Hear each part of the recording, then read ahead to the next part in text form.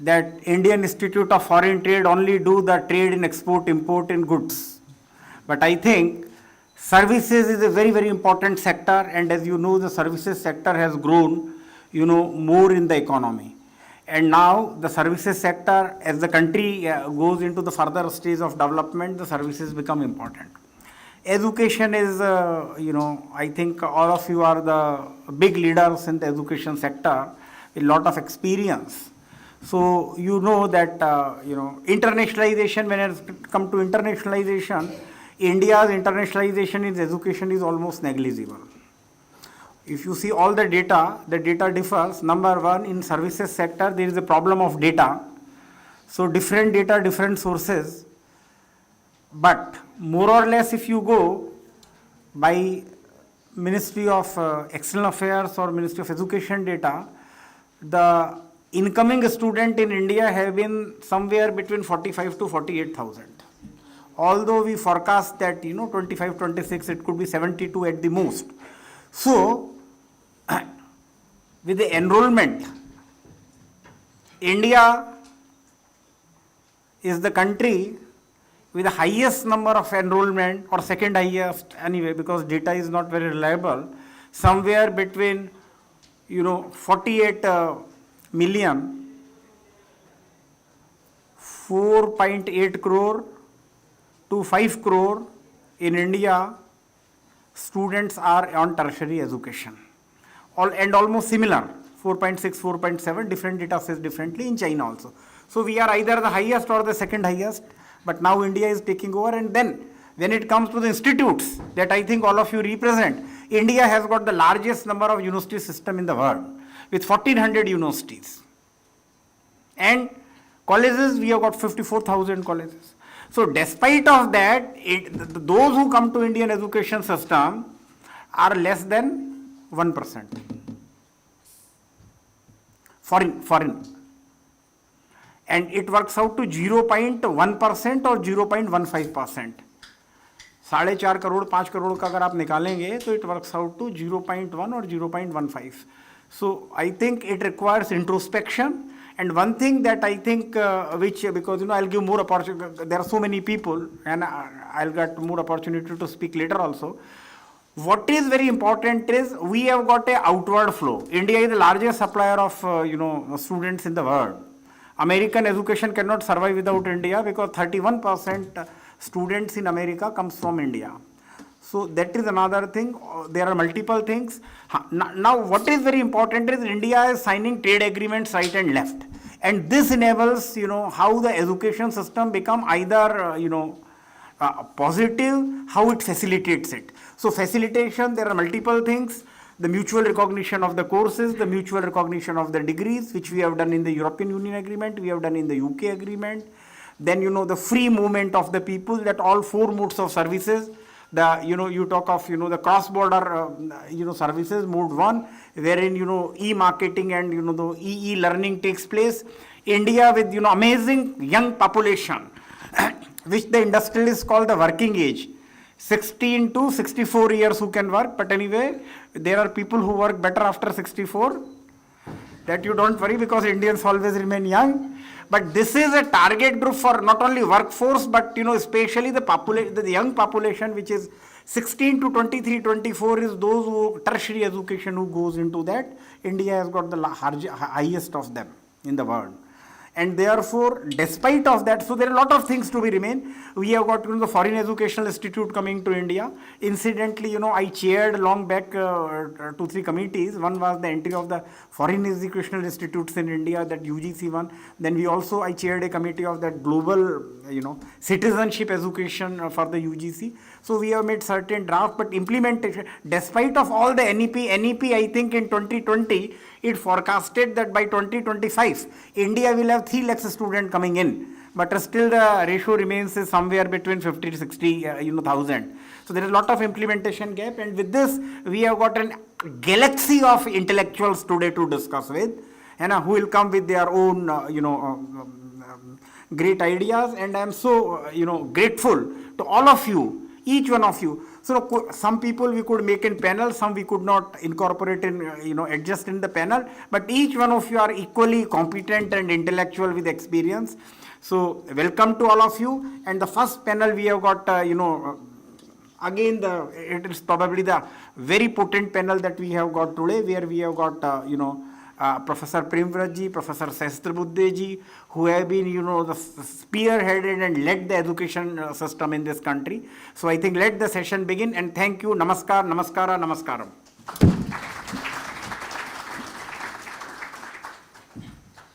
Thank you, sir. Your insights have beautifully framed the purpose and direction of our discussions.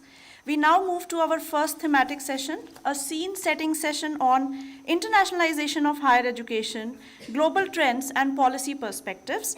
I would now like to call upon Dr. A.K.S. Chand to introduce the panel chair and the expert panelists.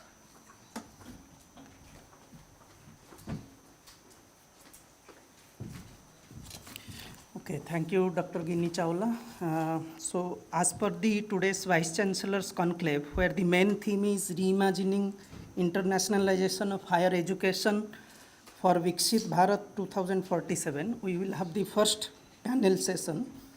So, the theme of the panel session is Internationalization of Higher Education, Global Trends and Policy Perspectives. So, this session will set the theme for the future panel discussions of today.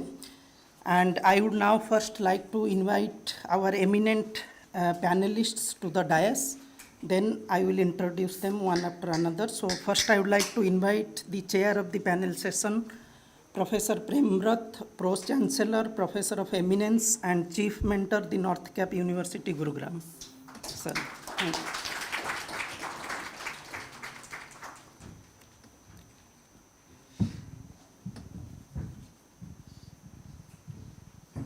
Thank you, sir. Now I would like to invite the eminent panelists, Professor Anil Sahasrabuddhe, currently the chairman of the Executive Committee, NAC. Sir, please. Professor Nageshwar Rao, former Vice Chancellor, Indira Gandhi National Open University.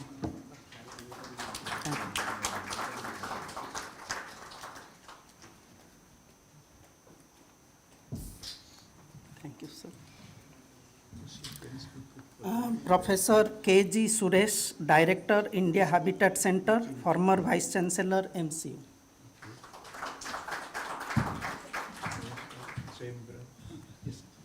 Thank you. Professor M. Krishnan, Vice Chancellor, Central University of Tamil Nadu.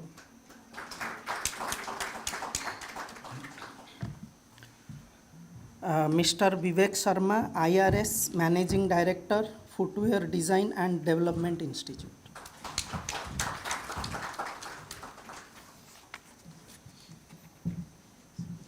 So I thank all the distinguished panel members for attending today's panel session and give us insights and what are the policies that can be made on internationalization of higher education.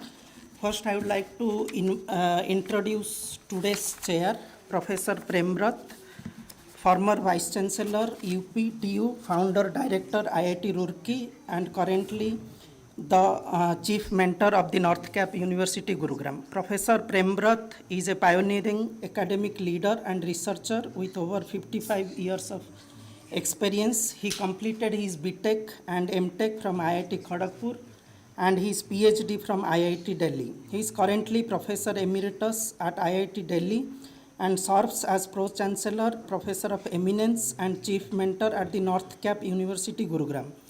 He was the founding director of IIT Roorkee when it transitioned from to become the IIT Roorkee, and he also led the conversion in a very successful way. Before that, he served as the Vice Chancellor of UP Technical University, Lucknow, and held positions as Dean, Deputy Director, and Director officiating at IIT Delhi. An elected Fellow of the Indian National Academy of Engineering and National Academy of Sciences, he has guided 36 PhD theses and received the Visionary Edu Leader of India Award, Lifetime Achievement Award from IIIE and the National Systems Gold Medal from the Systems Society of India. He has extensively published books and research papers. Thank you, sir, for chairing the today's session. Now, I would like to introduce our other distinguished panel members. First, I would like to start with Professor Anil Sahasrabudhe, currently the Chairman of the Executive Committee of the National Assessment and Accreditation Council and Chairman of the National Board of Accreditation and National Education Technology Forum. He graduated with a gold medal in mechanical engineering from BBB College of Engineering, Hubli, obtained his MTech and PhD from IISc Bangalore. Okay, sir. So, like, I think all the academicians here know Professor Anil Sahasrabudhe, so I would like to, but all means he's very. Okay, sir. I will. So. Okay. Now, I would like to introduce Professor Dr. K.G. Suresh, former Vice Chancellor, MCU and Director, India Habitat Center. Professor K.G. Suresh is a senior journalist turned academician, educationist, public speaker, institution builder, culturalist, columnist, and communication strategist. Currently, he is the Director of India Habitat Center, the country's leading intellectual and cultural hub in the heart of the national capital. He was also Emeritus Professor with Apija Institute of Mass Communication, New Delhi. So, as I have to keep brief, sir. Okay. Now I will introduce Professor M. Krishnan, the Vice Chancellor of the Central University of Tamil Nadu. Prior to this, he served as Vice Chancellor of the Madurai Kamaraj University from 2019 to 2021. He has had a long academic career at the Bharatidasan University, where he served in several positions, including Professor and Head of the Department of Environmental Biotechnology and Chairperson of the School of Environmental Sciences. Before that, he worked as Professor of Biochemistry and Dean at the Central University of Rajasthan. So thank you, sir, for today being the panelist. Now I would like to introduce Mr. Vivek Sharma, the Indian Revenue Officer of the 2003 batch, who has assumed the charge of Managing Director of the Footwear Design and Development Institute under the Ministry of Commerce and Industry. Thank you, sir. Now I would like to introduce Professor Nageshwar Rao, the former Vice Chancellor of Indira Gandhi National Open University. And before IGNOU, he was also the Vice Chancellor of Kumanu University and many other universities. So we will start now the first panel discussion. Thank you all the panel members for coming today. And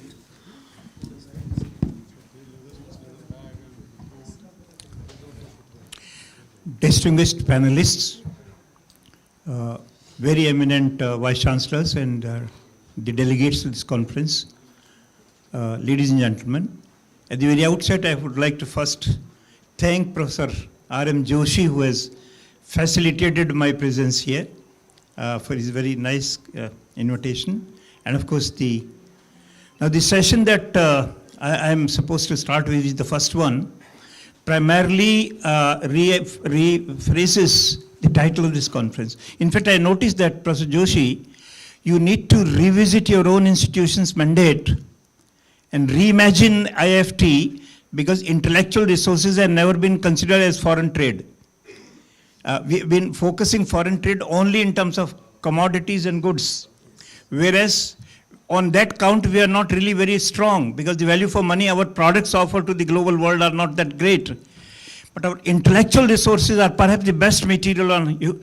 The intellectual capital of Indians in general is one of the most intelligent human material on earth.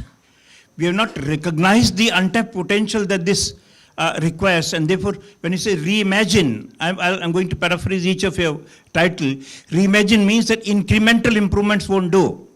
You have to think absolutely out of box in order to do this.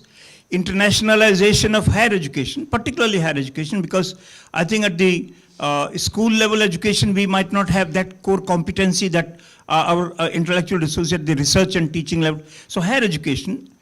And for Viksit Bharat, which means that unless you make internationalization, policies and international, an important national agenda for Viksit Bharat, it would not work. Therefore, given having started that, therefore one might wonder as to why should foreign trade organize a conference of Vice Chancellors on education. And that's why I thought of explaining this, because this is one area which truly requires your very focused attention, because the demographic dividend that this country has is so enormous. So what you need to do, put enablers in place. For example, in order to create these enablers in place, you need to first promote partnerships globally amongst these institutions. So therefore, encourage liberally Indian academic institutions to partner with institutions outside the world, because that has to be a starting point. And once you have an enabling MOUs or whatever partnerships agreement that you have, then the second important point that will clearly follow it up would be very liberal mobility amongst faculty and students across the countries. Then start marketing by positioning Indian higher education as the global hub, so that people from all over the world, and this used to happen in our Nalanda culture, where the people from the best global universities were Nalanda. And if we simply benchmark with that, so place Indian higher education system as the global hub. Leverage educational technology, which indeed Professor Shazbudde's forte as ETF chairman. Leverage educational technology and technology in general for leveraging for globalization of education, because now 40% of the credit transfer can happen through online learning. And therefore, if we leverage technology for globalization, and finally, integrate internationalization policies as an integral part of the Viksit Bharat National Development Agenda. If that happens, then we need to place that, for example, need to find out what is hindering making this Indian tail end, because to me, we have restricted our commodities for foreign only IT's information technology. To my mind, information technology is a very restrictive use of the term IT. I look at IT as Indian talent. And irrespective of the nature of the subject you are, maybe in legal profession, architecture, engineering, management, and whatnot, the moment we increase the canvas of IT as Indian talent, we have tremendous untapped hidden potential for exporting Indian talent, and therefore for that we need to create conditions. And how do we create conditions? By recognizing the very precarious condition on this front today. As you might be aware, which indeed Professor Joshi mentioned, the ratio of Indians going abroad for studying and those coming from outside to study in India is terribly imbalanced trade deficit. For each one student who goes to come to India for studying, 28 students go to study outside. 28:1 is the ratio of this exchange, which means that the total expenditure the country faces without knowing it is 6.2 lakh crores of rupees annually, and that in the form of foreign exchange, to support the education of Indian students abroad, which is almost like an economic emergency, because it's about 2% of the GDP of the nation we spend every year on our Indian students going abroad, whereas in sharp contrast, only 50,000 students or so are studying in India from outside the world, which is indeed that education, study in India program envisages 2 lakhs people to come and study here.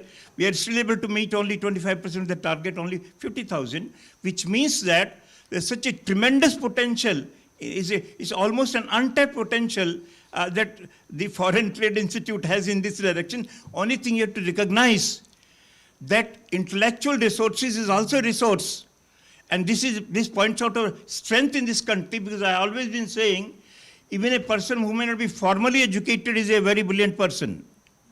Indian mind is such a brilliant mind that you make any complex rule, they'll find a loophole if they have to benefit out of it. We have not leveraged that tremendous intellectual caliber, and the moment we nurture them, and for that we need to first attract, retain, and motivate outstanding faculty. Our entire focus in investment, education must be seen as the investment in future of this country, and therefore today, If 2% of GDP is spent in our students studying abroad, and if 2.5 to 3% of GDP is spent on education system itself, it definitely calls for some kind of introspection. And therefore, with this background, we need to really deliberate on this, and I'm very happy that we have an outstanding panelist present here, who is almost who is who in this direction. Only thing is that since time is a limited resource of this session, I would request you, each one of you, to take initially about 7 to 8 minutes. In the second round, if you have time and if there are questions from the floor, we'll be able to address them. So, Professor Anil Sasibuje, as the opening batsman in this. Thank you.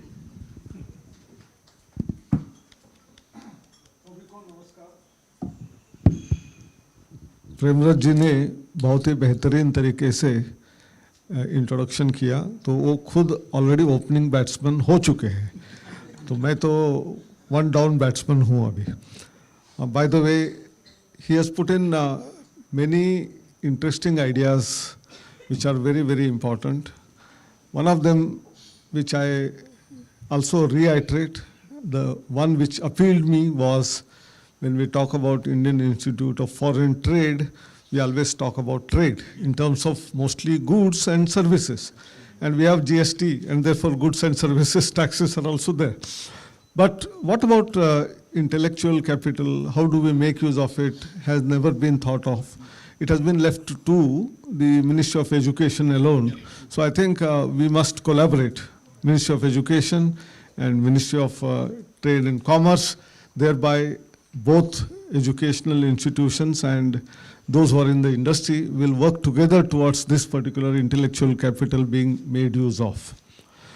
One more very important thing which he mentioned is about 2% of our budget is going as students going out of the country, and they all get educated there with the assumption that they will get jobs. Some of them will, some of them settle down there, and many of them will also return back to India. No problem.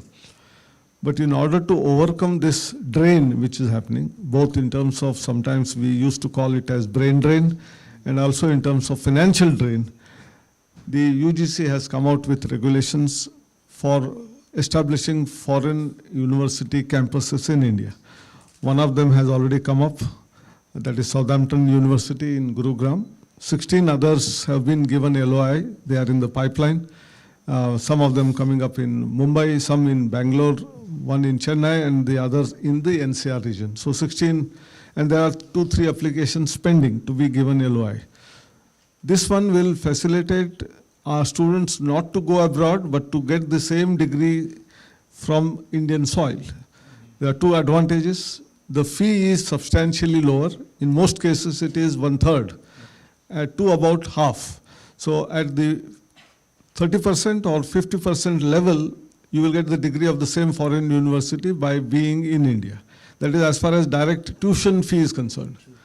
As far as the living expenses are concerned, they are much, much lower in India. You go to any place in India, the living in terms of whether it is hostels, whether it is even paying guest accommodation, including food, etc., is much cheaper while in India compared to that. So I think overall there will be a large saving.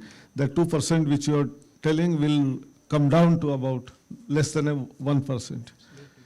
But more important, when we talk about reimagining internationalization, and you also mentioned about Nalanda, prior to that even Takshila and many other 17 other universities, that India was attracting students from all over the world.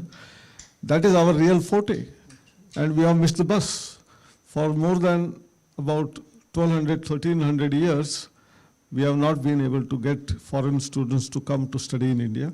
So one other initiative which was started in multiple ways is to create ecosystem of study in India.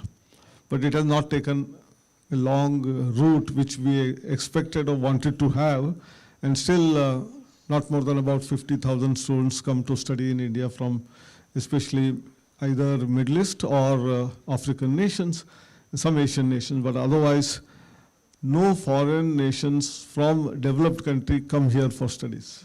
So that is one more area, and therefore, and there is no tracking as well. The data itself is sometimes not known, because although there is a Study in India portal, many universities who take students in, they are not part of the portal, and therefore tracking of how many have come, how many have gone is not exact number is available.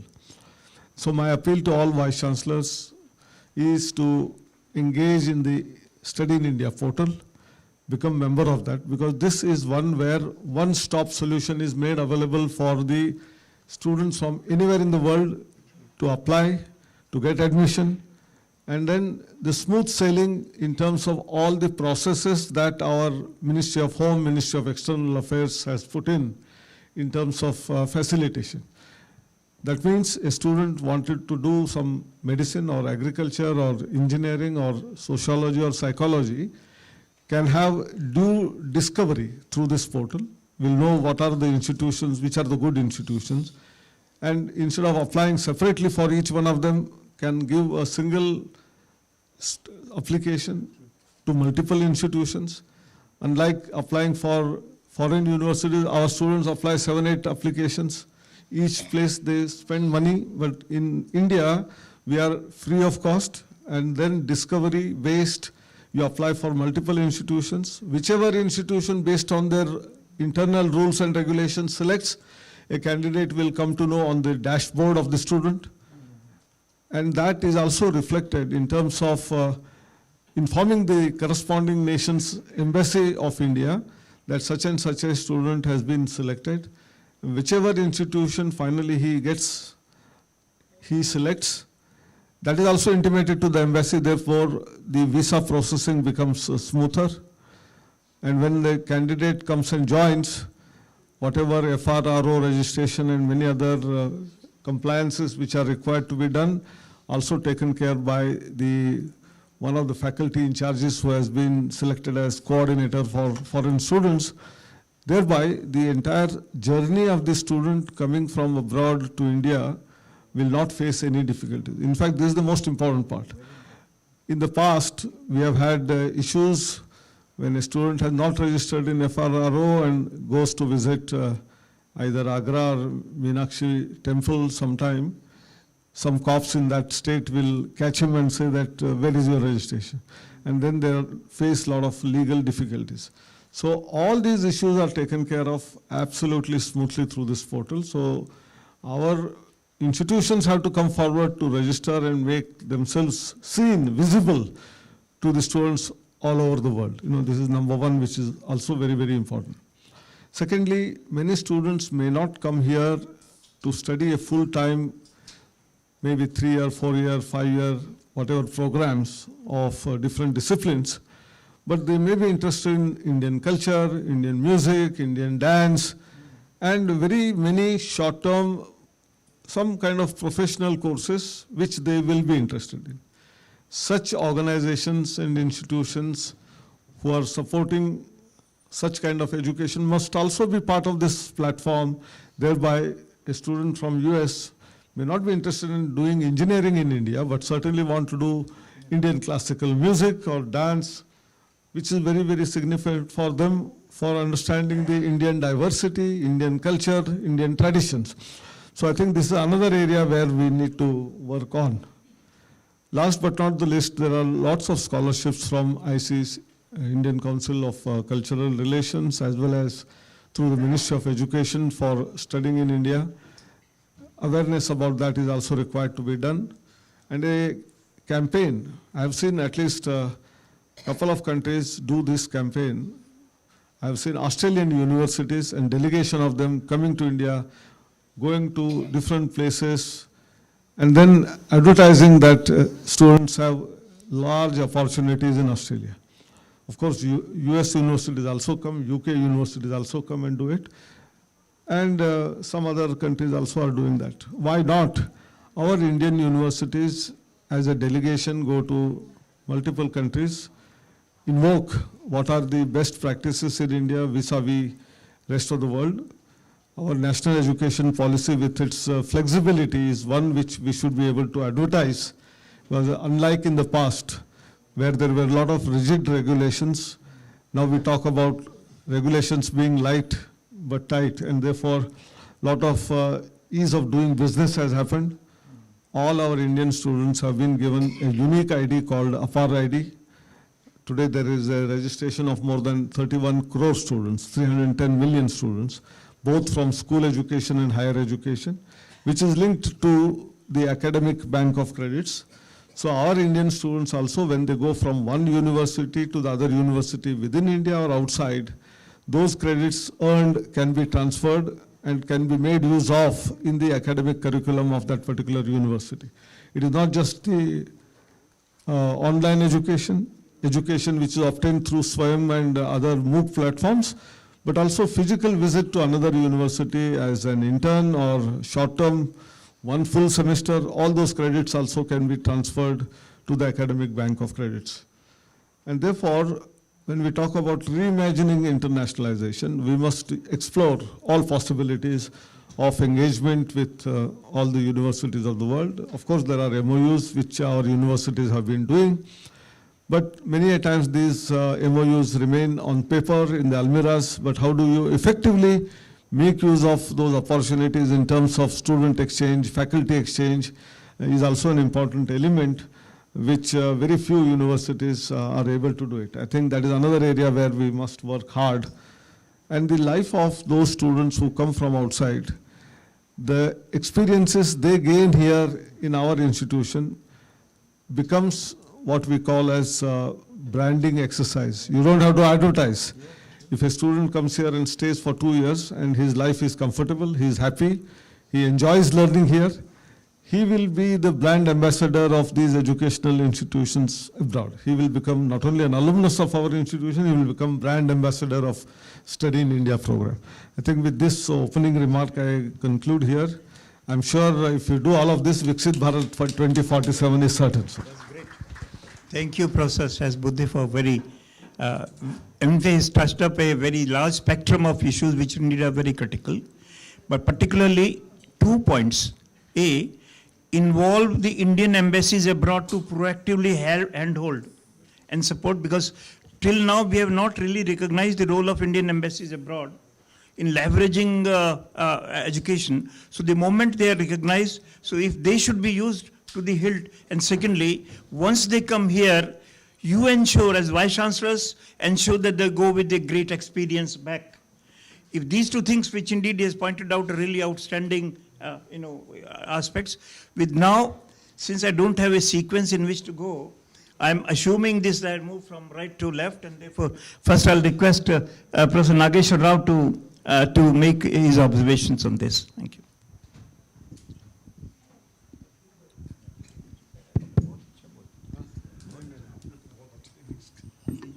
Honorable Chair and my co-panelists, distinguished Honorable Vice Chancellors and the professors. First of all, I thank the Honorable Vice Chancellor of this university, Professor Joshi, who has given us an opportunity to be with you all this morning. As far as envisioning is concerned, and once we are looking at the numbers, they clearly tell us that every year 12 lakh students we are sending outside, and only 50,000 students they are coming in. And once we visualize it, once we envision it, then there are certain enabling environments, enabling steps which we have taken. I would like to narrate those steps briefly, which is going to help us to reduce the number of 12 lakhs, because that is the highest number and to which a lot of concerns they have been expressed. And again, we have to see that our number of 50,000, it should be raised to 11 to 12 lakhs as has been projected by Niti Aayog. As Sasbuddhe ji has rightly pointed out, that foreign universities, their branches, they are coming up in our country. Already 18 or 16 letters of intent, they have been accepted and the things are moving on. And 20 more years are with us. So definitely they all will have greater impact. They are having the established brand and they do have the quality concerns. To substantiate that, to support that, our own institutions, our own central universities, our own state universities, our own IITs, they all are coming up in a big way. They are performing well in QS rankings. And the people who were earlier going to foreign countries, now they would like to go for their own admissions in our own country also. That is the scenario which is going to help us to reduce the number. Even if it is a constant, 12 lakh will not be a big number by 2047. Now coming to the 50,000, how we can look into it, how we can address that particular issue. Here, we have to use our own digital infrastructure also. And we do have lots of connects also. Fortunately here, Prema is here from IGNOU. And IGNOU has got a lot of connects as far as international scenarios are concerned. We are having study centers with 50 countries. We all are having the regular connects with the embassies also. And every year we are getting 5,000 to 10,000 students. And at an affordable cost through distance mode and through online mode. And this number is going to substantially increase because of the online regulation which has come up in 2020. And through these online regulations, our number of online programs, they are continuously increasing. We do have a very strong base of digital infrastructure. Swayam, 6.1 crore enrollment. Swayam Prabha and other DTH channels, 280 channels are with us. NDL, more than 10 crore books are available. We are also having the Swayam Plus, and recently the permission to go for online programs through proctored examinations. These are all the enabling interventions which the ministry has made. And all these things, they are going to help us to see that how the numbers will come to us. We do have Indian diaspora, 3.5 crores all over the globe. We can look at them, we can target them, and we can see that how we can attract them to be with us. Here the digital infrastructure as well as the online reach to these countries, they may help us in a big way. What Niti Aayog has envisaged, that 54 lakh, they have targeted the numbers by saying that 1 lakh for each institution, each country. That is also a way out through which they can see that the numbers with respect to this coming from other countries, they will further increase. So roadmap is very, very clear. We got lots of options also with us, and we see that whether we are going with the digital infrastructure or we are going with our own campuses, putting that outside the other countries of the world. And that also we are visualizing around 10 to 12 institutions. They have already come up with their own campuses in other countries. Through that also they are trying to attract our foreign students. So this number will continuously increase because lots of initiatives they have been taken in those contexts, and especially we must also explore the possibilities of connect of these online and digital universities, specifically the open and distance learning universities, who can contribute significantly to see and to accomplish the roadmap which we have envisaged for 2047. These are my initial observations. Thank you. Thank you. Thank you, Professor Rao. In fact, you have brought out that digital and online education of which you have been a stalwart for heading IGNOU for 10 years, one of the largest.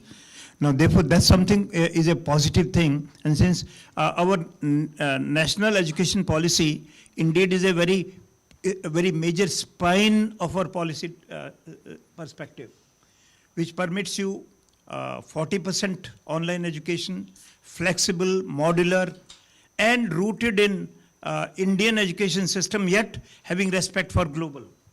Almost all the important dimensions are ingrained in our national education policy. We need to leverage it. It's brought out a very important dimension of it, particularly digitalization. Of course, our mindset should also actually require change. Distance education must not be perceived as distant from education. This kind of mindset that if you are studying in an online course or in this thing, it is a second category.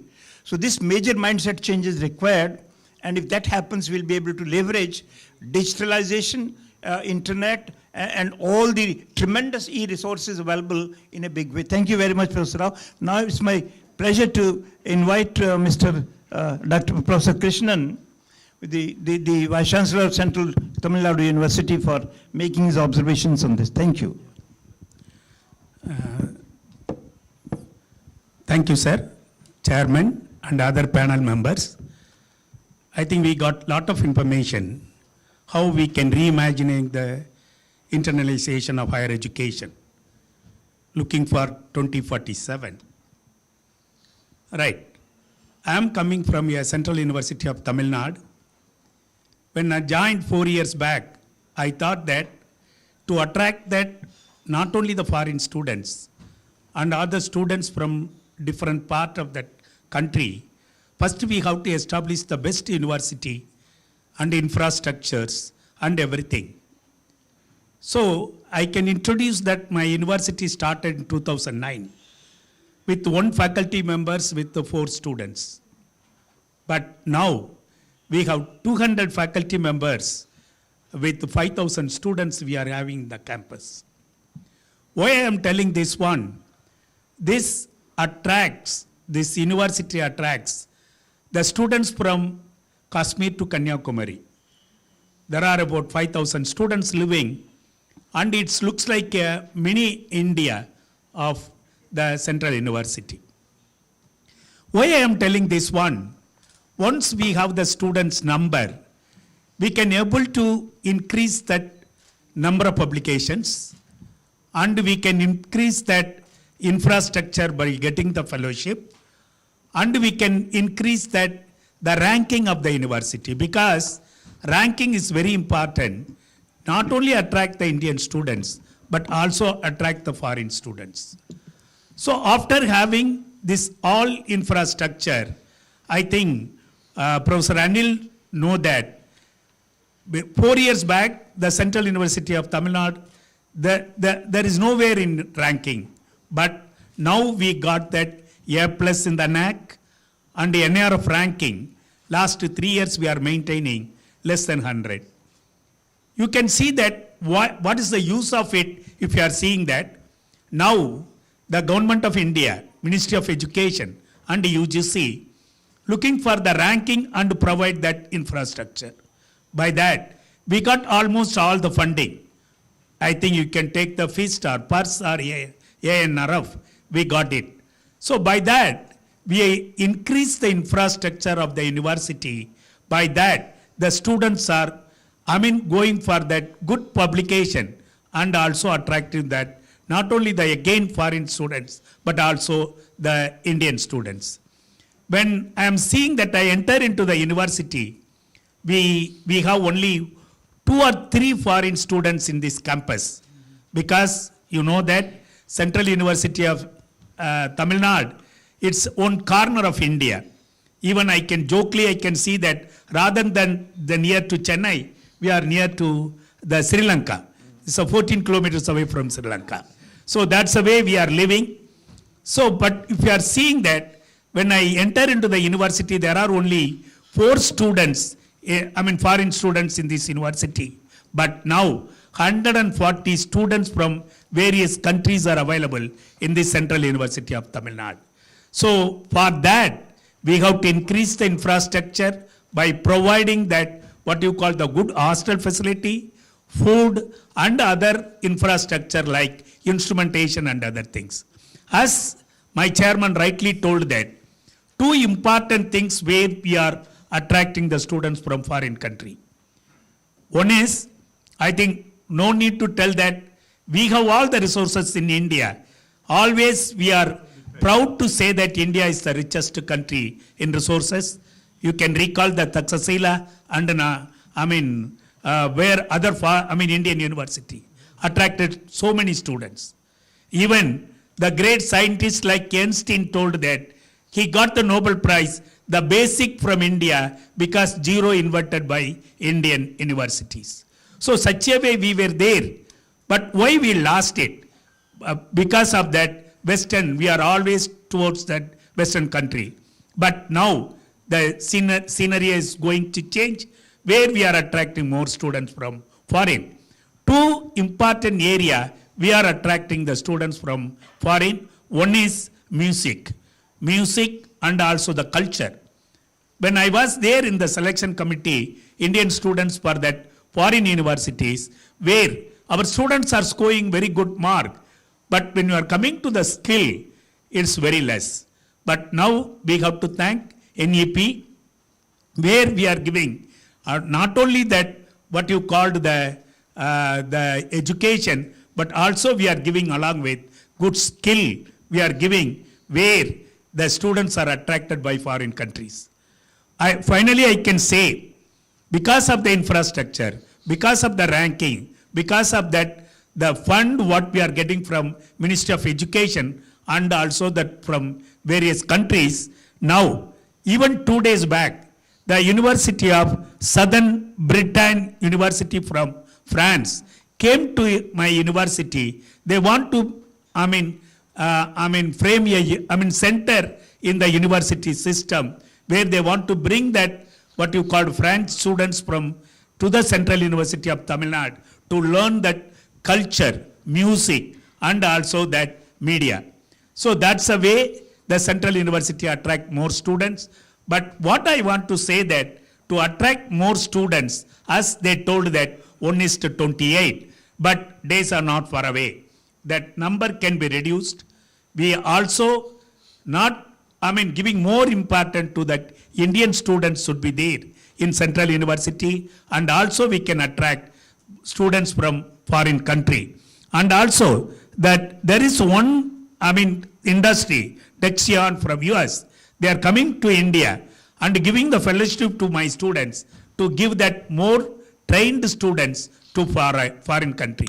So that's a way, not only the university, individual students, faculty member, they got lot of fellowship to go abroad and bring the students from various country. This is a way, Central University of Tamil Nadu, it's lot of things they are doing to reimagining the internationalization of higher education towards the 2047.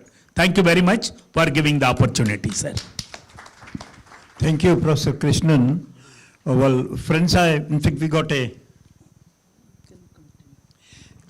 was okay.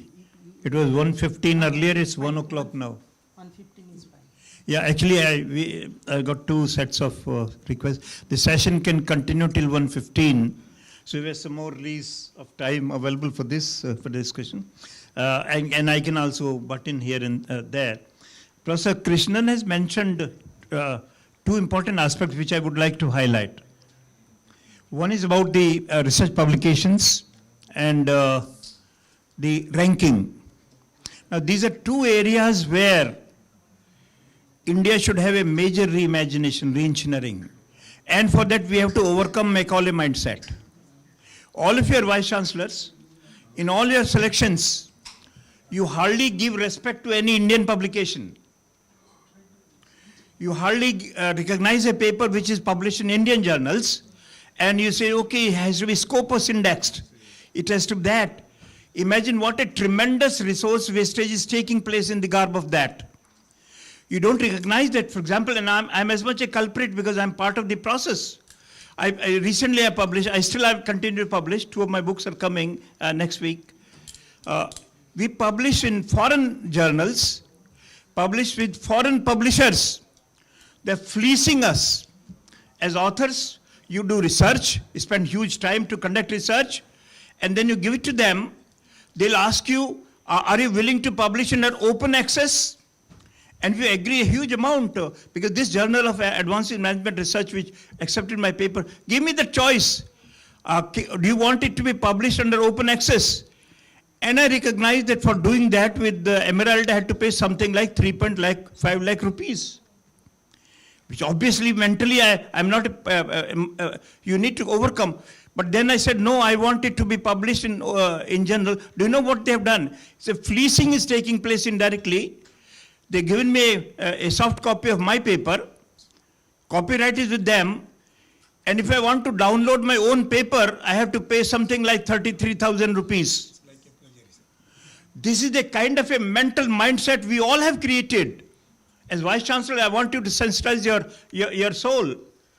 The moment you recognize your Indian journals, Indian publishers, after all, how would the Indian journals' quality would improve if only leftover papers are submitted there, papers rejected from outside are submitted here.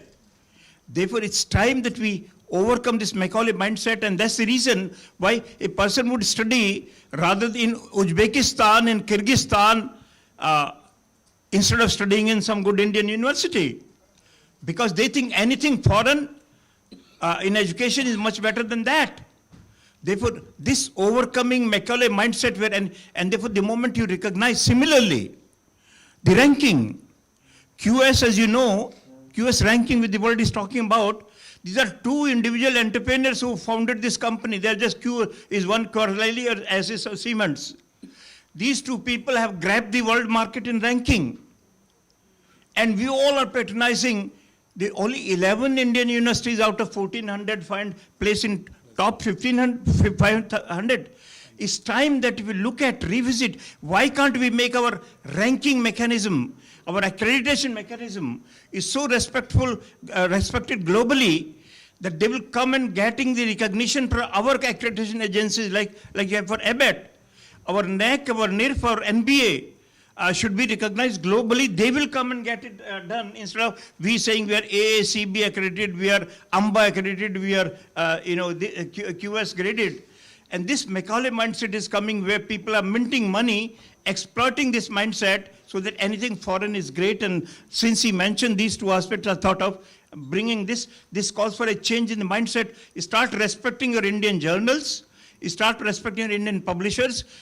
Maybe initially quality may be not so good, but it's only through that route that the quality would come up, where foreigners would take pride in publishing Indian journals. When foreigners would take pride in publishing with Indian publishers, for that we need to create quality. I think these two aspects are very powerful in it. With this, I'll now move to our third eminent panelist, Professor K.G. Suresh. They absolutely brings out a different kind of a very rich experience as a journalist, and the Vice Chancellor of Makhanlal Chaturvedi University, and now Director of India Habitat Center. Very powerful person. I'm a member there. He can play.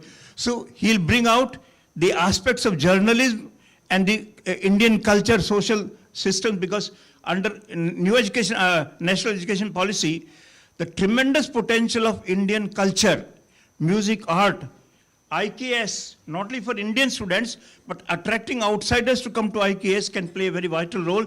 And Professor Suresh would throw a light on that. Thank you. Thank you, Honorable Chairman, my fellow panelists, and all the distinguished Vice Chancellors and heads of institutions who are present here.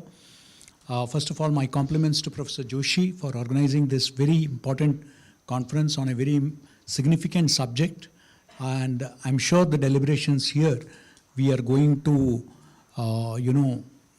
bring it to the notice of the policymakers so that they are able to bring about qualitative changes in the policy. I tend to agree with most of my, earlier speakers.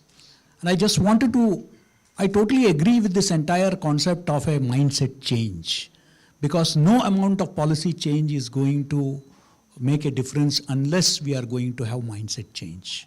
We talked about some numbers here. 50,000 students coming in. I really am not sure how many of them are actually paying from their pockets, or are they, most of them are on exchange programs. They are coming here. They are from very poor developing countries, not from developed countries. What kind of student profile are we getting? Number two, there was a discussion here on, about 18 foreign university campuses which are coming here. Southampton University has already come. Honestly speaking, do our Indian students go, except maybe some Ivy League universities, do they really go for the foreign degree, or they go for the experience? The very fact that if students are going, Indian students are going to Manipal in Dubai, they are not going to Manipal, they are going to Dubai. Let us face it. The kind of experience, that's what they are looking at. So the trend of people going abroad will continue to be there. I mean, if somebody is looking for a degree, and I really don't know, because there is a need for mindset change, are the Indian employers going to give the same treatment to students who pass out from the Southampton University, Gurgaon campus, to somebody who is actually coming from Southampton. That is what needs to change.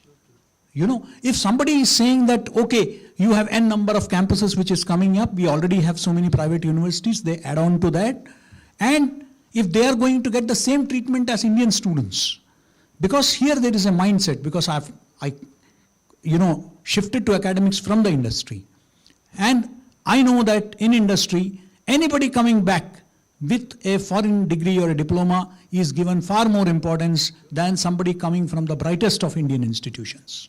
So that calls for a mindset change in terms of the corporate leadership, in terms of, our industry leadership, which needs to have, first of all, this respect towards Indian academia.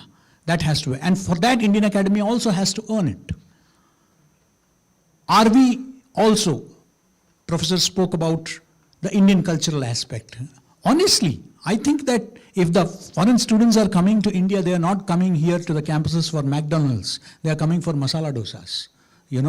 Let's face it. Let's give them a taste of, we just don't have this entire networking skill. As rightly pointed out, that they are going to be, the students who pass out from here are going to be brand ambassadors. I was Director General of the Indian Institute of Mass Communication before I shifted to Bhopal as Vice Chancellor. We used to run an ITEC program, the Indian Technical Exchange program under the Ministry of External Affairs. Post-corona, it has been stopped at our institute. And believe me, for decades, we had these programs, and these students would go back and they would be the leading journalists in their countries, leading editors in their countries, leading policymakers in this country, but we never, neither the MEA nor the MIB ever made any effort to connect the dots, to connect with this alumni. Never, ever. I was invited by one of our alumni who later on became the RTI commissioner in Colombo in Sri Lanka. He invited me for a conference, sir, you should come. You are the head of my institute, my alma mater. I went there. And there was nobody from the Indian mission.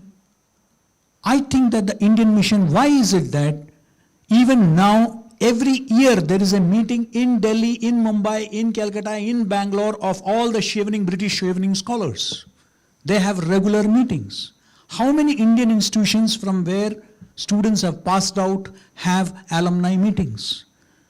That is the way to connect. If you are not going to connect with them, now imagine these people are today, I know somebody who was our student and who was working in the Ethiopian Prime Minister's office. Because they are individually connected to me. And because they are in important key positions, and that is where you need to leverage India's soft power. We have spent, foreign exchange on them, precious exchange on them. But we are not encashing. It's a fixed deposit of which we have lost sight of. We have forgotten those fixed deposits. We need to encash those fixed deposits that we are, when we are spending money. Very importantly, I think that, I'm sorry to say, some of my friends here are also victims, I know.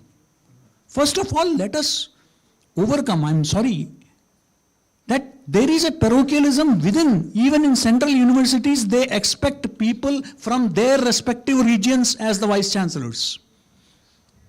Anybody from outside of that region is not welcomed. There have been cases, there have been protests. I do not want to name it. And we are talking about internationalization. Parochialism, sthaniya, our own person should be there. What kind of thought process is that? University means universe. It should have the entire people from the best minds from the world should be coming there as teachers, as vice chancellors. They should be there. But we are saying that no, our local guy should be there. Whether they have the merit or not, it doesn't matter.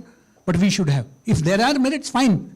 But why discount somebody who is very good and he or she can take the university to the next level? We need to overcome this mindset has to change. Where is the internationalization of the curriculum? We are talking about campus and other things, but what about the curriculum? Our curriculum is not even updated to Indian standards. Forget internationalization. Where is the connect to, can somebody studying in a state university in India, can he think of working abroad unless he acquires some special skills? Are we training him for that? If we are expecting foreign students to come and study at our universities, we need to internationalize our curriculum. We need to connect Ayurveda with artificial intelligence. We need to have that view, that perspective. Because on the one hand, we are now working on Indian knowledge systems. Now they are very important. But how to connect them with the changing? We had a hugely successful AI Impact Summit in this very venue just a couple of days back. But then, you know what the narrative was all about. Again, one university. And that dominated the entire, what should I say, the narrative about the Indian education system and how the Chinese were making fun of us. We need to be more quality conscious. We need to be more ethical. And we need to be forward looking. We all, even I personally, studied many of the Coursera courses during the Corona time. How many standalone courses, except few courses offered by IITs and IIMs, are our universities offering which foreign students can actually pursue? Not that we don't have the capacity, as rightly pointed out in this panel. I was in the governing council of the Consortium of Educational Communication, and we had listeners and viewers from Turkey, from Pakistan, from so many countries abroad. But are we encashing that? Or are they just watching our YouTube and our content? Are we going further and enticing them, attracting them to our educational institution? That should be the motive at the end of the day. So I think that, we need to go in for, I fully agree with the Honorable Chairman, that without this mindset change about improving the quality of our own journals, sorry to say, we still have that entire you scratch my back, I scratch yours. We bring in, do we have in our BOS, in our, editorial boards, do we have international academicians of international repute who can actually strengthen our, journals, who can strengthen our curriculum? We just try to accommodate as many friends so that, they invite us to their universities, we invite them to our universities. Let us do some soul searching. We need to, I think, that go beyond. If we are looking at excellence, excellence has to be a trait, has to be an attitude. That has to be built in. So I think that some amount of introspection is required and change of mindset is required. Only then and then, today, thanks to NEP, I must say, I still remember when I was DG way back in 2016, I used to issue certificates to students pursuing studies abroad. That one-year diploma that we used to offer was at par with the 4-year degree program because they have completed their 3-year UG and now this 1-year add-ons to, 3+1.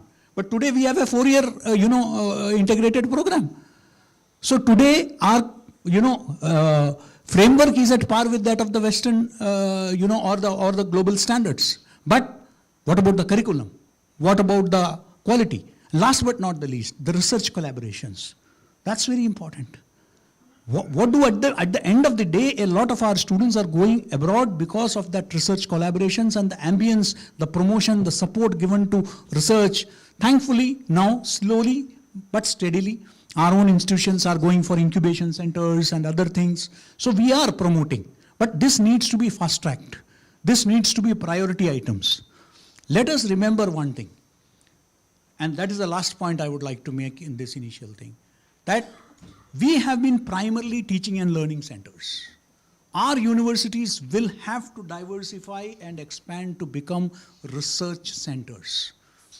That has to be the ultimate objective, and I'm sure that because we produce the best of doctors, we produce the best of scientists, we produce the best of software professional. So I see no reason why we can't be the global leaders in education, the Vishwa Guru literally.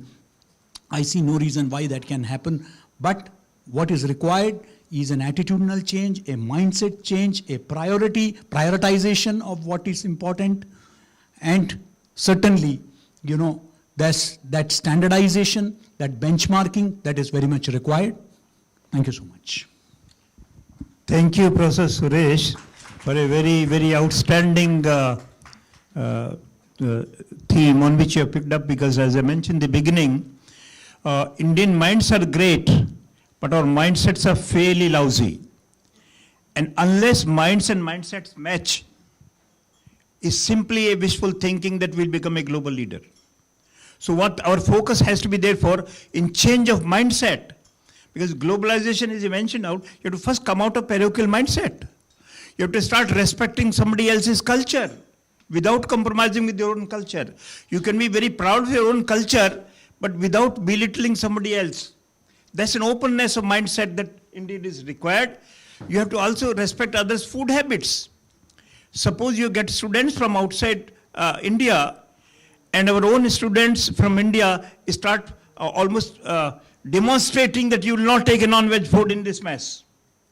We are not creating the right kind of mindset. So therefore, you require a विस्तृत mind, विशाल हृदय की जरूरत है universities को global बनाने के लिए. संकुचित मानसिकता से कभी आप विशाल नहीं बन सकते.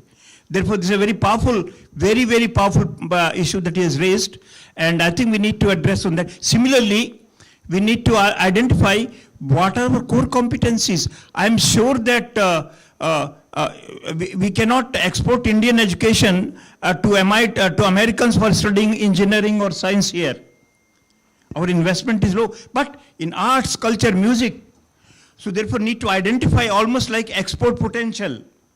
The areas, which are the areas where enormous amount of potential exists. So it's brought out very, very powerful. And of course the mindset of even, I have an IITian of 60 years standing. I just am writing a book which would be coming, my 60 years as an IITian. I know in the IT system, the first priority is to get a PhD from outside, maybe from Petrus Lumumba University, rather than taking from IIT Kanpur. You start ridiculing your own product. How would the world respect us? Therefore, this is that Macaulay mindset, which is the root cause of the problem, which gets reflected in almost everything. You can adopt a culture, respect for other culture without compromising with your openness of mind, because one thing is important in education. All your human mind is like a parachute. It only works if it's open. If you do not have an open mind, there is no way education can flourish in this country, and therefore that's something which he brought out very, very powerfully, and I thank you for your supplementing in a very powerful role.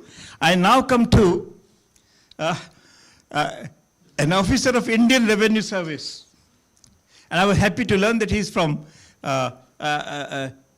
Roorkee, an alumnus of Roorkee, so there's a special affinity, and that's why I took this liberty to reach you last from here. But then, Indian Revenue Service, the potential for exporting Indian talent by importing raw materials of the students who need to be trained here. So import the raw material in terms of talent, nurture them to make them more exportable, and then it becomes a powerful revenue generating proposition, Sharma ji. So therefore, this is a powerful, right now we're having drain on revenue, our revenues. It can be a potential revenue exercise, and I'm sure that the kind of industry that he represents, and I'm sure he'll bring out some very powerful points on it. Thank you very much. Thank you. Thank you, sir. First and foremost, let me say that it is such an immense privilege to sit with dignitaries like this on the dais, and thank you, IIFT, for that. Now, coming to the agenda of the day, that is internationalization. It is very fascinating to imagine education as a service. Traditionally, we are a country which was borderlining, or rather which was actually looking at education in a very spiritual manner.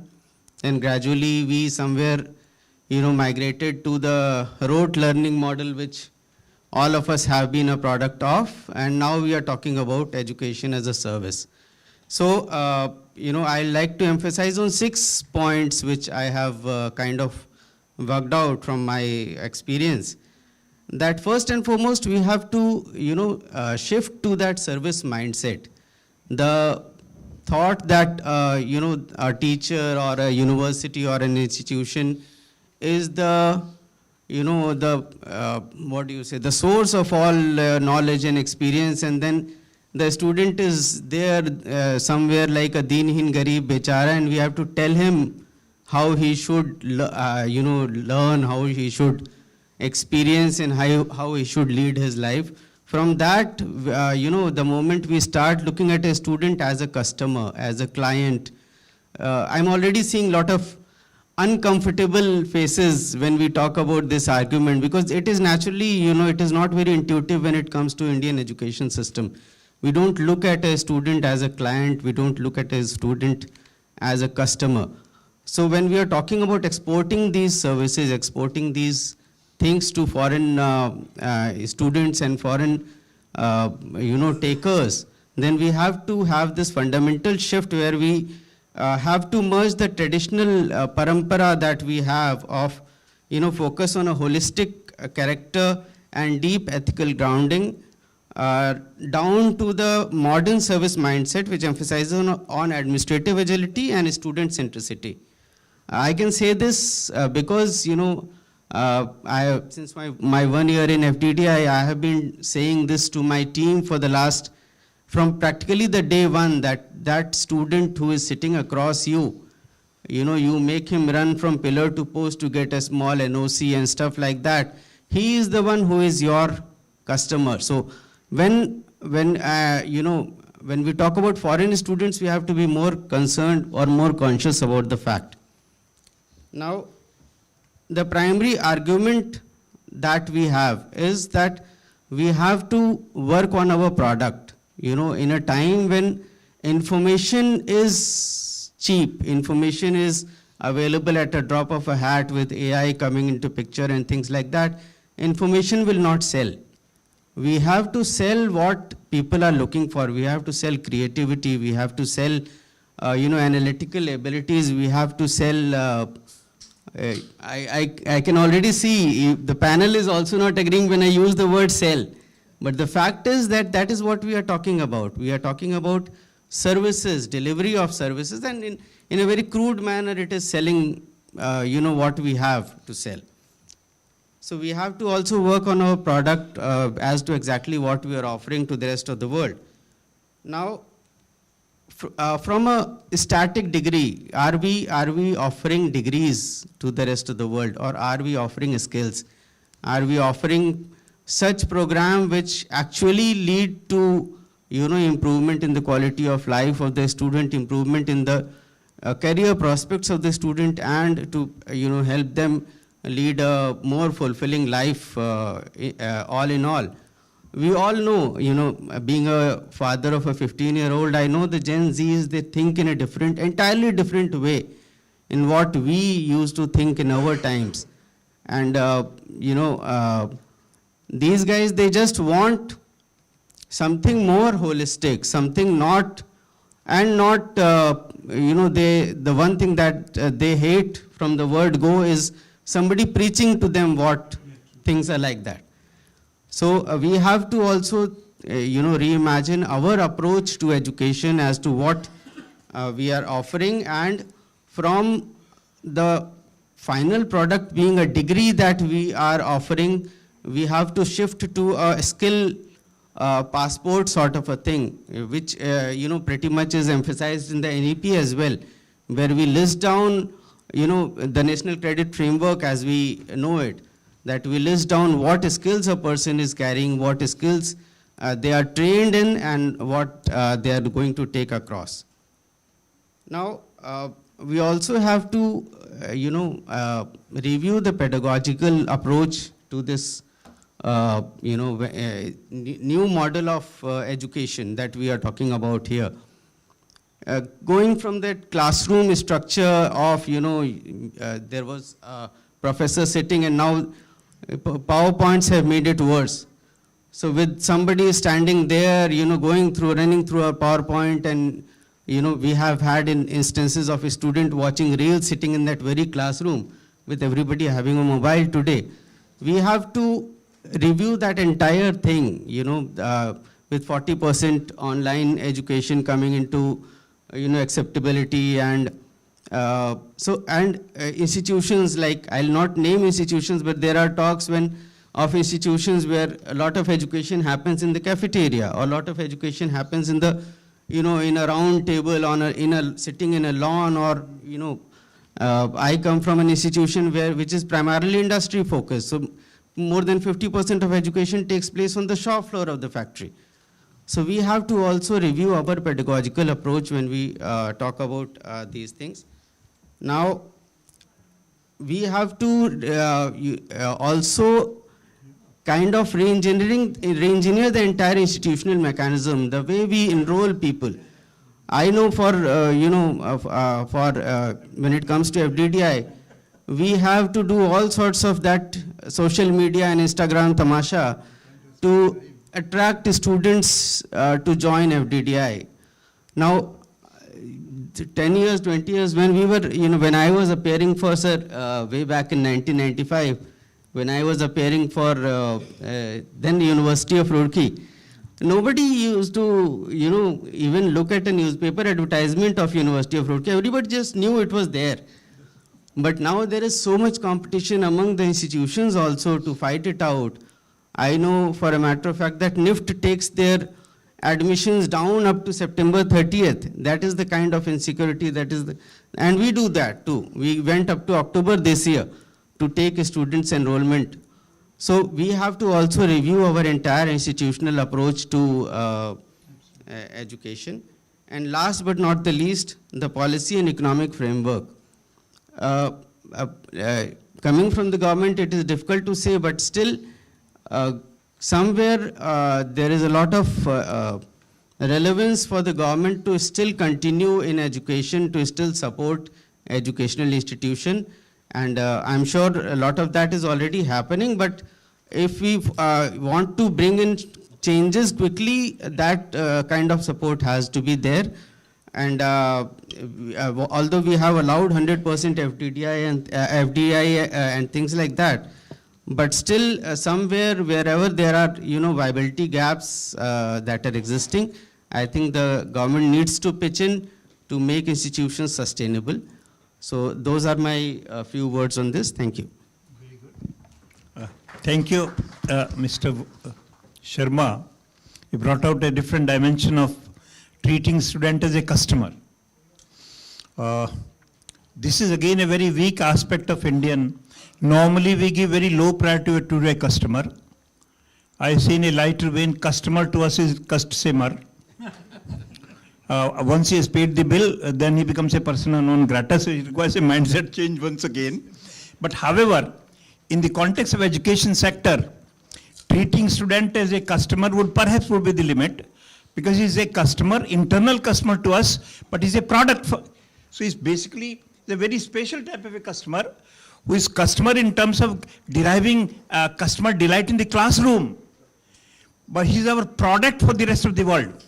Therefore, treating him in that spirit, the duality, and this calls for, in order to enrich the customer delight in the classroom, which is the customer experience, you require to invest in good quality, great quality teachers. As in marketing, you say customer server duality. I published a paper in Professor at the IIM Lucknow, teacher student duality. The classroom experience within the class is not simply dependent on teacher or student alone. It is the osmosis process of the two. And therefore, if we really want a great quality experience in the classroom, you need to invest in great quality inspirational teachers. Often say, having been an ITN through my lifetime, I use the job description of a teacher as an IIT. Involve, inspire and transform. And unless you have people, teachers of that kind, who come for teaching profession out of love for it profession, it's not an employee. So involve, inspire and transform, so that a great teacher can transform even seemingly mediocre student. And that's why one of the ignored dimensions of Indian education system is the respect for teachers. Except on 5th September, we normally, so therefore two Macaulay mindset, lip service to teachers on 5th September, but even a third-rate professor from an outside country comes, journalists like Professor K.G. Suresh, if they interview him, he doesn't recognize that Prem Vrat also exists here, who chose to remain in this country. Therefore, this one aspect that we need to take care of. Second important feature which we need to address, the change of our value system. For example, the moment you talk of globalization and Viksit Bharat, my simple test of Viksit Bharat would be when American students will come to India for studying. From Nigeria you can get it, from Afghanistan you can get it. But this may not be the sole sign of a wish guru. Wish guru would be when Americans, developed world comes to it, so we provide those offers which nobody else outside provides for this, and this calls for a change of the policies and systems in place. And for that, one such commodity in our values and mindset is the punctuality or the absence of it. In India, and since I have been given relatively my time is to also filler load till the minister arrives, so we are very, very flexible on time front. Therefore, people in Roorkee, when I went, they used to call me embarrassingly punctual. So they at least found one way, will give me one time slot, will be half an hour later on than the other crowd.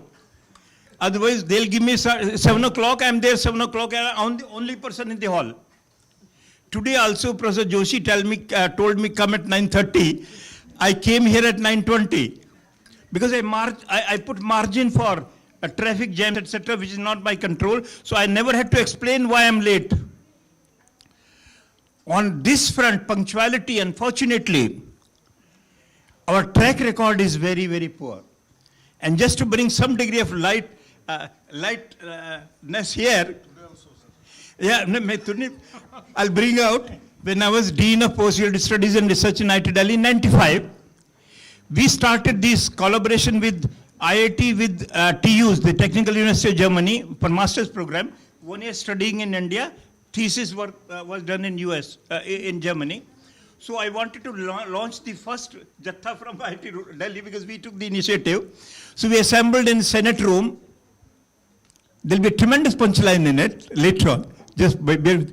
We waited at 3 o'clock. The German professor of DAD, Strauss, was here at 3 o'clock. Then said at 3:15, no, say Kanpur contingent is reached Connaught Place. Kharagpur flight has just landed. So we kept on waiting for them. Do you know what this German professor said? And that's the punchline in it. He says problem with your country is that your own language, he meant Hindi, your tolerance for time is so flexibility. Yesterday is also kal and tomorrow is also kal. So by definition, 2 days bandwidth in being late is already there. Believe me, I was impressed with this logic. I was so impressed. He says, if you're 2 days late, where is the lateness? Because you couldn't even find an alternative terminology for yesterday and tomorrow. So therefore, when we talk of globalization, I remember I have been to 22 countries. I know in Japan, even a driver would look at you if you are 1 second late in the bus starting. So this has to be percolate down the line, and therefore, as a result, that's one area which we truly need to do. Otherwise, perhaps we'll not be creating enabling conditions for globalization of education here. Now, since we have this time, so now, Joshi ji, I was not prepared for this, but as a professor, I can keep engaged for 3-4 hours without preparation. Open it up. That's what I want. That's what I wanted. So since we have time, we'll be very happy because you all is by chance you chose to be here, us to be here. It could have been you here and we there. So therefore, kindly feel free to interact and raise issues, please. Please. Yeah.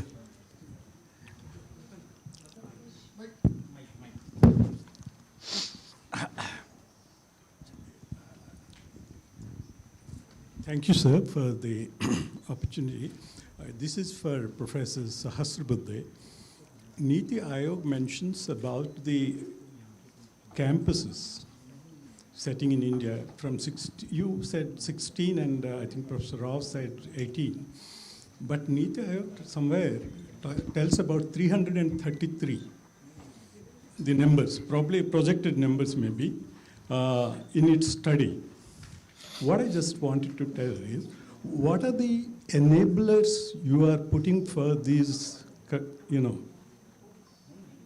these campuses, IBCs, which can help integrate the Indian, curriculum? That's one. The second thing, when we are talking about the internalization or any of these conceptual, are we moving away from the STEM subjects and creating some other space for those subjects where India is strong? Like, structurally, do we have some flag of points? Thank you. Thank you. Thank you. The two quick queries you have raised. Number one, as far as enablers are concerned, there are separate regulations which have been made by the UGC, which are different from setting up of universities within India, whether it is private or government or central or state. So that is one change which enables. But at the same time, there is a restriction that they must be in the global top ranking universities of the world. We don't want any Tom, Dick and Harry and come and set up university here, but they must be ranked very high in the QS and Times Higher Education ranking. The third part, which is also very important, is since they are coming here, they must respect our culture, our traditions, our language, and therefore integrate into the curriculum Indian knowledge systems, which we are asking our universities to do. We are asking them also to do that part. This is also one important area. The last part, which you indeed asked, 16 or 18, 16 have been given LOI. Only one is given LOA, which has started functioning. Remaining 16 are still in the LOI stage. They have to set up their campus, they have to showcase the facilities established. One more visit will happen, and only then LOA will be issued by the UGC.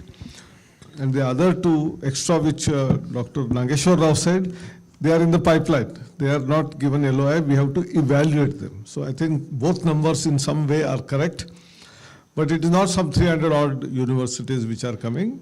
We anticipate maybe another 10 of them or 15 of them, not more than about 25 to 30 is our imagination. I don't know how it will transform, but this is what the status is.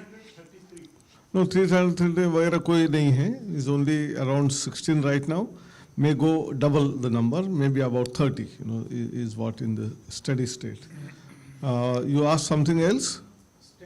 STEM. So right now we are focusing on STEM and management, not in other areas, because we have quite rich, in terms of art, craft, design, music. In fact, they should come here to learn that. We don't want them to come.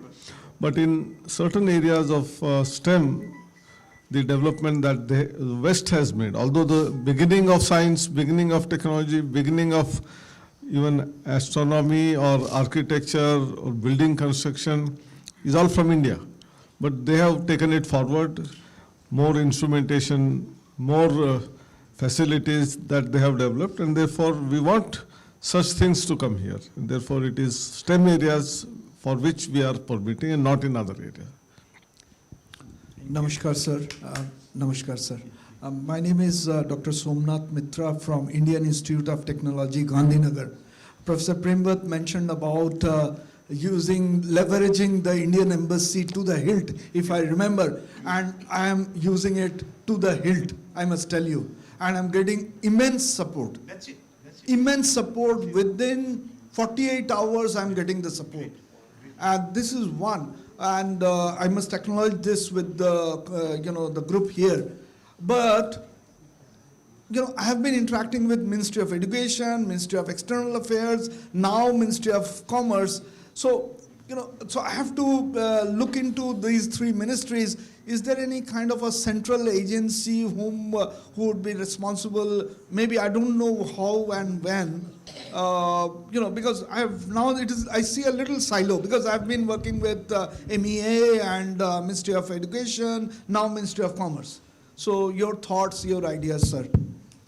I think I mentioned in my opening remarks, the portal of Study in India is meant for this.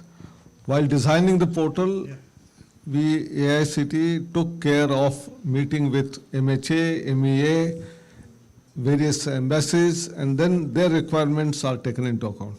Sir, one thing which I didn't mention was there will be even alumni from out of these institutions present into the portal. So I think right from even thinking about coming to India to study to after graduating, going out, it's an end-to-end portal, one-stop solution portal. So you don't have to worry about even getting visa for the students. So as soon as the admits are given and the student chooses a particular institute in a particular state, the country from which that student belongs, embassy there will get a report. This fellow had got 8 admissions. He has chosen this admission. This is authentic record, so don't ask for any additional proof for issuing of the visa. To that extent, various ministries have worked together. Now you are talking about IIFT, they are also part of the same system, there is no problem about it. Somebody mentioned MHA. So is MHA also accessing this? No, MHA is accessing, but it is not directly integrated. They have their own concerns from security perspective. But what I said, FRRO registration, which is mandatory, within 1 week after the student comes and lands here and joins, that registration, students were required to go to the police thana to do it. Now we have made it easy. The coordinator in the university can sit on the portal along with the student, and that the student has already joined, 1 week has not yet happened, he gets a registration automatically. So those security concerns of MHA are also addressed. They have a separate portal, MEA has a separate portal, but they get data from out of this. I have a question. Thank you, sir. Go ahead. Go ahead. Okay. Thank you, sir. Thank you, sir. Yeah, thank you for the opportunity. Yeah, and I agree with Dr. K.G. Sureshji that, we have to really make our curriculum of the international level. So that's why I look at, internationalization is not just attracting the student from abroad. It is in fact making our institution to the international level. That means we have to really see that we provide them the skills. Provide them the skills that, whenever they get out of the institution, they are ready for the job. So that is what any student will look into, whether they come from India or they're from abroad. So that is what we are really lacking. And in fact, the NEP came, I thought that there are 3 things that are very, very important for us. That is, one was the vocational introduction of the vocational subjects. And secondly was the multidisciplinary. And obviously to increase the GER. So all our institution, really those who are really in the first 100 NIRF, really to see that, whether they are improving their GER by at least 10% every year or not. So according to that, we should read that what is their enhancement in there. We have few IITs, we are considered as one of the best institution among the, at least in India, and they are considered as, why we can really make our institution to make their, inputs or the intakes so high that, our students really, those who are going abroad, they can really stay here. I will look into that way. So we have to really work on the internationalization of our institution, not in terms of the international students, but we should make international standards so that, because I just remember my son took admission because he was very much interested in the motorsports engineering. But this kind of course is not there in India at all, right? So we have to really see that we are really become professional in those subjects. Thank you. Very good point. I have a very brief question. See, we all talked about the fee structure for international universities who are coming to India. Okay, it is still cheaper than what it is happening. I mean, my question to the Vice Chancellors here, have we thought about charging international students differently in our universities and campuses. Otherwise, what happens is, the Professor Krishnan highlighted, we have to build infrastructure and all that. Money has to be generated somewhere. And we are also sitting here with the organization, Institute of Foreign Trade. That means foreign trade. Education is also a trade now. So any thoughts on any of the institutions, individually, a different fee structure for international students? I would like to answer this. Many state governments for a long time have been permitting differential fee for foreign students coming to India, and then there are local students. And that is about 2 to 3 times minimum more than what our students are charged. This is what, when I was director of COEP, when foreign students 10% quota is given, it's the same structure everywhere. It is all vice chancellors have this power to charge more for foreign students coming here. Yes, sir. Yeah, you are right, sir. We are charging more.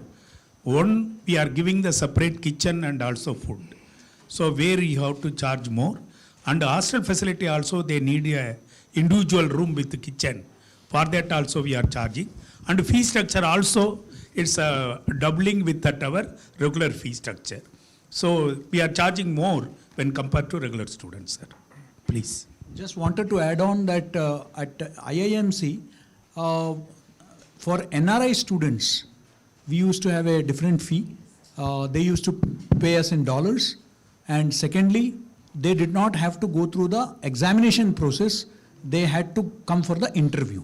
So that change we had brought in.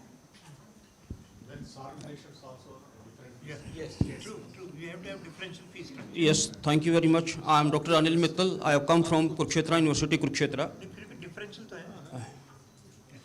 These are not my questions, rather these are observations.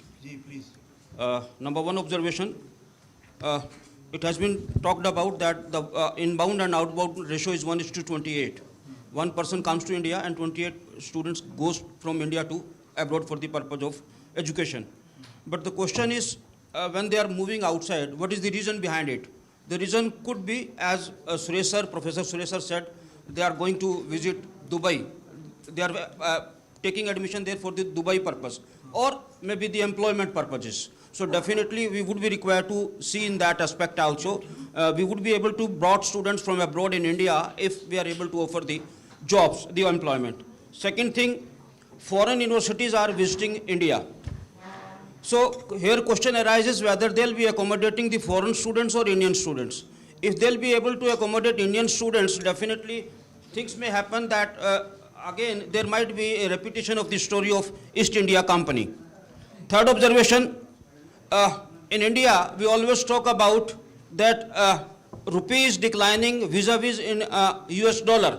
But China is the country where the depleting in currency they celebrate like anything, being it is a export oriented country. So definitely if our rupee is 92 vis-a-vis India US dollar, so we should promote that our currency is lesser in value, and if they spend $1, they'll be able to get credit of rupees 92. So definitely we should promote that also, and definitely that would bring more students to India. Fourth thing, we are having certain premier institutes in India like IITs and IIMs. We would be required to see how many foreign students are studying over there. So these are 4 observations of me. Please, thank you. Actually, when it comes to the number of foreign students studying in India, you will be surprised to know there's a tremendous skewed distribution between government and private institutions. Majority of the foreign students in India are actually in private institutions. Majority. Because they have flexibility of offering facilities, they can have a separate hostel for them, separate mess, and they can invest in it. Plus maybe that they feel wanted there, and there's greater degree of, in contrast, even in IITs, we do not have a large number of foreign students. We tried once under that QS ranking. So that director of IIT, हो गया, हमारा काम हो गया, मंत्री जी आ गए होता. ना मैं भी बात खत्म नहीं करी, मुझे उधर भी ध्यान है, because मैं किसी नाराज थोड़ी करूँगा. Can I? Because even in IITs, under that pressure of QS, instead of in fact questioning their ranking mechanism. We should question why should foreign students and faculty should be an indicator there. We started a large number of students from Nigeria and United Delhi, and they're changing the subculture of the institution. So we have to be careful about it. So very few in government, very large number in private, so much so that private universities are having an edge in QS ranking. Very surprising and worrisome, because these people, they get score in global students studying here. And we need to address that. In government institutions, even in IITs, this ratio is very, very low, because we're not created enabling conditions in that direction. Okay. Sir, can I add to what you just said? So very recently we, in a bid to augment our admissions, we explored this possibility, and especially around, we have a campus in Chandigarh. And we got to know that there are facilitators within courts who bring such students for admissions, and they charge a significant amount, as much as a semester or a year's fee, which the student is bringing into the institute. Now, with the private institution, we all know that there is always a possibility of making those payments, because there is a, GFR doesn't apply and stuff like that is there. But that kind of flexibility is not available to the government institutions, and moreover, I am given to understand that there is an OM which specifically prohibits government institution to enter into any sort of arrangement with any private bodies like that. So, we have to understand the realities and the market dynamics of the education ecosystem also, and there these private players, they do have a edge over the government institutions. This is a very powerful point you have mentioned. Very clear difference between government and private institutions in India. I've been nearly for 15 years after my retirement in a private university, and I can feel proud of being there, because there is an expiry date on talent in government organizations. But if you have the talent, there is no expiry date for them. They'll find conditions. Number two, we have a typical mindset. In India, government doesn't interact with private. All the top American universities are private. Stanford, MIT, Caltech, you name it. There we don't have this tag of private versus government. Unless we nurture, because to me education is education, the form of ownership should vanish. The only distinguishing fact could be quality. Any institution which delivers quality is welcome, irrespective of the form of ownership. And any institution that does not deliver quality, even if it is a government organization, we should not tolerate. And this distinction, therefore, to my mind, is artificial. So one more thing, why in IITs you don't have so many foreign students? Our admission criteria are very, very strict in terms of without going through the JEE examination, JEE advanced, etc. We don't admit students, whereas private universities can admit students. That is one number. Secondly, one question which was asked, whether the universities from abroad setting up campuses in India, admission is only for Indian students? No, it is meant for any student. Only the differential is in terms of fees. In the parent state or university where it belongs to in that nation, if the fee is X, it is X by 2 or X by 3 for Indian students studying in Indian campus, but slightly higher, slightly lower than the parent institute for other foreign nationals who come to study in Indian campuses. So there is a 3-stage differential in fees, one in their parent country, very less for Indian students in India, but somewhere between the two for other foreign nationals coming to study in their universities here. So we will have a mix of students from different countries here in Indian campuses. या लेकिन ये मानकर चलना है कि हमारे यहाँ खैरात के लिए नहीं आ रहे वो. They're coming for making business. That's it. So we need to understand that. Sir, in the last, would like to ask one question. Actually, we are already discussing about the Nalanda, Taxila type of Indian education system. Another is one education system is already going on in the country. And foreign universities are coming in our country.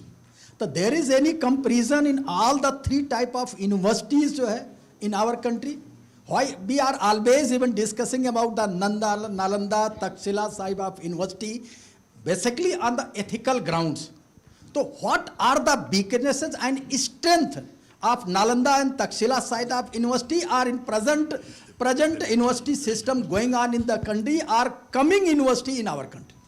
मैं जवाब दे सकता हूँ? Yes. Actually, we only talk about Nalanda without knowing Nalanda. In fact, the moment you realize the teaching learning processes in that Nalanda, अब नई नालंदा नई इसकी बात नहीं कर रहा हूँ मैं. Almost all possible enablers of excellence were there. For example, for 10,000 students on campus, there were 2,000 professors all living on campus. You derive this data, the student to teacher ratio 1:5. Even the best American universities would not have such a teaching student teacher ratio. Secondly, all 100% campus accommodation. Third, it was a multidisciplinary university. It was not only specialist in Vedic sciences only. They will teach you archery, they'll teach you weapon system, they'll teach you music, Vedic sciences. So multidisciplinarity, faculty from any part of the world and students from any part of the world. That's the true globalization. And finally, the funding mechanism was such a great funding mechanism, because the vice chancellors and directors do not have to run around to the IIT or the powers of corridor to get their money released every quarter. There they created a condition where nearly 100 villages in the neighborhood of Nalanda, the entire revenue from those villages were earmarked exclusively for funding Nalanda, so that money was never an issue for them. And then finally, the teacher-taught relationship was at its peak, where a teacher may not be getting money, but even the king would bow down before him. You create those conditions now, and I'm sure Nalanda would emerge again. Can I have library size? Just those times there were 9 floors of library. The 9-storied library of Nalanda, which had 9 million manuscripts. When Khilji burnt that Nalanda, it took 6 months for the fire to be extinguished. So they invested in the real resources. That's the Nalanda. Yeah, Professor Prem Worth mentioned, this is Professor Dhankar here, that we would be looking forward to see Viksit Bharat when American students come to study in Indian campuses. For that, we have to understand what we need to do. Look at American system. It's very clearly demarcated in terms of research institutions, degree institutions, and community colleges, where skill sets are provided. Now, we do not have that. In fact, today you start a university or a college and you do everything in that. Even PhD program is introduced within a year or 2 or 3. And then we see the quality of the doctoral program. So my sense is that I'm just sharing experiences, and this is my observation, that we need to have a focused competitive advantage in, be it like IITs, you have focused competitive advantage. So across our 1,400 universities and 50,000 colleges, unless we think through in terms of focused competitive advantage, we have advantage, we have lower cost in terms of dollar. No. But we do not have competitive advantage of research and skill sets. I got the competitive advantage comes by value for money and not fee or cost alone. Which means that we're able to offer quality education, a comparable international quality education at a much lower cost. That alone will get you, that's called the value for money in parlance of the, therefore we need to aim at offering value for money. Number 2, when I talk to my Americans coming here, you require a different way of, for example, if you pick up the best American student there, offer him a huge amount of fellowships, offer him a tremendous amount of incentive to come and sit down, all complete fee waiver. There you don't treat him as a revenue generating resource, there you treat it as an intellectual capital coming and increasing our, so you need to treat them very differently. They're also in American universities right now, if you're brilliant, they'll go to any limit to attract you there. But if you're not brilliant, but you have tons of money, even then they'll admit you. That's what MIT runs on. So therefore that kind of flexibility of offering, and our NEP, fortunately that flexibility exists, we need to really provide teeth through it. Thank you. No, I think that's fine, but what I'm saying, why it has not happened in the past. NEP talks about it now, In the past, I think the real issue has been, we started talking about internalization of education since 90 onwards, 35 years on, but we have not succeeded. In fact, the trend continues. We have more students going abroad, less foreign students coming in. I think that was the point I was making, because our quality is an issue. Our research programs are not very rigorous, so they come for what? Either you bring in research or for enhancing the skill sets. Except IITs and some, top institutions across country, I think we have concerns about quality and skill set. That's the point I was making. For that, you look at your budgeting. For example, 0.7% of GDP spent in R&D in this country, whereas this figure is 3.5% in US, is 2.4% in China. Secondly, we have been talking so much about NEP. We do, and I am also proud of that. But one of the important conditions of NEP was 6% of GDP would be invested in education. Whereas at the half the point on that, we are only spending 3% of the GDP on education right now. Quality comes from investment in people, facilities, and teachers. And unless we recognize this, at half the budget you expect world-class quality, not even mandated 6% that NEP talked about in that. And unfortunately, nobody's talking on that issue at all. We are simply funding at 50% of what NEP suggested. 6% was in 68, Kothari Commission, 6% was 87, second education policy, 6% in third. We are at 50% of that. So we need to invest in education, in teachers, R&D. 0.7% R&D expenditure, even Indian industry doesn't invest in. And these are the reasons we need to overcome those. Sir, good afternoon. Professor Vijay Kumar from Central University of Karnataka. Okay. So I sincerely, first of all, I would like to thank our So we are... Rakesh Mohanji, sir. Just one, I'll complete it. Just small question. So actually, I would like to thank our Rakesh Mohanji, sir, because he is the one who has imagined this concept of reimagining internationalization of higher education, and also the panels. So when it comes to the management education, our Anil Sahasrabuddhe sir has brought some kind of revolutionary changes by making NBA accreditation mandatory way long back. When it comes to the UGC, there are some kind of departments other than management. So this adoption of the program educational goals, educational outcomes, and course outcomes, it is still in the infant stages. Can't we make that as a uniformly acceptable, applicable for entire the university systems? Vijay, thank you so much. Yeah. Vijay is a very bright professor. Thank you so much. Because, we have to start the next one. Thank you, sir, so much. We had an amazing panel, and I am highly grateful to Professor Premvrat ji. He is a diver of, the Indian education system. And, all the distinguished, dignitaries here. So, sir, thank you so much for such an interactive session and very, very innovative suggestions. Professor Anil Saab and, all the panelists. Sir, 1 minute. So, I request our Vice Chancellor to felicitate the panelists for the enriching discussion.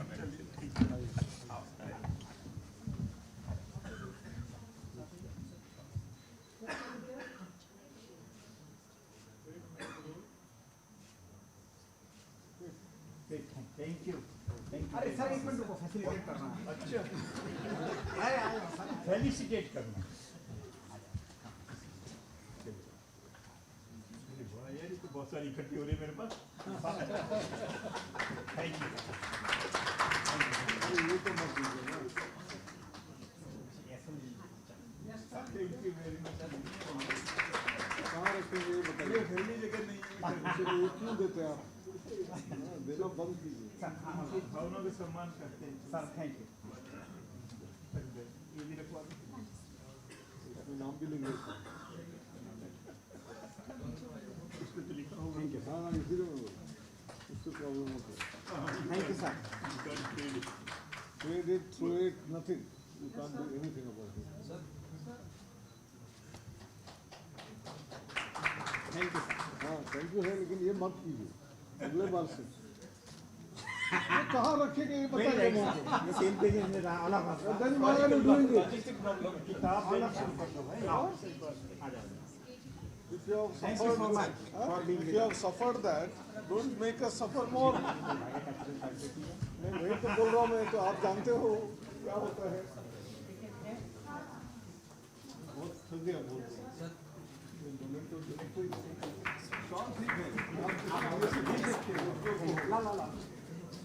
किताब दे दो यार किताब right Gita दे दो ठीक है भाई अगले बार से गीता देना अगले बार से ये बिल्कुल नहीं लाने का गीता दे वो नहीं I have told more times to enrollment unfriendly outcomes. All those content there. क्या बात है thank you so much for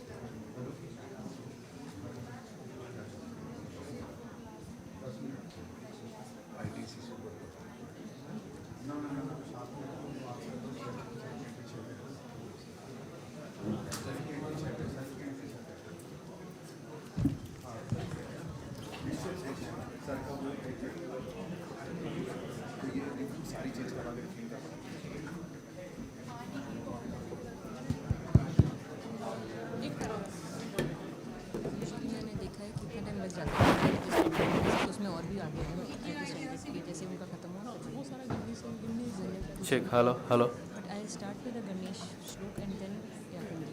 Vakratunde Mahakaya, Yakundi Kardu.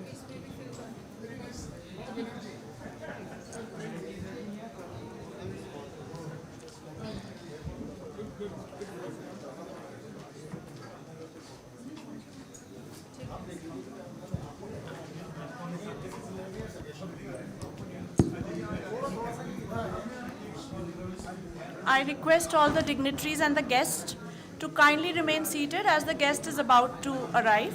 Our guest, chief guest is about to arrive.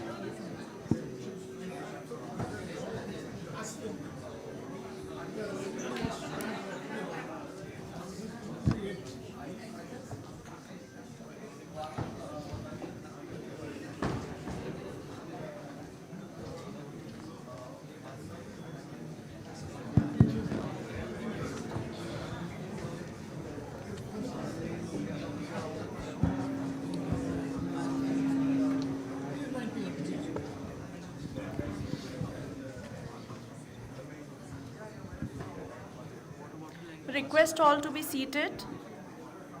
Our chief guest is about to arrive.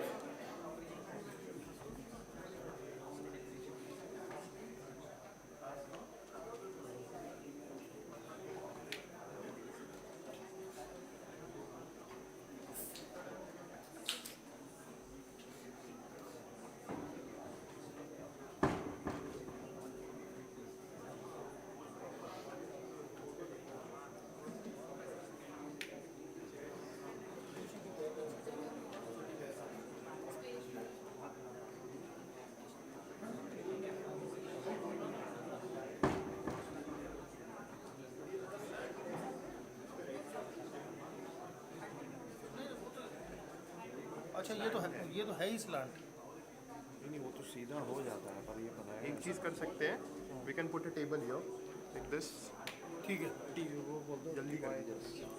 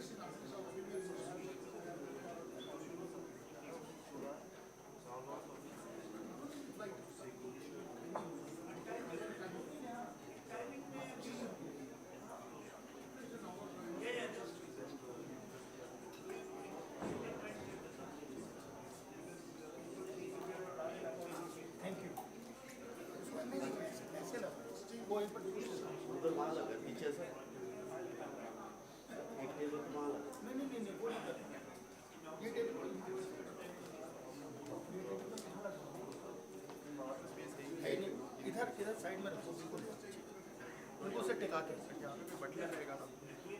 आप फिर इधर ही रहना sir. Sumi जी already principal जी के साथ ही हैं। अच्छा ठीक है। नहीं नहीं ये ठीक है, मतलब इतना बहुत है।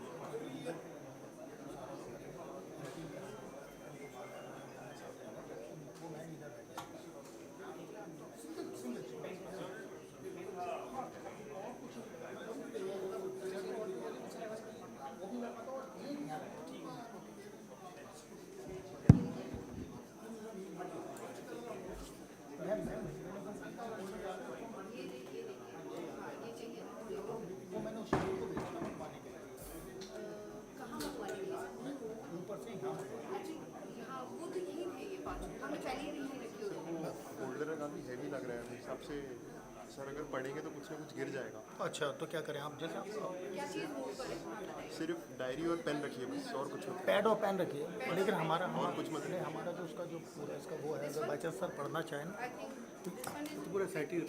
ये हम एक्चुअली फ्रंट में रख देते हैं। नहीं नहीं, एक मिनट ये दे दो ना, आप निकालो एक मिनट, उसमें कंफ्यूजन होगा सर के लिए, वो तो रहेगा नहीं। ये ठीक है सर, ये रखो, ये रखो centre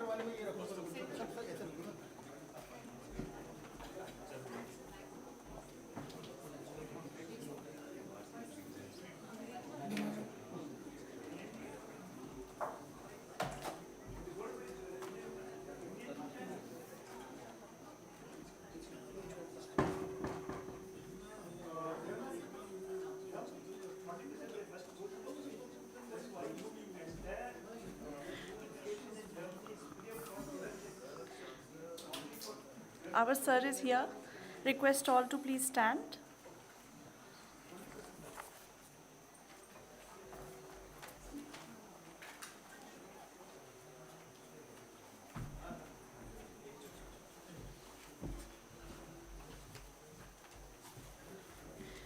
I request all the dignitaries and our esteemed guests to kindly stand for the Rashtra Geet, please.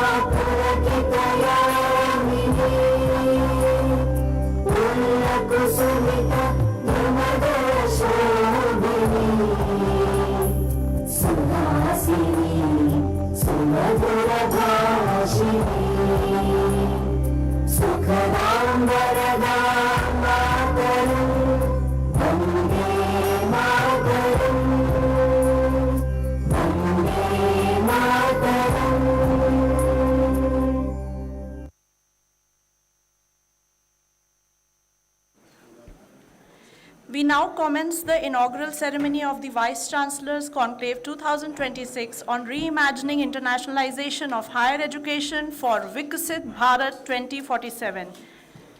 We are deeply honored by the gracious presence of Honorable Shri Piyush Goyal ji, Minister of Commerce and Industry, Government of India, esteemed Professor Rakesh Mohan Joshi sir, Vice Chancellor, Indian Institute of Foreign Trade, respected Dr. Prem Bharat ji, Pro-Chancellor, Professor of Eminence and Chief Mentor, the North Cap University, Gurugram, respected Professor Dr. T.G. Sitaram ji, Professor, Indian Institute of Science, Bengaluru and former Chairman AICTE, respected Dr. Pooja Lakhanpal ma'am, Professor and Head Research, IIFT. We also take this privilege to welcome respected Madam Kapil Chaudhary, Joint Secretary Commerce. I now request our Vice Chancellor sir to kindly felicitate our respected Chief Guest, Honorable Shri Piyush Goyal ji.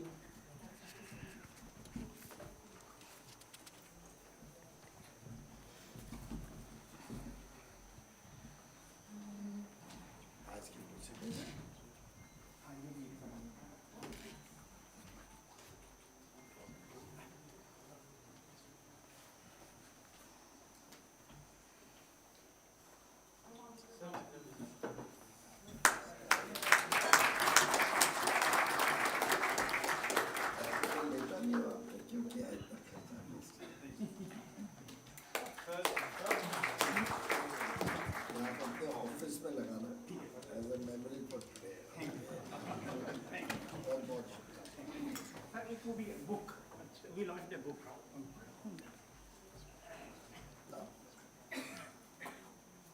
Australia. Sir, that Indo-Australian trade, उसके ऊपर चलो बाद में Thank you. I now request our dignitaries on the dais to kindly step forward to light the ceremonial lamp.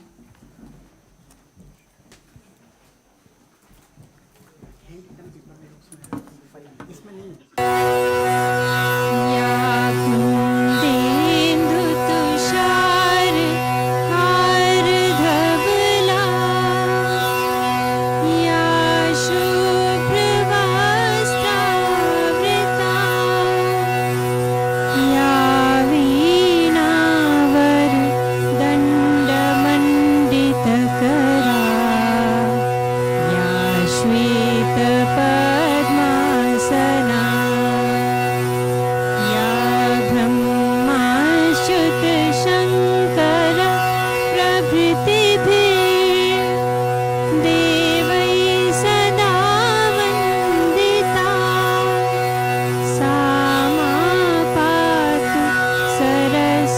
Bhagwati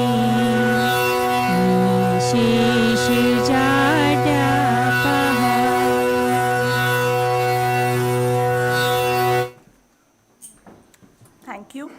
IIFT is rapidly transforming into a world-class institute of excellence in international business and trade. Institute's rapidly rising image and stature is evident by the fact that it ranked #1 worldwide as the highest networked institution by LinkedIn.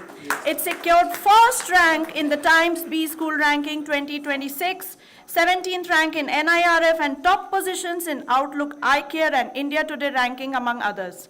With a record average CTC of 31.3 lakhs per annum in the last academic year, IIFT outperformed leading B schools in placements. In the current academic year, IIFT commenced its flagship MBA in international business programs at its Kakinada and Gift City campuses. The institute is steadily expanding its global alumni network, with its US and Canada chapters emerging among the most vibrant in recent years. IIFT is also meticulously working towards launching its first ever overseas campus in Dubai. I now take this opportunity to introduce to you our esteemed Vice Chancellor IIFT. Okay. I invite Sir for his welcome address, please. Thank you.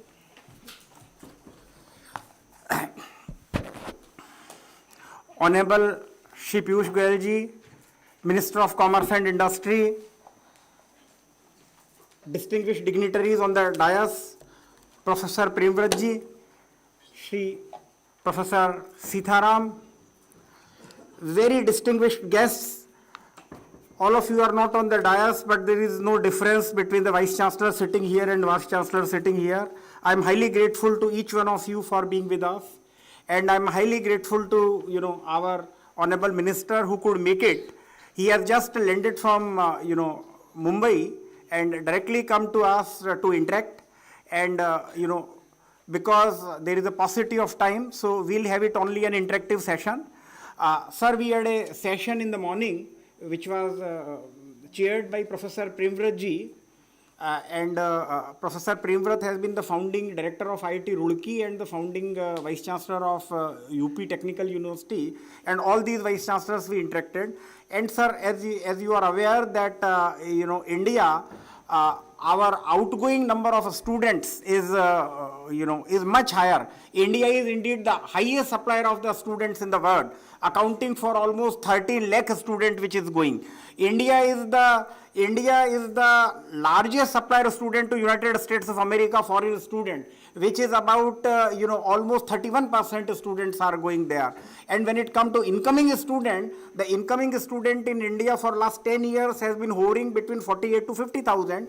And this year the different reports say something, but the best is what the economic survey says is 72,000 students. So it is incoming student, especially out of the total enrollment of the student in the country, which is about 4.8 crore student, it is 0.1 to 0.15. And therefore it tells that our higher education is very skewedly internationalized or absolutely not internationalized. If you look into countries like Canada, America, UK and Australia, which are the 4 largest countries having, inflow of the incoming student, the incoming student goes to these countries because of the English speaking. When you talk to English speaking, India is the second largest English speaking country after United States of America. Because even if 20% people in this country speak English, then it works out to 30 crore people, almost equal to the population of most countries in the Europe. And therefore, if you see, despite of that, our internationalization has been very limited. So, and outgoing student, they spend a lot. Different data says different things, but I think 3.4 billion is what the especially the Reserve Bank data says. 3.4 requires almost 29,000 crore rupees, which is 53% of the total budget on the higher education of the government of India. If the other expenses made by the students are included in that, it works out to $70 billion US. And this was reported even in economic survey. It was also reported in Niti Aayog report. It was also reported, so $70 billion, it is 10 times the budget that the government of India has got in higher education, and therefore it is very important for us that, India becomes a hub for international, education. I am highly grateful to you, sir, because the academics here, the academic leaders, we view internationalization as, developing course curriculum, having collaboration, and, having publishing in the international papers. But it is the Department of Commerce under the stewardship of, Honorable Minister, which negotiates the trade agreement. And I wish each one of my friends here to know that, how India can become international. All of you must be thinking that India signed, multiple trade agreements now. India navigated through the troubled times, in a very, very impressive fashion, and we signed a lot of trade deals. Starting with UK, we had one with EFTA, we had one with the European Union, the largest, the mother of all deals, 27 countries, and Australia. And I think Honorable Minister will tell you how difficult it was to get, Indians, the visa access from 2 to 4 years post-study. All these things are important for us. All of those who understand the services trade, they know that under the GATS agreement, there are 4 modes of trade. So among them, one is the, the cross-border, supply of education by the e-marketing methods. Second thing was Indian students going abroad, customer going abroad and doing this, wherein we spent $70 billion, which account for 2% of India's GDP, which is a very high amount. And all these things, we have an opportunity, and all of my friends have opportunity, because we to keep on sometime interacting with Department of Commerce officials and listening to the Honorable Minister. I wish that how this enabling environment in the international market is being made, mutual recognition of their degrees. He fought for this in various trade agreements, and he will tell you the integrities of that how these degrees are getting recognized. He will tell you how visas are being permitted. Say, EU, I think it has been one of the most comprehensive kind of the visa access which has been given. And I think, sir, I will not take any time, and I wish that Honorable Minister, addresses or have an interaction with you. So over to you, sir. Thank you so much, sir.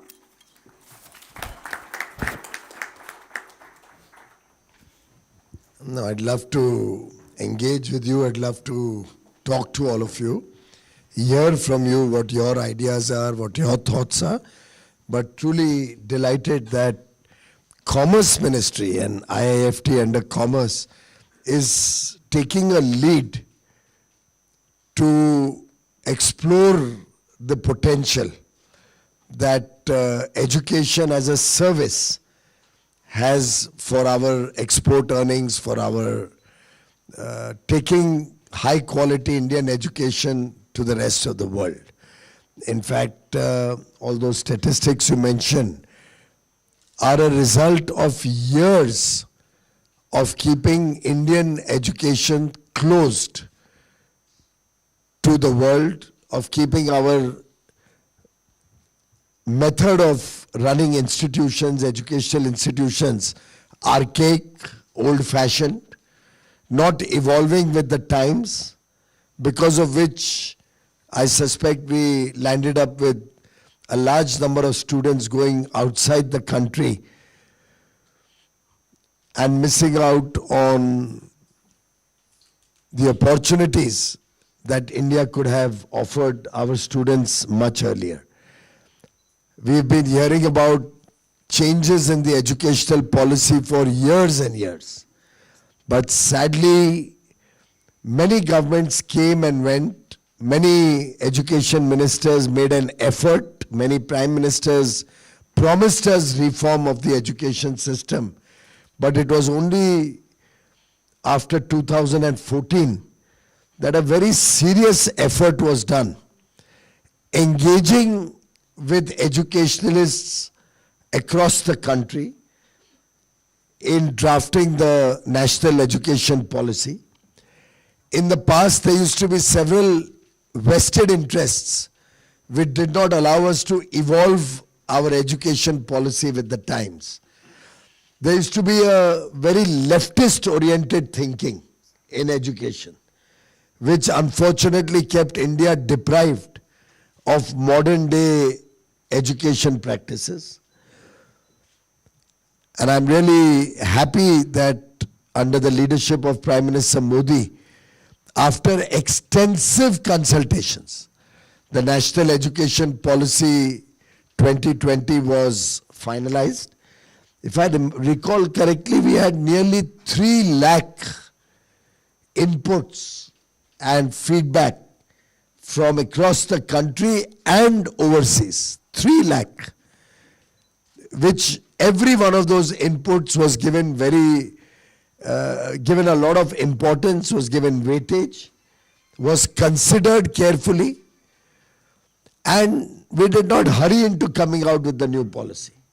The policy came after years of deliberation, and it is very reflective on Prime Minister Modi's style of working, that to date, nobody has been able to find fault with the National Education Policy 2020, which has opened our minds to think big, to aspire to become international class in terms of quality of education, expand our educational institutions to be able to absorb not only India's greater needs, growing needs, but also to be able to attract students from across the world. It has permitted international campuses to come and set up in India. It has permitted universities to come and engage with all of you so that we can have dual degrees. It has encouraged cross-border exchange of students so that our students get an exposure to the developed world or other parts of the world, and our students get a flavor of what the world is like, what education in other countries is like. At the same time, encourage students from the developed world. Most of the students you mentioned who come to India to study are yet from the developing or less developed countries. Now we need to encourage students from the developed world to come and study in India. Maybe in a 3-year program, spend 1 year in India, 2 years in their original institution, or half time in both places. These kind of dual degrees will help the students of the developed world to understand how the developing countries think, work, engage with our culture, engage with our people. Because friends, the future lies in countries like India. The future growth engines are going to be countries which are less developed or developing nations, such as India, and any engagement that students from the West, from the developed countries, has in India, any exposure that they get in India will actually hold them in good stead in their future careers. So there is a growing realization, and I see it when I negotiate the services chapters in free trade agreements. There's a growing recognition amongst the developed countries. And you know, the 9 FTAs that we have finalized in the Modi government are all with developed economies. Now 2/3 of global trade is covered by our FTAs, because we've gone for the more developed, more evolved economies. The idea being that no more is India working from a weak position. No more are we working from the colonial mindset. Today we engage with the rest of the world full of confidence, from a position of strength. And the world recognizes that if today India is providing 20% of global growth, we are the engine of growth, then clearly going forward, their youngsters, their children will need to work with countries such as India. And therefore, friends, I think this gathering of architects of India's future, if I may call you so, Because each of you are shaping the mind of young Indians. Each one of you has a very big responsibility cast upon your broad shoulders. Each one of you is laying the seeds of a modern, developed nation in the young minds that you are cultivating or preparing to face the challenges of tomorrow. And therefore, I think our higher education institutes will also have to evolve with the changing times. You will also have to have your teachers undergoing retraining, relearning, so that they also, when they pass on knowledge to the youngsters, are current in terms of curriculum, are modern, are futuristic in their outlook. We cannot have old age curriculum teaching students or preparing students for the future. We will all have to be agile in our work. We will all have to understand what the future holds, what opportunities will be available in the future. And towards that end, I think internationalization of India's trade, manufacturing, provision of services, our engagement with modern technologies like artificial intelligence, quantum computing, machine learning, all of these are going to become increasingly important if we have to continue to grow at the breakneck speed that we are experiencing today, if we have to become amongst the top 3 economies of the world, if we have to become a powerhouse of technology, I think we'll all have to reassess our own curriculum, our style of teaching. We will have to start teaching students, young students, the importance of international trade. Our free trade agreements will have to probably become a part of many curricula in different institutes, so people also, youngsters, know the kind of opportunities that await them in the real world. And I have no doubt in my mind that young students who understand international law, who understand trading rules, who are able to exploit the various benefits which we are unlocking through these free trade agreements, these students are the students who are going to take us in the Amrit Kal to Viksit Bharat.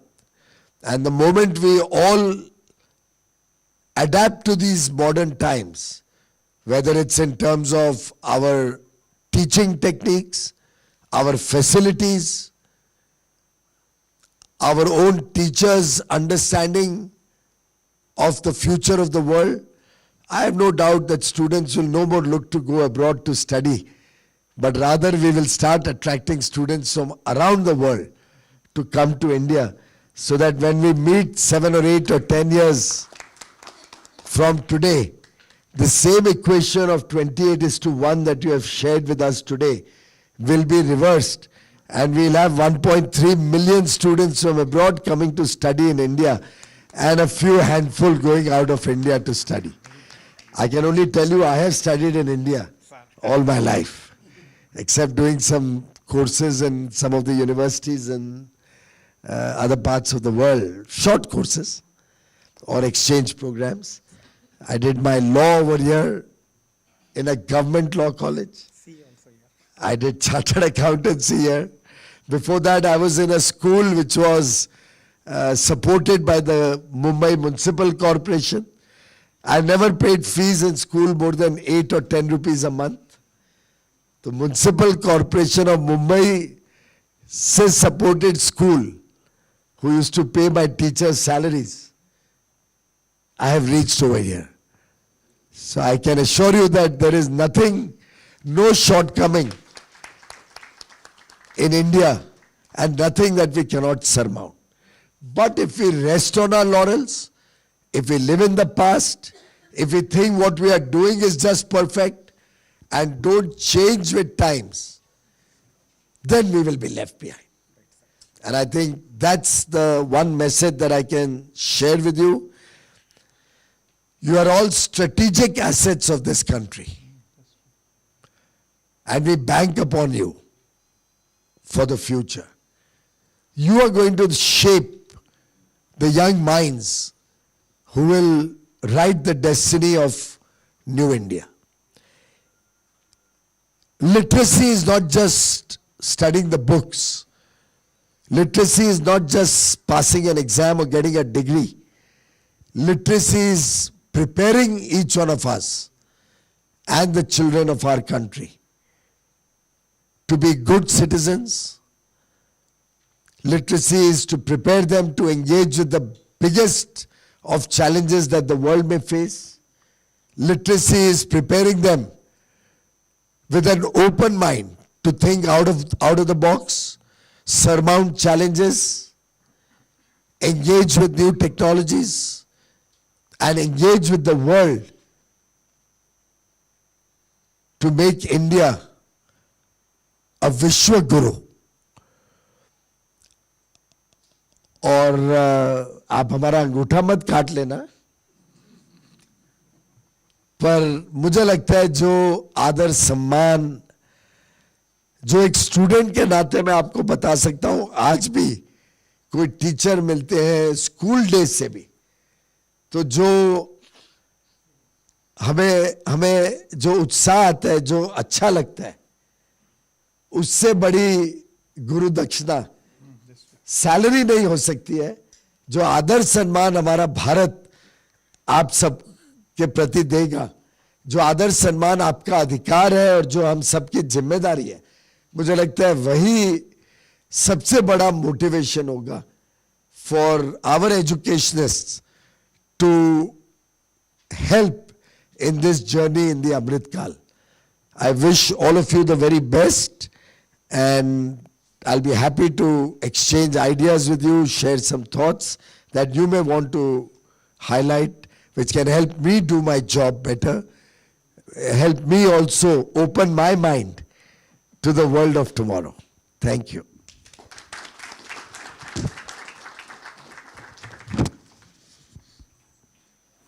Floor is open. All right, so the floor is open for discussion and interaction with Honorable Sir. So I, yes. Please. Shailendra ji, आप एक एक 3-4 ले लो. तीन चार question ले लो. Tell me the question.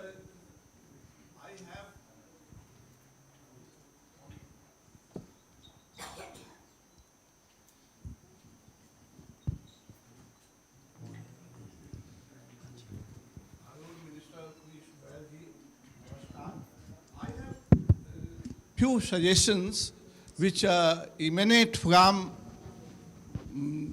National Education Policy 2020. One, that is investment in education. That should be 6%. नहीं, एक minute यहाँ पे देखिए, वो आप एजुकेशन मिनिस्ट्री के साथ आप एंगेज करेंगे, वो सब चीजें वहां पे डिस्कस करिए. ये कॉमर्स ने इनिशिएट किया है from the angle of internationalization of our education and how do we promote this as a service. बाकी आप ये एजुकेशन की परसेंटेजेस ये वो तो आप डिस्कस करना बात. One line, then quality of education is something that we have to work upon even now. IIT and IIMs are two exceptional institutions which are making impact world over. Similar kind of institution should be replicated more and more in the country. Okay, thank you so much. So no, we'll take only issues related to internationalization, है ना? तो आप subject of course. Subject, हाँ, सुरेश जी आप Professor Suresh. एक mic.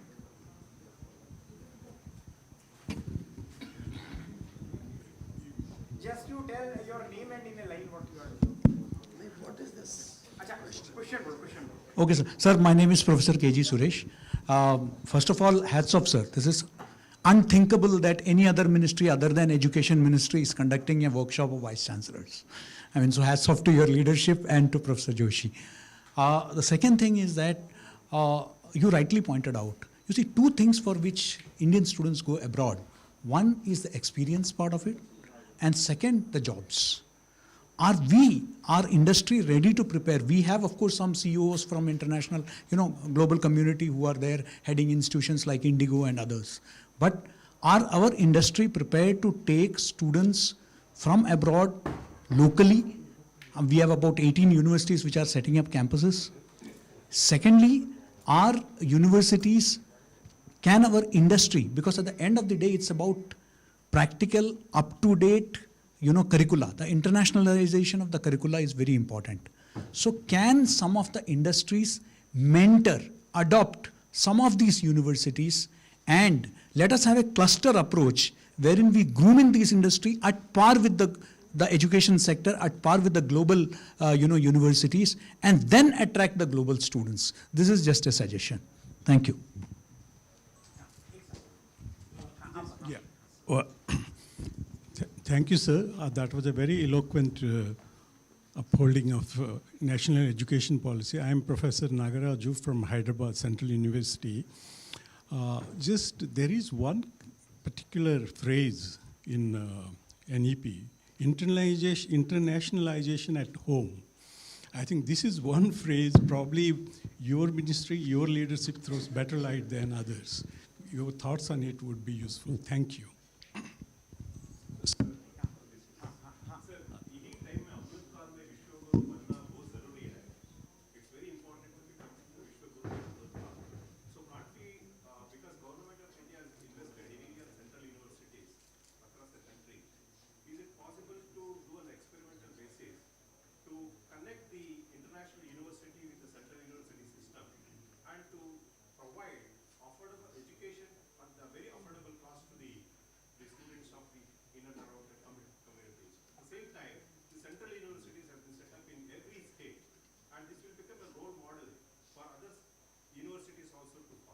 Don't we have central universities in every state? Every state is having central universities. We don't have it as yet. Sir, he says connecting international universities with central, can we help them? Shall we connect that, sir, with the central university? Just only one reflection. Can we blend the best global practices in higher education with our IKS, Indian knowledge system, and come out with a macro global approach to higher education and development? Can we do that? I feel we should do that, rather than coming into the binary kind of a way. So Thank you. Thank you. Yeah, myself, Venkeshwar Kumar, Vice Chancellor, Central University of Haryana. I'm really thrilled when I came to this invitation that Ministry of Commerce and Industry is going to conduct this Vice Chancellor Conclave. It's really, this is what is needed in the country, because we cannot really think of a developed nation when a university is not connected with industry or commerce. So really, I have seen a country which is very well developed country, where even the syllabi of any curriculum is not approved until it is approved by the industry of that country, industrial unit of that country. So we have to really connect our industry ministry to the education ministry, so that at the larger scale we can really think of it. Sir, I'm Nishit, sir, and I would just say that in order to create an international classroom, there are international students, and everybody learns from different cultures. In order to do so, when an international student has to come to India, he's looking beyond the classroom, and that is the industry is the most important element. So providing for some internships, and let's say if India is trying to position itself as the next generation AI champion, then probably bringing in some collective exposure to those international students to the AI through different technologies, through different corporates coming. And this is what they take back, and this is what they kind of get attracted to, and not just the name of the institution or the brand of the country per se, but the experience that they can take back. Thank you. I'm Professor Nageshwar Rao, former Vice Chancellor, IGNOU. One specific area to which we all can focus is, we are having Indian diaspora more than 3.5 crores all over the globe. And they all are interested to have the Indian education system and to get the degrees from India. So if you focus on that, maybe in the next 5 to 10 years, then our numbers will automatically be attained comfortably.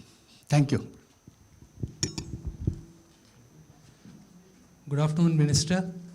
You would hear a lot of points here. Some of them would be forgotten while you are on your way to your office. So I took the liberty of penning a 300-word document which you might be able to read while you are on your way out. Lovely. Thank you. That's very smart because that's actually in government the good advantage of a paper. But don't worry, I have teams who are making notes of everything that is being said. कौन है मेरा YP यहाँ पे साथ में? आप हैं. So every item that is being said, a note is being made, it will come into my system. तो भूलेंगे नहीं. But this is a smart thing what you've done to give us a note. हाँ नमस्कार sir, मैं professor R.S. Rathore Haryana higher education council की तरफ से एक छोटा सा सजेशन है सर. एक स्कीम भारत सरकार की है, PMI प्रधानमंत्री इंटर्नशिप स्कीम जो थी, उसको एक्सपेंड अगर कर सकें बाहर के देशों के लिए सर, कि जो बच्चा इंटर्नशिप खाली भारत में ही क्यों ले, अगर बाहर की कंट्रीज़ के इंडस्ट्री में ले सकता है तो बहुत सारा एडवांटेज मिलेगा इन बच्चों को sir. Honorable Minister, so I'm a Deputy Counselor for Education, Science and Culture at the French Embassy. I'm former Vice Chancellor of the National Institute of Applied Sciences in France. And one question is that in France it's possible to get a degree not only at the university but also into private companies. So for example, myself, I did my PhD in the MBDA company. So I was working not as a student but as an employee. And this is same for bachelor and master. So is there anything about any willingness in India to work on this kind of framework to get graduated together with private companies so that students are not only students but they are already employee getting skills, professional skills and going to employment? Thank you, Minister. Friends, I'll just respond to a few of the things that came up. I like the idea that industry should also be involved while we are rewriting or improving our curriculum. I know that the Institute of Chartered Accountants does a lot of engagement with the stakeholders when they are rewriting their curriculum. I'll talk to Dharmendra Pradhanji and see, this idea sounds quite interesting, that some more engagement between industry and universities, even at the stage of preparing the curriculum or topics, or if we could have some greater engagement even on internships, for example, or actual jobs. I don't think if foreign students come here and study and they want a job or they get a job in an Indian company, I don't think getting a work permit will be difficult for that company. So I'll still check it out. Mostly in our agreements we have this arrangement through free trade agreements also, where our students will get a work permit when they study in the other country or vice versa. But more often than not, our experience is if we get the students from the developed world, then they'll go back because the opportunities there are much larger and they have a shortage of young manpower. We will like to attract students from the developed world now, so that they are high paying, they are willing to spend more. It will help you to upgrade your facilities, have more modern facilities. So it's going to be very critical that our curriculum is contemporary and attractive enough for them to come, want to study here, and if they want some experience, they can do some work here or go back. Idea is that we should start thinking of attracting students from Europe, from America, from Japan, from Korea, Australia, New Zealand. More and more of the developed country students we should try to attract in India. Point one. Point two, I think very clearly when we see some of these private universities, the ambience is also very important. Hostel facilities, the classroom facilities. for those of you in government institutions, many of your alumni would have today made it very big. I would urge all of you to activate your alumni ecosystem. All of the American Ivy League colleges or important Oxfords and Harvards of the world, they are funded largely through endowments which the alumni contributes to. So I would urge all of you to think very seriously. I'm told that IIT Mumbai, for example, their alumni is setting up some hostels there, improving some of the classrooms, etc. I think it's important that you all activate your alumni associations and get them engaged to help you modernize and improvise your facilities. All the time giving gyan about more funding and this and that is very easy. One has to prioritize. Today there will be a number of different priorities. Making sure the poor get food grain is an equally important priority. Giving good education is a very high priority, but health and education both are priorities. So one must recognize that we are working still within limited capabilities. Even the developed world banks a lot upon the students who have become successful in supporting their universities. After all, I'm told a university like Harvard collects $1 billion every year. Every year. In terms of alumni support. I could stand corrected if my data is outdated. It may actually be more. So I had said this to IIFT also when I came there, that you must activate your alumni association. Similarly, the alumni can become very good visiting faculty. They have now worked in the real world. They have experienced the challenges of the world. So we could even make them very good visiting faculty. And to your question, gentlemen from the French university or from the embassy, I'm a big fan of for example, the German Mittelstand system where they are training, on-the-job training and giving certification.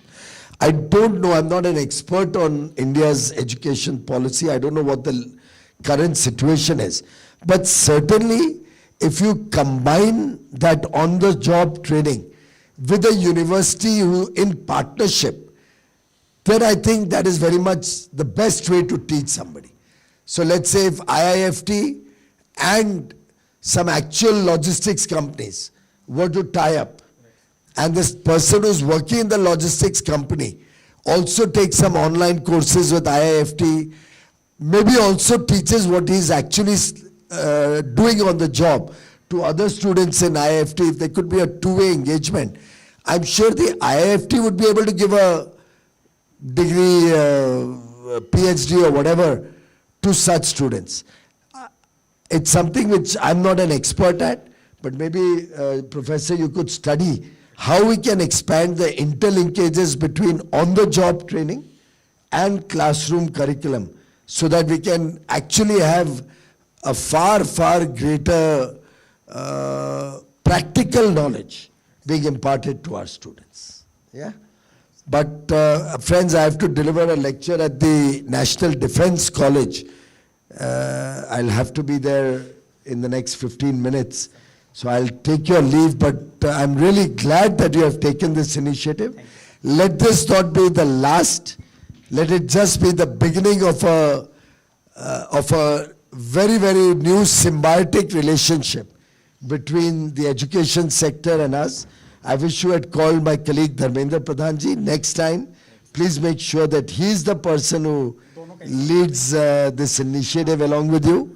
I hope other colleges will also take this initiative so that industry, commerce and academia, all of us can work in partnership, be it for better curriculum, be it for interlinkages, be it towards greater innovation, towards which we are ourselves, government is spending 1 lakh crores in the Research and Development Innovation Fund, RDIF. But that is only going to be spent in partnership with all of you. So industry will put in their share of money, government will put in money, but we'd like that to happen with your involvement. Because you are the future. Great technologies, great learnings are going to come out of all of you. My best wishes to you, to this conclave, and to the success of India and India's education systems. Thank you very much.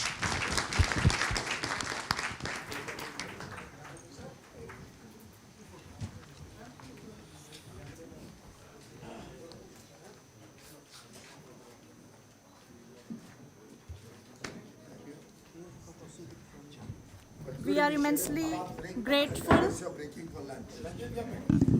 Immensely grateful to Sir for his valuable time and insights. Thank you, Sir.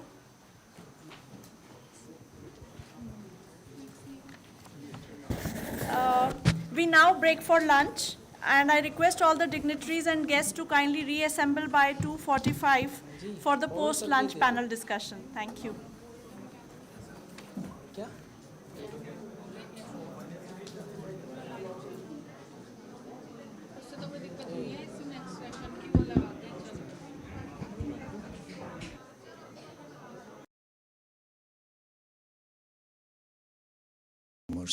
So it's important that you all activate your alumni associations and get them engaged to help you modernize and improvise Institutions, and moreover, I am given to understand that there is an OM. Let's face it, the kind of third-rate professor from an outside country comes. Champion, then probably bringing in. In the logistics company. Also take some online courses with IIFT. Maybe also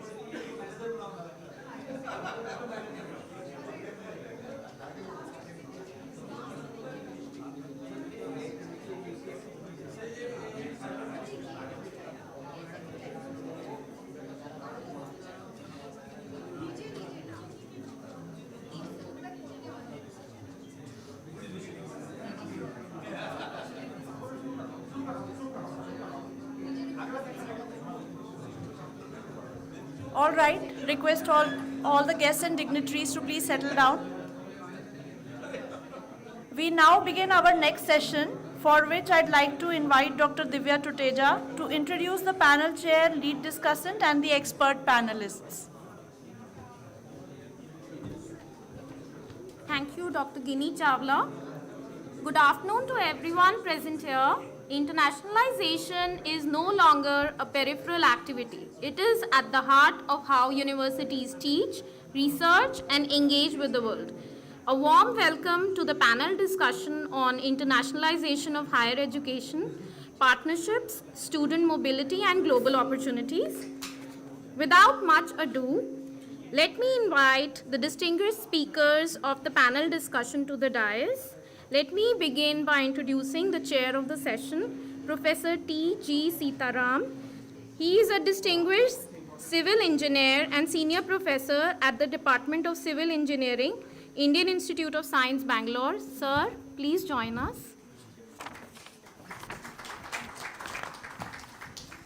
The lead discussant for the panel is Shri Darpan Jain. Shri Jain is serving as an additional secretary in the Department of Commerce, Ministry of Commerce and Industry. He is India's chief negotiator for the India and USA bilateral trade agreement talks. Sir, please join us on the dais. The expert panelists include Professor Prafulla Agnihotri. He is director of the Indian Institute of Management at Sirmaur. Sir. Okay, I think. Sir, thank you. Professor Atish Chattopadhyay. He is the director of Indian Management Technology, Ghaziabad. Thank you, sir. Professor N. Nagaraju. He serves as the Vice Chancellor of the English and Foreign Languages University in Hyderabad, a premier central university established specifically for the study of English and other foreign languages. Thank you, sir. Professor Vishal Talwar. He is the Chief Operating Officer of the University of Southampton, Delhi, the first UGC-approved international university to be launching a full-scale university campus in the heart of Delhi NCR. Thank you, sir. I now hand over to the session chair to initiate the proceedings. Thank you. Thank you. Very good afternoon to all of you. First of all, let me congratulate the leadership of the IIFT, Professor Joshi, for inviting all of us to this event.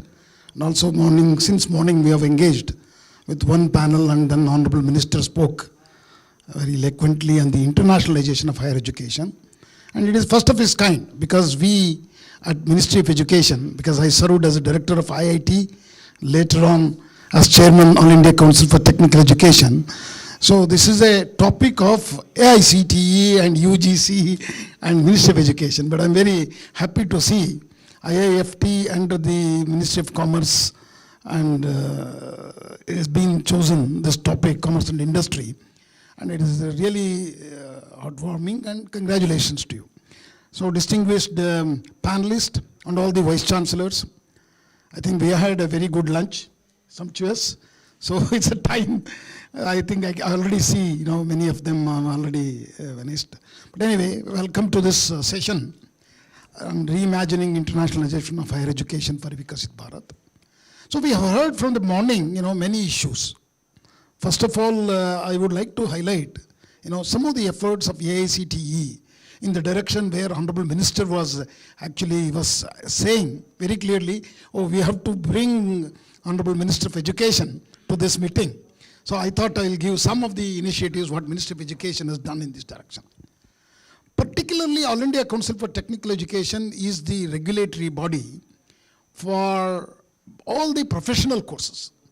Engineers, I think if I don't mind asking, how many in this hall are engineers, basic degree engineering, basic degree? Oh, very thin. How about here in the audience? I'm sorry, in the dais? Engineer. Only 3 of us out of the 6. So I think it's a good, I think I should explain a little bit briefly about, before handing over to my speakers. AICTE actually was born in 1987 through the Act of Parliament, when large number of engineering colleges mushroomed in southern part of India. Particularly state of Karnataka started this, and then later on moved to all the other southern Indian states. Today we have about 3,000 engineering colleges. Okay, and all these engineers, these are not today, 30 years we have produced close to about 2.5 crores engineers. And where are they? What are they doing? If you ask a question, we have actually, our engineers are working, engineers and managers, because management also comes under us, are working in every company of the world and every country of the world. Today in the top 500 tech companies in USA, our graduates are leading and heading those organizations. And not only heading, I think a lot of workforce is there. That means we have produced engineers for the world, not just for India. And if you look at the engineering colleges also, as per the national education policy, our main goal is to provide access to everybody. So we have in every district, there are 3 to 4 engineering colleges. Every district. So you might talk about quality and all those issues. That is why any regulator has been brought to maintain the quality. Let me also tell you that these engineering colleges we have in Andaman and Nicobar Island. We have an engineering college which has now become a deemed university as well. Okay, and we have in Lakshadweep Island, we have a polytechnic. That means we have made engineering education democratized, reaching out to everybody, whoever is dreaming about becoming an engineer. At the same time, we should also thank our mothers, because every mother of an Indian mother wants his son or a daughter to be an engineer. So because of this, there is a lot of demand and a lot of engineers we have produced. So now what AICT has done in terms of bringing the quality of technical education, that's what Honorable Minister talked about, whether our curriculum is contemporary. I will start saying, let's start with the curriculum. And I also ask some of you to look at, you ask ChatGPT a question, is it a model curriculum developed by AICTE in the last about 6 to 8 years? Is it contemporary? Is it relevant? How it compares to international standards? You will have a phenomenal answer that it is contemporary, it is comparative, and the curriculum, what we have done, developed through the use of a lot of experts from our IITs and premier institutions, has come out really well, particularly in the emerging areas. So one small story I wanted to share with you. When I was a director at IIT Guwahati, a philanthropist came to me from Texas, saying that I would like to support a school of data science and artificial intelligence, but my condition is you should start a BTech program in data science and AI. This was 2021. And anyway, we went through the process, and I was luckily that year JEE Advanced Chair also. IIT Guwahati was the chair. So it was easier to create a new subject, and all that we did process, and we admitted students, and the new center was created. 2022 December, I moved to AICTE as a chairman. I asked first question to my officers, how many engineering colleges have a program in data science and AI? To my surprise, I thought there will not be nothing, because these are all, we always, see, my 35 years at Indian Institute of Science and another 4 years at IIT Guwahati, I didn't know the ecosystem of engineering colleges and what they are doing. When I asked that question, to my surprise, 1,000 engineering colleges were already offering from 2018 itself BTech degree in data science and AI with variations. Like, for example, if there is a freedom for them, they have a program directly BTech in data science and AI. Otherwise, they will have called BTech in computer science in bracket data science. So that means mind-boggling numbers we have, engineers we have produced in AI itself. Friends, look at it. This is what we talked about in the first session. The human capital is the strength of India. This human capital, what we have created in the emerging areas, is world is taking note of it. The talent is plenty. I know the problems of the education system because I was a chair, but we have transformed the regulatory process at AICTE. We made it very, very simple. We made everything online, digital, no inspections. People to people contact is reduced when your inspector goes to an institution. That's where we have brought in all the digital technologies to do the even real-time inspection of the institution, which has changed a lot of positive vibrations are coming at engineering institution. Next, coming to the teachers training. Honorable Minister also talked about teachers training. So we have actually created almost 300,000 teachers have been trained using both online as well as physical teachers training. We have an academy called AICTE Teaching and Learning Academy. In addition to that, we have created 3 new programs in the last 3 years. One is CEEE, Center for Excellence in Engineering Education. This is jointly supported by Infosys Foundation and INAE, Indian National Academy of Engineering, and AICTE. Okay, this is a very unique program where already 2 batches of teachers have been completed, and it is very focused on how do you teach new pedagogy, through new pedagogy and new curriculum, new courses, and how you integrate newer thing into our curriculum, and all this has been already started. Similarly, AICT has a PG certification program, those who do not know, postgraduate certification program for teachers in core engineering to teach emerging areas. So a lot of new changes we have brought in teachers' education. And more importantly, on innovation, we have now made mandatory every institute who takes permission from AICT should have institute innovation councils and driving innovation, and also we have a calendar of activities throughout the year for them, and one such activity is the Smart India Hackathon. Honorable Prime Minister has actually participated in all the 8 which has happened from 2017. Last year there were 500,000 students participated in this hackathon. This problem statement comes from every ministry. Every ministry, 81 problem statements came in, and large number of students participated in a group. This is what we have taught them, how to think critically, how to solve problems, and collaboratively, and in a pressure mode, in the sense, 36 hours is a non-stop for the software edition, and hardware edition 5-day. So they will build products at the end. So we have created a new fellowship called Productization Fellowship. If some of you are not knowing, please go through the AICT website. And bringing in mother tongue, we have e-cum portal. We have already produced 12 different languages, both engineering and diploma courses, textbooks in all the 5 disciplines: civil, mechanical, electrical, electronics, computer science.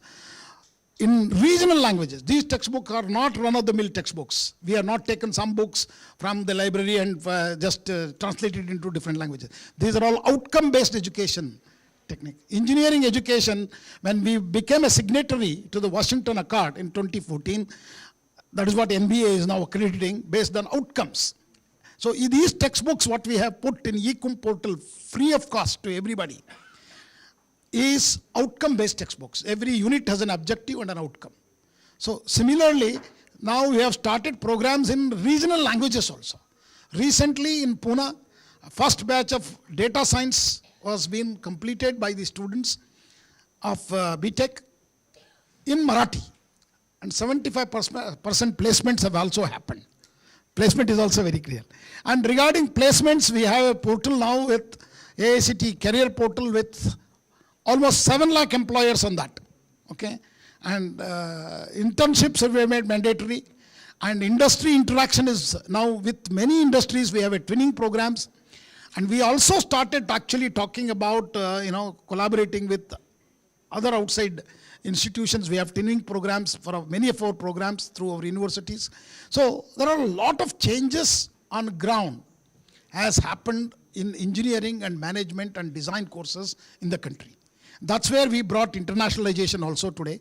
That's what the topic of today. We have more than 18 institutions have come to India, and our 3 institutions have gone already abroad. IIT Madras has a campus in Zanzibar, and IIT Delhi has a campus in Abu Dhabi, and I think IIFT is also going to, IIM Ahmedabad is also going to UAE. So there are, and I was also part of the selection of these IITs going abroad. So what is happening is, today I feel it's a golden time. It's an Amrit Kal. But at least for learners. Because earlier days, whenever I meet a very senior people says, ye nahi hai, ye nahi hai, ye nahi hai abhi. But I will tell them, we all studied in terms of compulsory elective mode mein. When we were students, we only studied with one elective, one teacher teaching, and it's called as an elective. And we used to dust ourselves our tables in the government engineering colleges. Okay, but today, our campuses are better. Learning has been changed from teacher-assisted learning to self-learning through Swayam Plus portals. We have the largest MOOCs platform in the world. And fantastic courses are there. And similarly, collaborative, I told you Smart India Hackathon, we have technology-assisted learning, collaborative learning, peer learning, and our classrooms of many institutions. I travel across because I've gone to almost close to 200 institutions, either for a graduation ceremony or a convocation. I also visit their centers. The classrooms have changed to flipped classrooms. So they are almost teaching in engineering colleges. They're almost teaching like what you witness in a management schools, top management schools. So friends, let's not take only negative things about what has been transformed. It's a very big, as somebody said in the morning, we are the largest higher education ecosystem.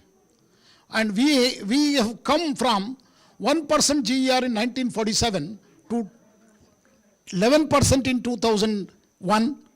2025 we have reached 29%. With this 29% GER in higher education, and only 20% is professional courses. 80% students are still with the private, state and public universities in the state enacted universities. That's where we need to bring change. So a lot of changes have happened in the engineering management schools, and that's where, but that's still at 20%. There is a big job to be done. I'm not giving only the positive hope, but with this background, and we have assembled here to talk about the internationalization of higher education, what challenges we have, particularly for mobility, and have we created enough opportunities for our students to, while they are studying here, what kind of exposure we are giving outside. Whether they have an opportunity to go visit some other universities, work with that. Our second question is, and I don't even say, are we really interacting with our own universities? Because there are strengths in each of the institutions in our country. That is what we have to look at it. The third aspect is how our faculty getting updated, whether faculty collaborations and sabbaticals are very effective. Maybe I will seek answers from some of my colleagues here on the dais. And we will go, we have a very excellent panel here with us. So what we will do is I will go maybe right to left and start with our lead speaker. Sir, I want to just interfere that, we have got a very, distinguished, panelist here, Shri Darpan Jain. Darpan Jain is, the chief negotiator for India-US trade deal, and he is also the chief negotiator for India-EU trade deal. So I think I will request the chairman so that he can make a presentation, and all of us the area which I think we in academics are not knowledgeable about it. I'll request him to highlight the issue. I was telling you in the morning that the environment we are talking of, that we need easy movement of the people from country A to B, from India to the developed countries. We need the mutual recognition of their degrees. He is the person who is negotiating on behalf of India, both for US and he has negotiated across 27 countries of the European Union, which is a very, very, formidable task which I think India has achieved, and he was at the core of that. So I'll request, Thank you. So that's where I was coming to. We have a very distinguished panel. I think we will start with the lead discussion by Sri Darpan Jain, and then followed by maybe right to left. We start with Vishal Talwar to all the other distinguished speakers here. So over to you, Darpan Jain.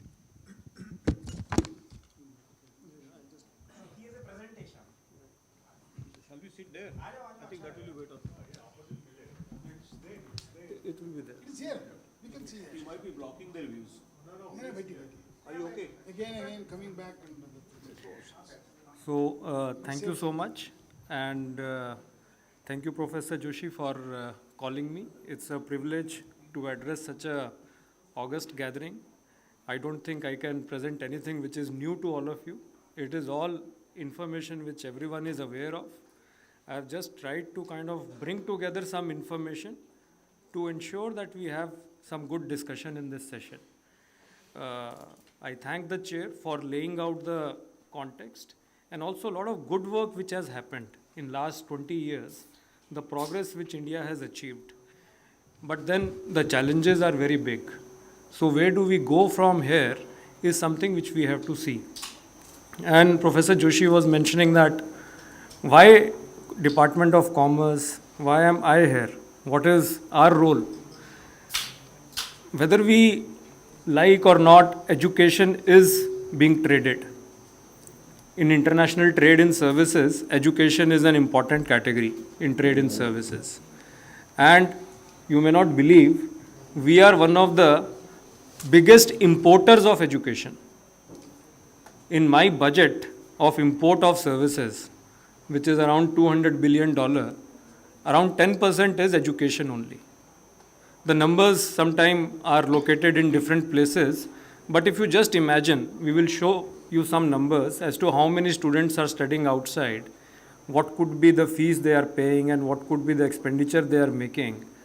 So if you estimate, you will see that a big chunk of our imports is actually on education services. So I'll straight away get into the slides so that we get a good context which can lead to further discussion.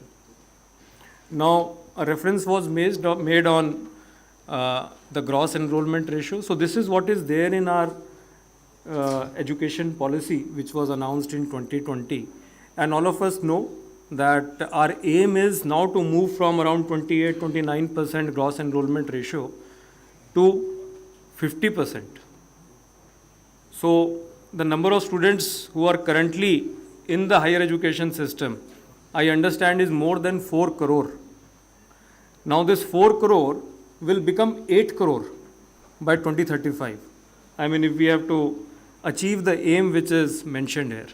So you can just imagine the kind of demand which we have to cater to, the supply of education services which we have to make, the infrastructure which we need to have to cater to this requirement.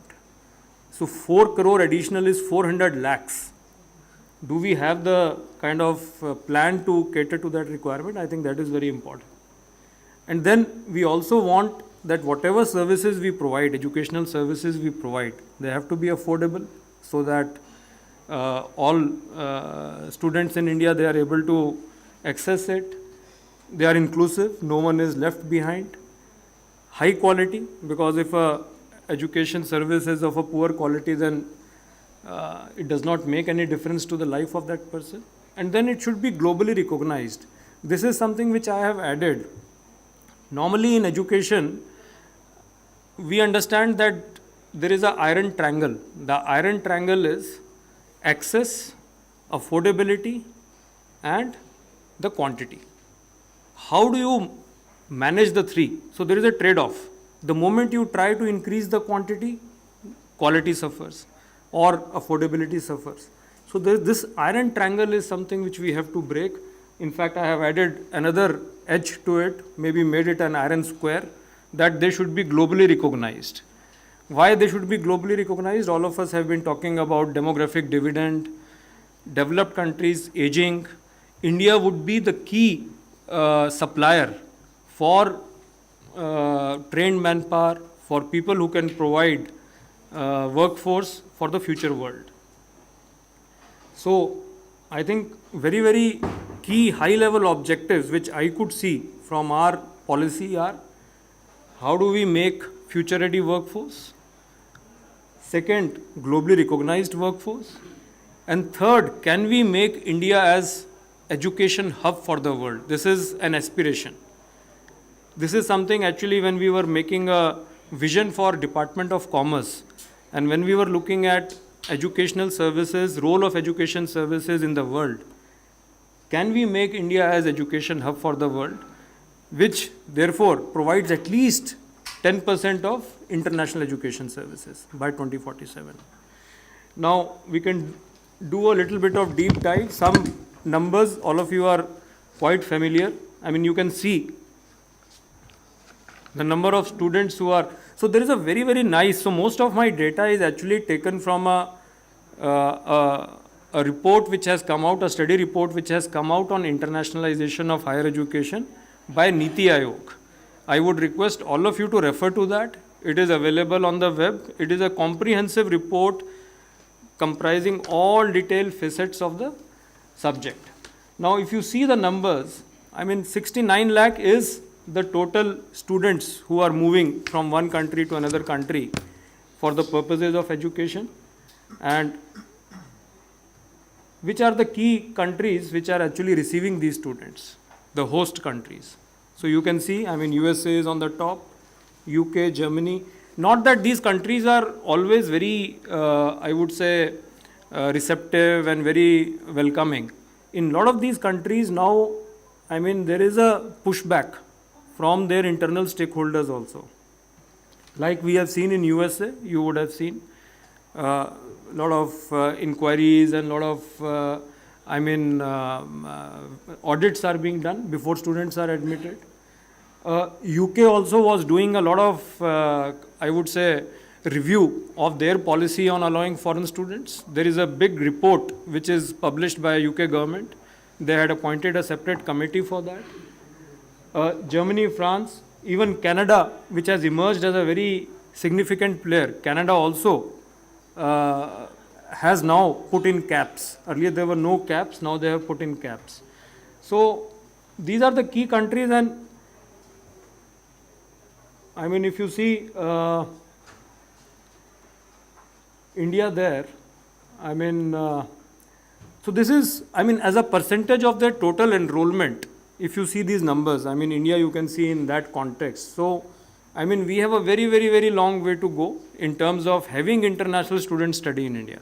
So, as a host, I think we are negligible.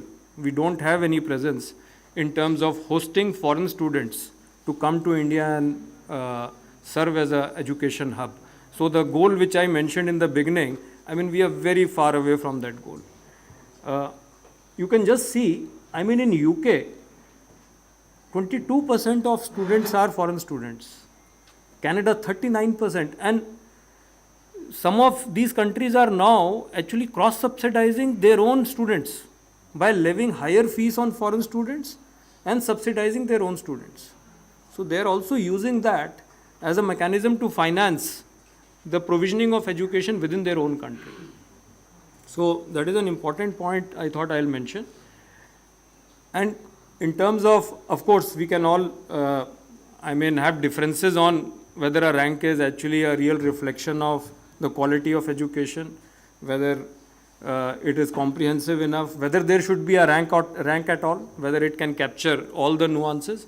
But with all those caveats, if we see, you can see the host countries have their universities in the top ranks.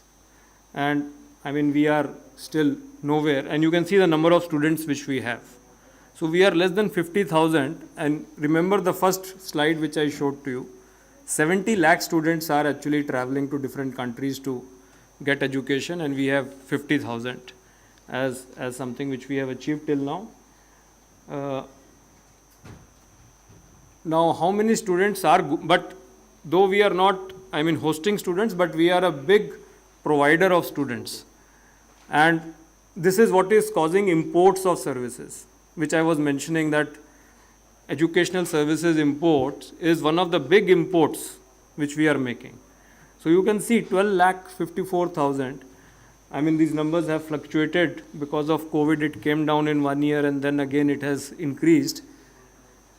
I would say, just if we go back to the gross enrollment ratio targets which we are having, we want to move from 4 crore to 8 crore. 400 lakh new students we have to provide services.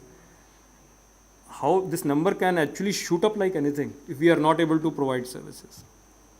Where will these 400 students who need education services go? They may go to some of these foreign countries only. So this 12 lakh number, if we don't do anything, so different scenarios, don't do nothing scenario or business as usual scenario, I think this number will increase like anything. This number of 12 lakh will easily become 20, 25, 30, 50 lakh in no time, because 400 lakh new students have to come in. So, and this 12 lakh, you can imagine, how much it would be contributing to forex outgo. If you take even $20,000 as yearly expenditure, it would vary from country to country, but I think generally speaking, people say nothing less than $20,000. So $20,000 if you take, and 1 million students, 20 billion straight away. So, it's a big number, big imports which are there as far as educational services are concerned. And this is India picture, which I was mentioning, that we have a very, very long way to go in terms of hosting foreign students in India, around 50,000, and we get students mainly from our neighboring countries, from Nepal, Bhutan, Afghanistan, so very neighbors only. Now, that was on student mobility. Just to put some data and some facts in the context to show you how the imbalance is there between number of students going out, number of students coming to India, the gap which is there, how that number can increase very significantly, how it can impact the current account, the forex outgo. So that was just in that context.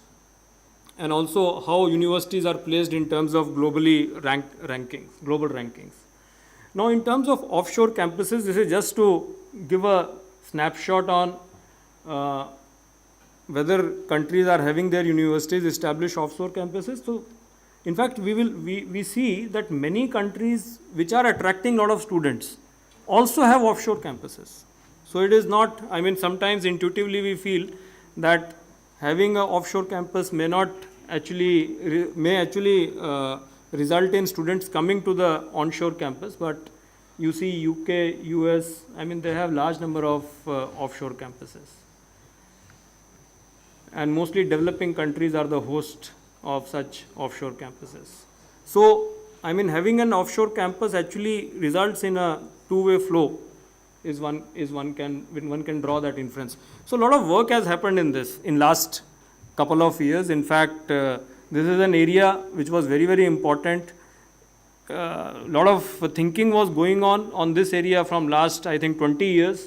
But after a lot of discussion, this thing has happened, and we have got many universities. So when we were discussing this, I remember when we were discussing with Education Ministry also, some other external stakeholders also, people were having a lot of doubts. They were saying, whatever you may do, no one will come to India. A lot of doubts were there. But I think we have been able to attract a good number of universities in a very short time period.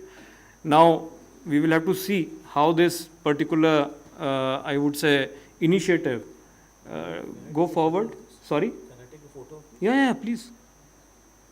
And as I mentioned, this is all from the report on internationalization of higher education. It is already available. Yes. So you can please, much more details would be available. So this is something, and it is not as if Indian universities have not established campuses outside. So there are a fair number of universities which have established. Some are quite old also, like if we see Manipal's campus in Dubai, quite old. Number of students are also quite significant. Then also Sharda University has also a significant number of students. And now, as Professor Sitaram was mentioning, our IITs have also started. They have gone to Tanzania and Abu Dhabi. IIFT has also made a beginning with its campus in Dubai. So I think this is something which has just started. So we need to work on this thing and see as to how it goes forward. So that was on offshore and onshore campuses. That was another theme which I just wanted to present as to how we are placed. So we have just started that experiment. We have to see as to how that initiative goes forward. Now there is another, I would say, pillar of internationalization, which is partnerships. How do we have partnerships with different universities across the border? So there are different ways in which we have. So a lot of these agreements are done at the government level, like we have memorandum of understanding with many countries. So under those MOUs, we have cooperation, exchange, and a lot of joint work, which is part of those MOUs. We also have very specific mutual recognition of qualifications. Now this is something which, as Professor Joshi was saying, we are pushing in all FTAs, because sometimes the other country is not ready to recognize your qualifications. So we need to push the regulator in the other country. So like we did for UK, we have done for Australia also, this has been done. In fact, now we have a mutual recognition of qualifications both for UK as well as Australia. So all our courses, higher education courses, are actually recognized as equivalent to the higher education courses of those particular countries. So wherever in those countries somebody has to take an employment citing a particular level like graduate or plus X number of years, they are able to get it very easily. The third one is migration and mobility partnership agreements. These are, again, agreements which have multiple pillars. Mobility is one of them. Facilitation of mobility for researchers, for students, for young professionals is another pillar in that. So that is another thing which we are pushing. Our target is to cover at least 10 countries in next 5 years under MMPAs. Ministry of External Affairs leads this particular track. Then the other tracks, you are all aware, the Uniform Credit Framework and the twinning arrangement is another very, very important arrangement. I'll give you one example which I found very interesting as we go further in our slides. Now this is another area which is very important from the perspective of trade in education or internationalization of education. So this I would call as the fourth pillar. So I have presented you the three pillars, which it's just a creation from my end, not that they are anything formal. Student mobility, the campuses, offshore, onshore campuses. The third was on partnerships, and the fourth one is online education. So this is another area which is actually emerging very, very strongly. Of course, the numbers are varying as per different study reports, but there is a strong growth in online education market. And this is not only very formalized and degree programs, but also programs which are certificate courses or other online courses. So this again has a very, very, I would say, significant potential. India has also undertaken many initiatives in Africa, in many other countries as a part of its engagement. Now this is another area which is very important in our trade agreements. As you would know, so if I may kind of lay out in terms of trade agreement, we have mode 1. Mode 1 is basically digitally delivering services. It is actually cross-border delivery of services, but digital delivery of services is covered in that. So we are now insisting in all our agreements that we get market access and national treatment commitments from our partner countries so that we get a stability of, I would say, market. Our suppliers from here, our universities from here, our education service providers from India can provide these services without any restriction, without any discrimination in those countries. So those are the sort of commitments we are trying to take from our FTA partners. So now this is the last one. So I would just leave some thoughts for further discussion. So first one is, now we need to, as I said, there is a big gap. We need to develop more hubs of education. A lot of thinking is going on. Gift City has emerged as an important hub of an example of co-location of education and industry. I think that is a model worth kind of experimenting further. We have large SEZ areas where we can think of education hubs. Then we were also talking about attracting more and more reputed foreign universities to establish campus in India. Sir was mentioning about work which AICTE has done. I would now request more and more focus on professional courses. A lot of our students who are going abroad, they are going to study professional courses. The top stream which our students are studying outside is engineering services, engineering and computer science, and also, number of countries which are not very, I would say, qualitatively very good also, but still our people are actually going and studying. So can we get some of the foreign universities which are providing professional courses, reputed ones, in India? The benefit there, the additional benefit there would be that the person who is trained in that particular thing would be recognized in the country of that university also. So they would not have to actually face the problem of recognition in the country of the university. So I think that is a big, for example, let us say medical education. Can we have a system in which both of them are harmonized? Or legal education, let us say. Legal education in which the law education which is provided in India by, let us say, a university from UK or a university from USA is provided in a manner that it is recognized by our bar council also and recognized by the bar council of that particular country also. So can we do that? If we do that, a lot of our professionals who have to again appear in exams outside, take certificates, take license, all that can be avoided actually. Focus on online imports, I think, is another important area. This joint program, I just wanted to give this example of twinning, which Manipal University has done, which I found it very interesting. They have done with New Brunswick University of Canada. So the program is on nursing. So the nurses who are trained under this program, they can actually straight away work in Canada without any further certification, without any further testing. So can we have such twinning programs? Because all these countries need professionals. When we talk to them, they are in dearth of professionals. There is so much of shortage.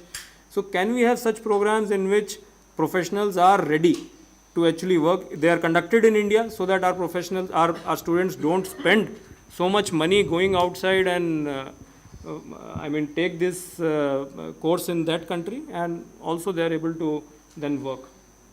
And last point which I just wanted to mention was AI. I think AI is an important element which we have to consider. It will affect the education, delivery of education services, the transformation of how students learn, whether students will still move to another country to learn, or whether such an environment will be created in their digital environment will be created in which they need not move, and whether countries which are yet not there in terms of competitiveness, can AI make them leapfrog into high quality hubs of education.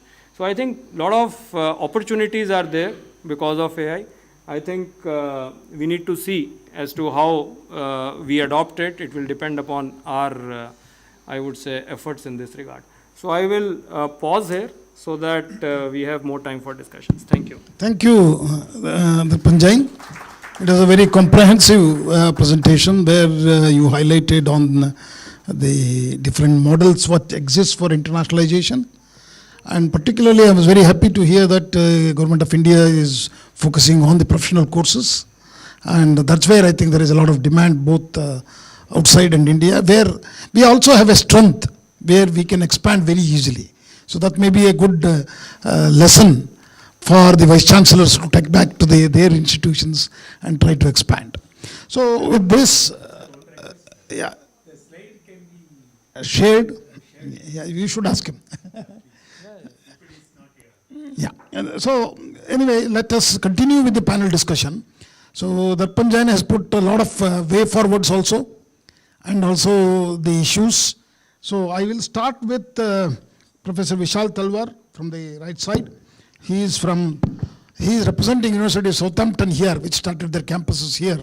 So maybe his perspective would definitely bring a different views about the Indian higher education system. Please. Thank you very much, sir. Thank you very much to IIFT as well for the invitation. So I think what sir has talked about and what Mr. Darpan Jain has also talked about is music to my ears. Because obviously there is what I personally believe there are three factors which are playing a role in trying to enhance the demand for campuses in the country, whether they be Indian campuses or whether they be international branch campuses or transnational education-based initiatives that are happening in India. I think obviously there is the macroeconomics aspect, there is the tech disruption, and of course restrictions on mobility. I think that's something that we really have to be able to consider, because very recently at the World Economic Forum, I think the CEO of Palantir, he spoke about in the slightly longer term, the need for migration will not necessarily be there, right? It could be a function of work, it could be a function of the nature of how work is delivered, the gig economy, for example. So there are many different factors which will contribute towards being able to create the kind of ecosystem that India is already proud of. Right? As an international university, the whole idea, as a full services university, our idea is to be able to contribute to that ecosystem. There's a lot of many different centers of excellence. There's a lot of impact that India has created. And, Dr. Sitaram did speak about, the fact that so many Indian engineers all across the world. I think to now look at work 5.0 or 4.0, the way we would like to call it, I think it requires a lot of collaboration between higher education ecosystems, right? Whether they be from the UK, whether they be from Australia, whether they be from the US, and working along with the Indian ecosystems. So I think for us, it was very clear right from the beginning that you can't be truly global. At Southampton University, cannot call itself truly global if they're not necessarily in India. Right? So, of course, for us, it's not just about the teaching orientation. It is also about ensuring that there is research, whether that be research in the areas that we are known for, whether that be fiber optics or oceanography or whatever else, but also areas where we can contribute along with universities in the country. And for us, it's not just teaching research, but it's also about the impact of that. Right? So for us, it is about what is the research actually being able to create impact for. So I think for us, in the last 1 year, this has been an initiative. We have, been under the UGC umbrella. We already have the second academic year process going on at this moment of time. There's a lot of interest. There's a lot of queries. There's a lot of, fundamentally strong traction for an international campus coming into the country. But I think it's more important to be able to understand that it's about co-creation, right? That's where we are looking at things. It is important to be able to co-create. It is important to be able to work along with other international universities in India, abroad, as well as Indian setups to be able to look at what we have. So we obviously have a very large task ahead of us, right? So when we talk about 2047, when we talk about Viksit Bharat, I think there's a tremendous need for being able to create the right kind of ecosystem. We are all planning here for people who are right now maybe looking at next 40, 45, 50 years of their lives. And I think that kind of context looks very different to where we are operating at this moment of time. So I think for us, we're actually proud to be a part of the Indian ecosystem. So thank you. Thank you, Professor Vishal. I think the another area where India has done exceedingly well is the management education. So not only just our brand institutions like Indian Institute of Managements, which are now going abroad as well, and just like our IITs, which is a brand today across the world, to create an ecosystem of research, innovation, startups. And IIMs are also done an excellent job. And today they are also Institute of National Institutions that now started awarding MBAs and PhDs, unlike 2019 and before. So we have a Professor Prafulla Agnihotri to share some of his thoughts on the internationalization in the management education, please. Sure. I'm looking at internationalization in a very specific way. It's not just Indian students going abroad, which is the current case, but I would want foreign students coming in, and I'm looking at it from this specific point of view. Okay. A lot has been said about Indian students going abroad. I have data which will be a repetition which I had culled out from internet, okay, about the source of revenue by the top importing countries like the US, the UK, the EU, Australia, and so on, which is already there in the brochure that is submitted by IIFT. So I'm not repeating that. I would appreciate if foreign students come to India, and that would be really an internationalization of education for me. Okay. Very few students come over here, as since the chairman said about the MBA education. If you see IIMs, there are also very few students come and try to study in IIMs. Okay, for a number of reasons. I know someone who is studying right now in a reputed foreign university and pursuing his PhD, and I asked him, why didn't he think of one of the IIMs to pursue his PhDs? Okay, and he said he had got into a couple of them, but he preferred the foreign university. And I was just citing some of the reasons from the actual survey, a little bit of survey, I would say, 1 or 2 sample sites that I conducted quickly before I came over here. It's supposed to be, it's perceived to be better quality of education and a quality of degree when you have done it somewhere from a perceivedly better institute. Okay. Moreover, they say there are better resources.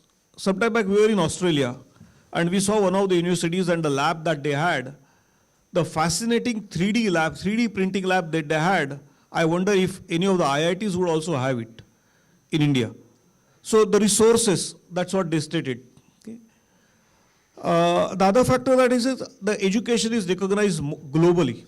If I have a PhD from XYZ university abroad, that PhD would be recognized globally and the doors of the whole world would open for me. So it's a better and more acceptable degree. Other reason some of them have told me is that we would like to settle abroad, and for that this degree would be of help to us. It's more acceptable. One striking factor which was a big insight for me and which takeaway for me was the systems and practices are very fair and simple in the schools abroad than even in IIMs, what we have in IIMs. So I asked him to elaborate, and he said, after we have a CQE, comprehensive qualifying examination, okay, which a person does after he completes his coursework, and then he embarks on his PhD work, the research work. Okay. So after his CQE was over in that university, the dean called him. He asked all the other, including his TAC members, to go out, thesis advisory committee members go out, and he had a one-on-one discussion with this candidate. And he asked him if he had faced any difficulty of whatsoever nature in that university. Was his appointed guide treating him fairly? Was she treating him with respect? Does she give him time? He said, otherwise you report it to me, I will see that you get adequate attention over here, like many other students. And it was a big takeaway for me. Do we do that? We need to learn something from that. Okay. In fact, we had a faculty meeting and I mentioned the same thing to them, that this is an experience that we had. Many schools, or most of the institutes in India, I'm making a very daring statement, many of you may not like it, but such kadwa hota hai. We treat our students like commodities, like products. Someone said in the morning, customer. Okay? And India में अभी तक customer orientation उतना आया नहीं जितना आना चाहिए. But अगर customer है तो मैं वैसे customer होना चाहूँगा. It was a learning for me. Why students prefer to go abroad and not come in? If I want the foreign students to come in, I need to look inside, internally, introspect, and see in what way I can improve upon my systems. I was talking to a doctoral student who is doing his PhD in Stanford University. And he narrated one incident to me. He was from IIT Bombay. Okay? He has done his BTech from IIT Bombay and now he is doing in Stanford, PhD. And he said, one of the students who had come over there, the student whom I am referring to was a mentor, failed in CQE twice. And after he failed for the second time in the CQE, that student was asked to go back with an MS in research degree and he went back to India. So I was asking me, what is wrong with that education system over there? Okay. Why could he cope up? He was a brilliant student, a gold medalist from one of the universities in India, and that's why he got full aid and he went to Stanford. But he couldn't clear CQE because he could not answer those questions. He was, जैसा हमें हिंदी में कहते रट्टा मारना, तो यहाँ पे ऐसे I asked him, what is the difference? He said, यहाँ पे रट्टा मारना नहीं चलता है. You have to understand what you are speaking, you have to know why you are doing so. You should know the objective and purpose behind it and the application of it. So the application orientation, can we think of it? If we are inviting students from abroad, can we gear up to the same level? Infrastructure wise, all our IITs and IIMs are fully geared up. Human capital wise, I have no less respect for the professors in India than what they are there in the other countries. They are as good as, if not better than, any other professor anywhere else in the world. That's why our scholars, when they go abroad, they shine. But these are the soft skills and some soft factors which I thought I would just bring it to your notice, which I realized from first hand by conducting a couple of surveys quickly when Professor Joshi invited me for this. I said, let me also understand what the difficulty is. And once again, I'll submit my assertion. We should also think of inviting foreign students. And I like that in the morning session, someone said, when the American students come over here, we'll say, yes, we have really achieved this purpose. Okay? And that's what my assertion is. Thank you. Thank you, Professor Agnihotri. I think we will definitely agree with you. We all wish that the students from abroad will come, but we also create an environment for them to come here, and also the intellectual and talent opportunities for them also we need to create. I think we need to discuss further on this. But most importantly, I would like to tell you on the skilling part, we have done a lot of positive things. And just wanted to tell you one small story. I did actually at IIT Guwahati, took a survey of my faculty where they have graduated from. Okay? 95% of them. If you ask them, where did you graduate, they will start telling me, I did my MTech from IIT Bombay, PhD from Carnegie Mellon, postdoc from Harvard. But they will never tell you where did they graduate. They came from the same ecosystem where we all graduated. That means our engineering institutions have done tremendously well so far. But definitely there is a lot of, the mileage have to be, we need to raise so much now, because as Darpan Jain highlighted, another 4 to 5 crore children are going to come in 10 years, which we have never achieved that kind of a GER in the entire 75 plus years of independence. So with that in mind, and also there is a lot of demand for our students. We heard nursing institutions taking our students directly, that particularly Canada, it's all right because it's an English-speaking country. Now Japanese, Koreans, the language is going to become very important. So we have an expert, Professor Nagaraju here, on the English and foreign languages from the University of Hyderabad, one of the well-known institutions in the country, has done excellent work in this. Professor Nagaraju, your views on internationalization and what these international languages, particularly the foreign languages, are going to play a role, please. Thank you, sir. Panelists and dear participants, fellow participants. I will come to that a bit later, but first let me tell you, higher education in 21st century is one of the most important and decisive sectors. And this has been proved in terms of numbers. Let's take a quick look at the numbers. In 2024, we have 264 million, hold it closer. We have 264 million higher education students. This is double the number from 2000 and triple the number who are crossing the borders or nations. This is one. And in that, 53% are women. Now let's come to the GR about which we keep on talking about. The first one is Western European countries have more than 80 GR. Central European countries have 85% GR from 2000. Latin American countries and Latin American and Caribbean countries have 58%, right, moved from 40. And Southeast Asian countries are at 60%. The only set of countries who are less than India in terms of GER is African countries.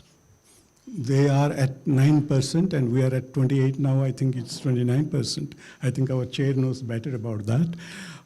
This is the uneven landscape as far as higher education is concerned. What are the takeaways from this? There are three. One is, if we are going with models of higher education, are we thinking in terms of, again, different kinds of countries, or we are thinking in terms of south to south? If we are thinking about south to south countries and what kind of outcomes are going to come with this kind of uneven DER, that's one. The second thing is, we are talking about the country, outbound and inbound, 28:1. We have given 18 countries and some more countries are coming, but the two models that Niti Aayog talks about, I think Darpan Jain ji has talked about Niti Aayog documents. They are talking about two models, and out of the two models, one of the very interesting suggestion was, how about going joint campuses? Establishing IBCs separately or exclusively involves a lot of cost. Not many universities can do. But if they can come in the campuses of already an established university, that could cost less, and probably that benefit could be given to the student who are taking admission. This is one. The second, I think, very, very important, because many of our teachers have done collaborative research with Cambridge and a couple of other Western European countries.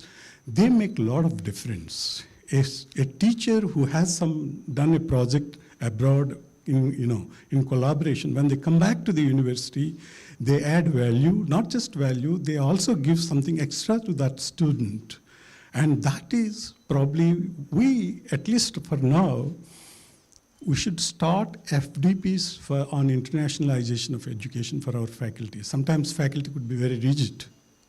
And so that, to achieve the flexibility, we need to talk about FDPs.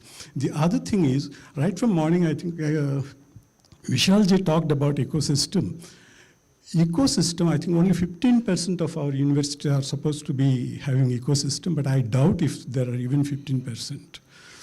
Ecosystem, we are training. External Affairs Ministry has given us a program or to train, diplomats from African and Latin American countries, and almost 4 programs we conduct, each one not less than 29 days, and we get almost more than 100 countries, the participants.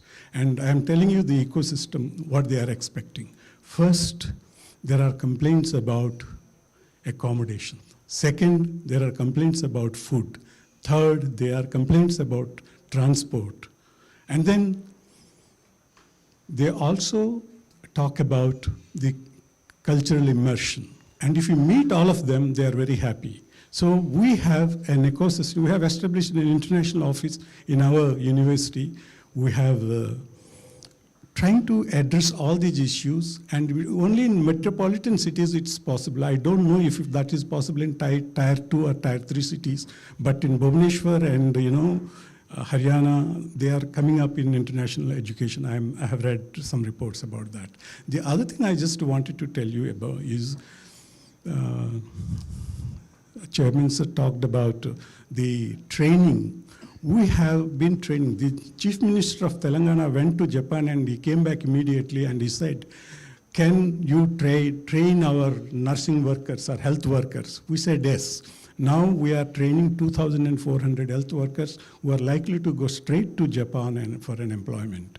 And we are also extending that training facility to government of Andhra Pradesh, government of Rajasthan, and government of Odisha. So this is, long-ways has emerged as one of the important factors in internationalization of education. I stop here. Thank you. Thank you, Thank sir. you, Professor Nagaraju. I will now go to the last, but not the least, Dr. Atish Chattopadhyay from IMT. Thank you.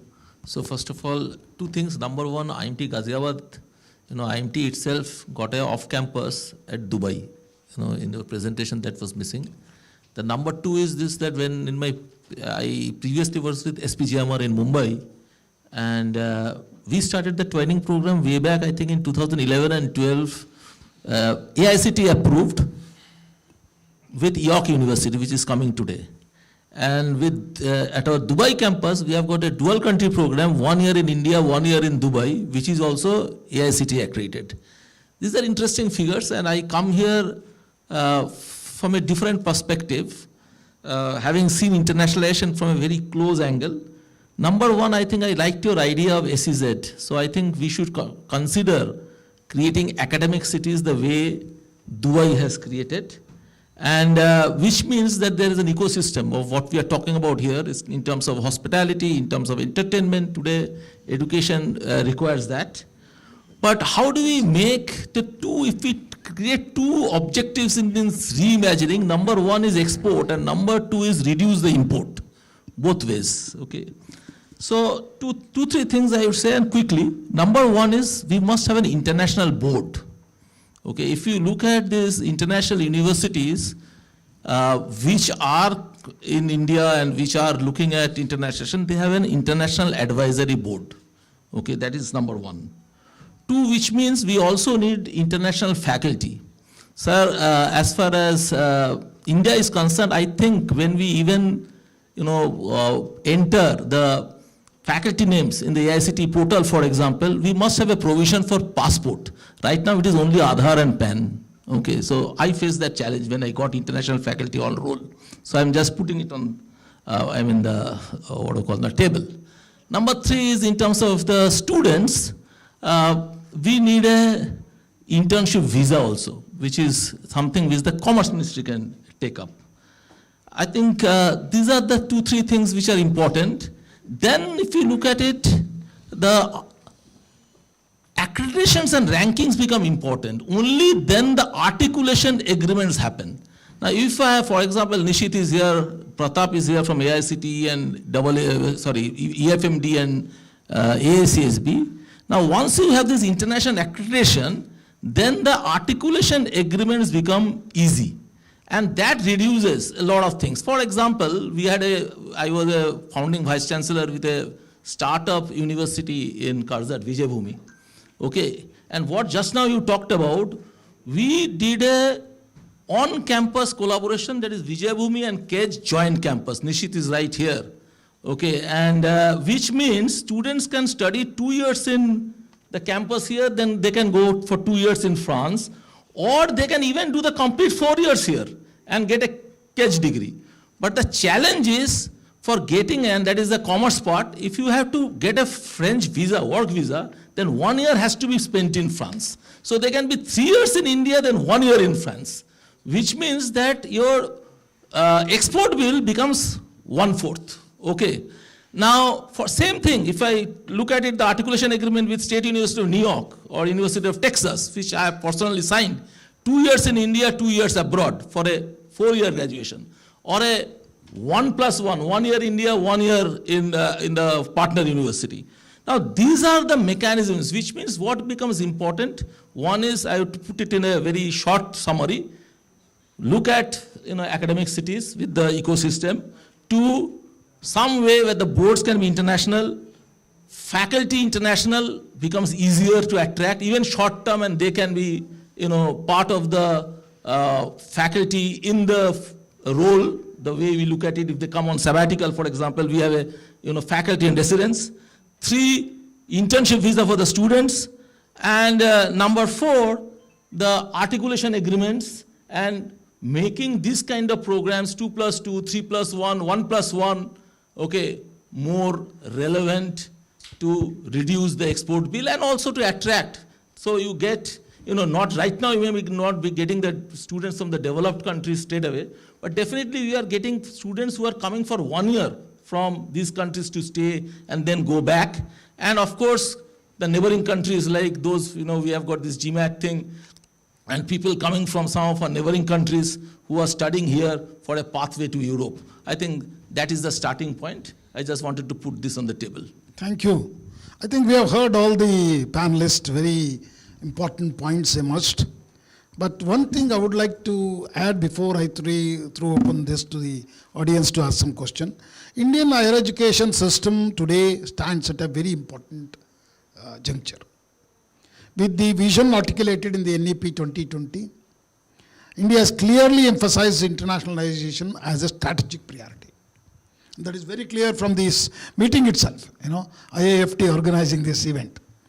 The policy basically encourages global collaborations. We have heard from many of them, joint degrees, what Chidapadhyaya mentioned right now. And also twinning opportunities, academic mobility both for students and faculty, and entry of top international universities into India, our top institutions going abroad. So all these elements are there. There are actually, in the last 5.5 years, we have seen a lot of best practices are coming out of this NEP 2020. So, but let me highlight 3 important points before I throw open this discussion to the question. The first is the strategic academic partnership should go beyond MOUs. See, many of our institutions, even today, I've signed MOUs with 25 countries, 25 institutions. But what really has been transpired? We need to actually relook at that particular. What really expertise we brought, global expertise with local relevance. Second is the student and faculty mobility. I think this is also very poorly managed so far. Okay, as we see the numbers itself is very clear, because I don't want to repeat the numbers. So we are more students going out than who are coming in. The third is the building global competitiveness. That is, for universities to compete globally, we must strengthen our research, we must strengthen our innovation capacity and industry engagement. What is interesting to note now, India is actually emerged as the 3rd largest startup capital of the world. And I think we have now, AI is also coming in, artificial intelligence, machine learning, and many other emerging areas, where we can actually convert our campuses into companies, small companies, So nanocons of the order of the day, not just the unicorns and sunicons, because they are going to be the wealth creators, but we want every student to be placed and employed. That means instead of that, he can be an entrepreneur himself. So through the technology, I think we can do that. With that remark on the internationalization, I would like to open this for the discussions. Maybe we can take 4 questions, because there is one more panel discussion after this. So, please. Mike, please.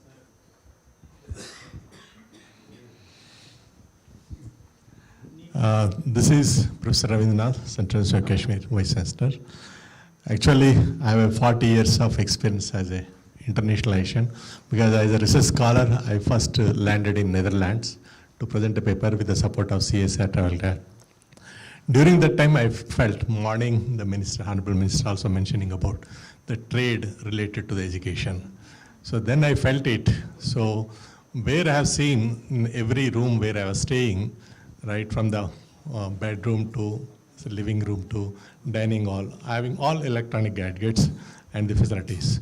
At the time I felt India is the largest population. If their economy improves, so there is a possibility. So as a LEAP trainee in Cambridge, I noticed the students of that country working on Indian problems, because we know very well, so open defecation scheme which has come up. So the main problem for India, it is not the facility what we created, it is the water scarcity. So cleaning of that particular one. So they wanted to create a dry clearing method for those things. If you don't mind, please come to the point. Yes, Sir. I wanted to tell you, because we also not only in the education has the academics, research and everything. So let us look at the research problems which will have the intellectual property gain. If foreign students want to come, they wanted to carry out their local problems to be in Indian research facility. So let us focus on sustainable development goals. That trade also will be possible and intellectual property gain will be there, and they are also being attracted to the India. Thank you. Thank you. Professor Ravindran. Sir, it's not the question. Sri Jain sir.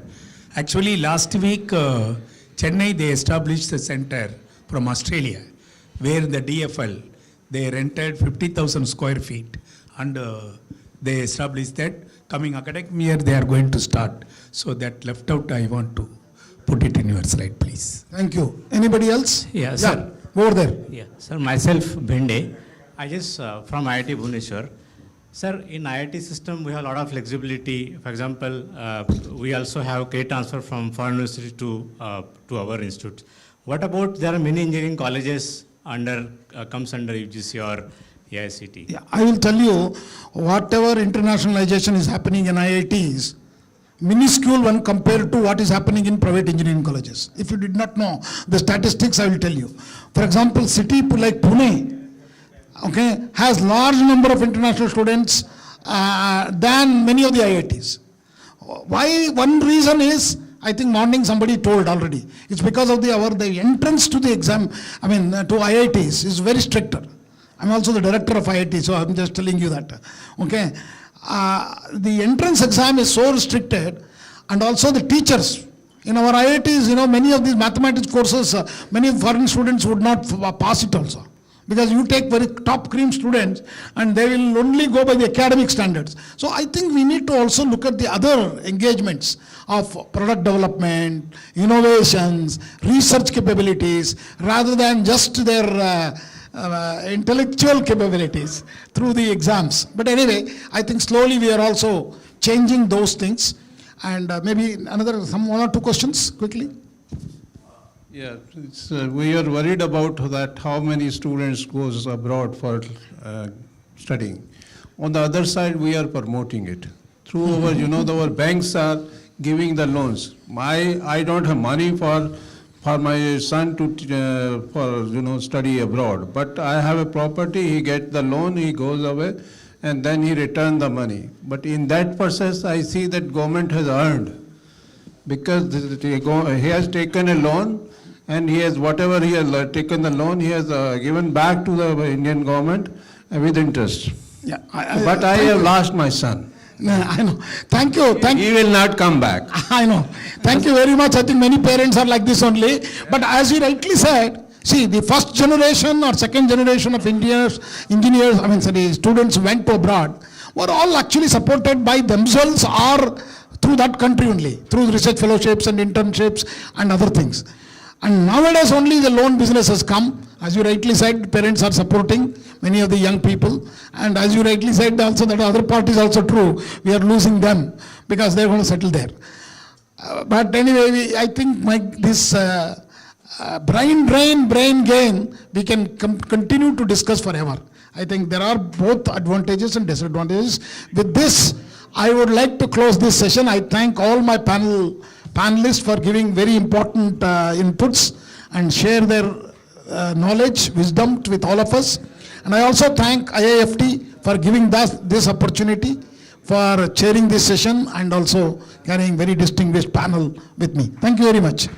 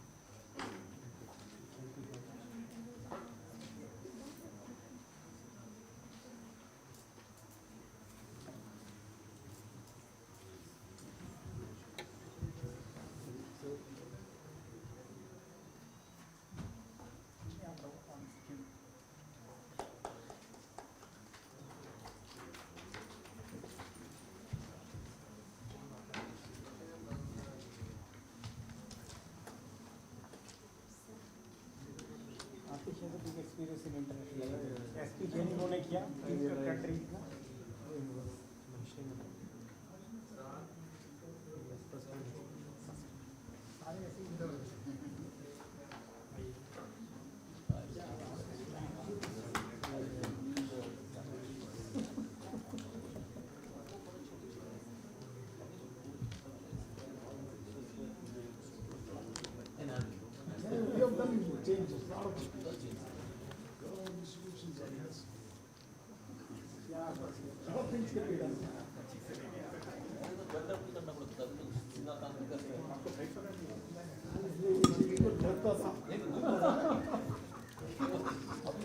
Okay, so on that note, let me thank our distinguished panelists and all of you in the audiences for an engaging discussion. Over to Dr. Gini Chawla.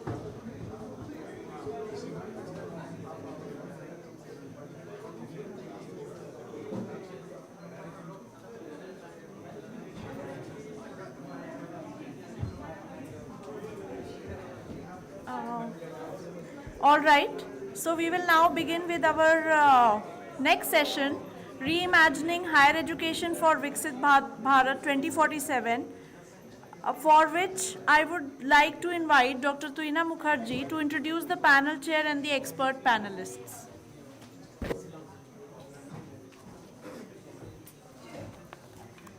Namaskar.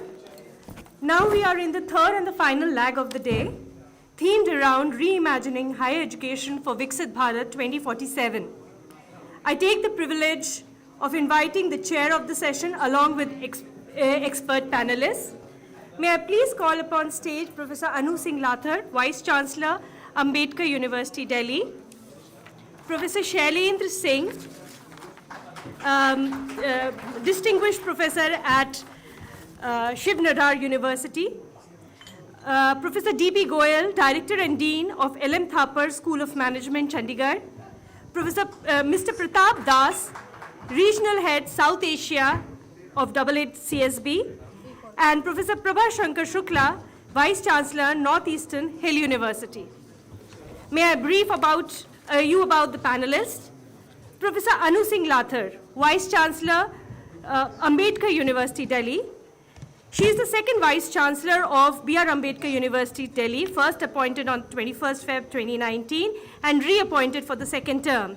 She also holds additional charge as Vice Chancellor, Indira Gandhi, Delhi Technical University for Women, and holds a master's degree in psychology and MBA from Punjab University, Chandigarh.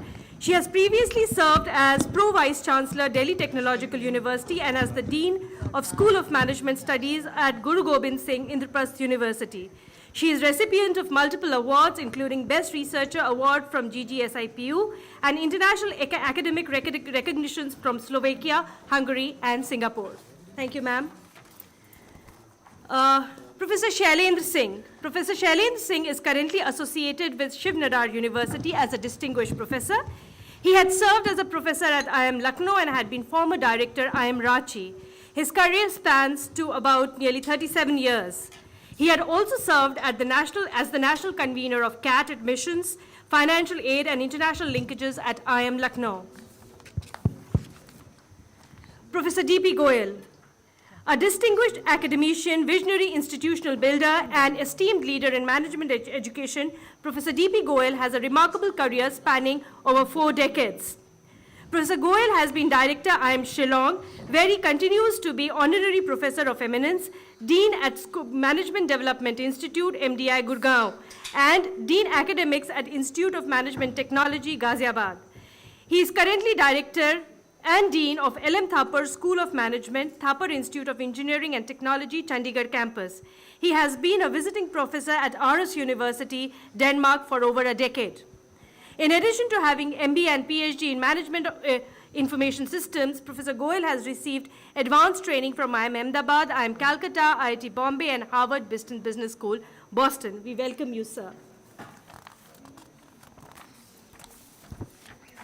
Mr. Pratap Das, Regional Head, South Asia, CSB International. Mr. Pratap Das serves as Regional Head for South Asia at CSB International, having assumed the position in October 2024.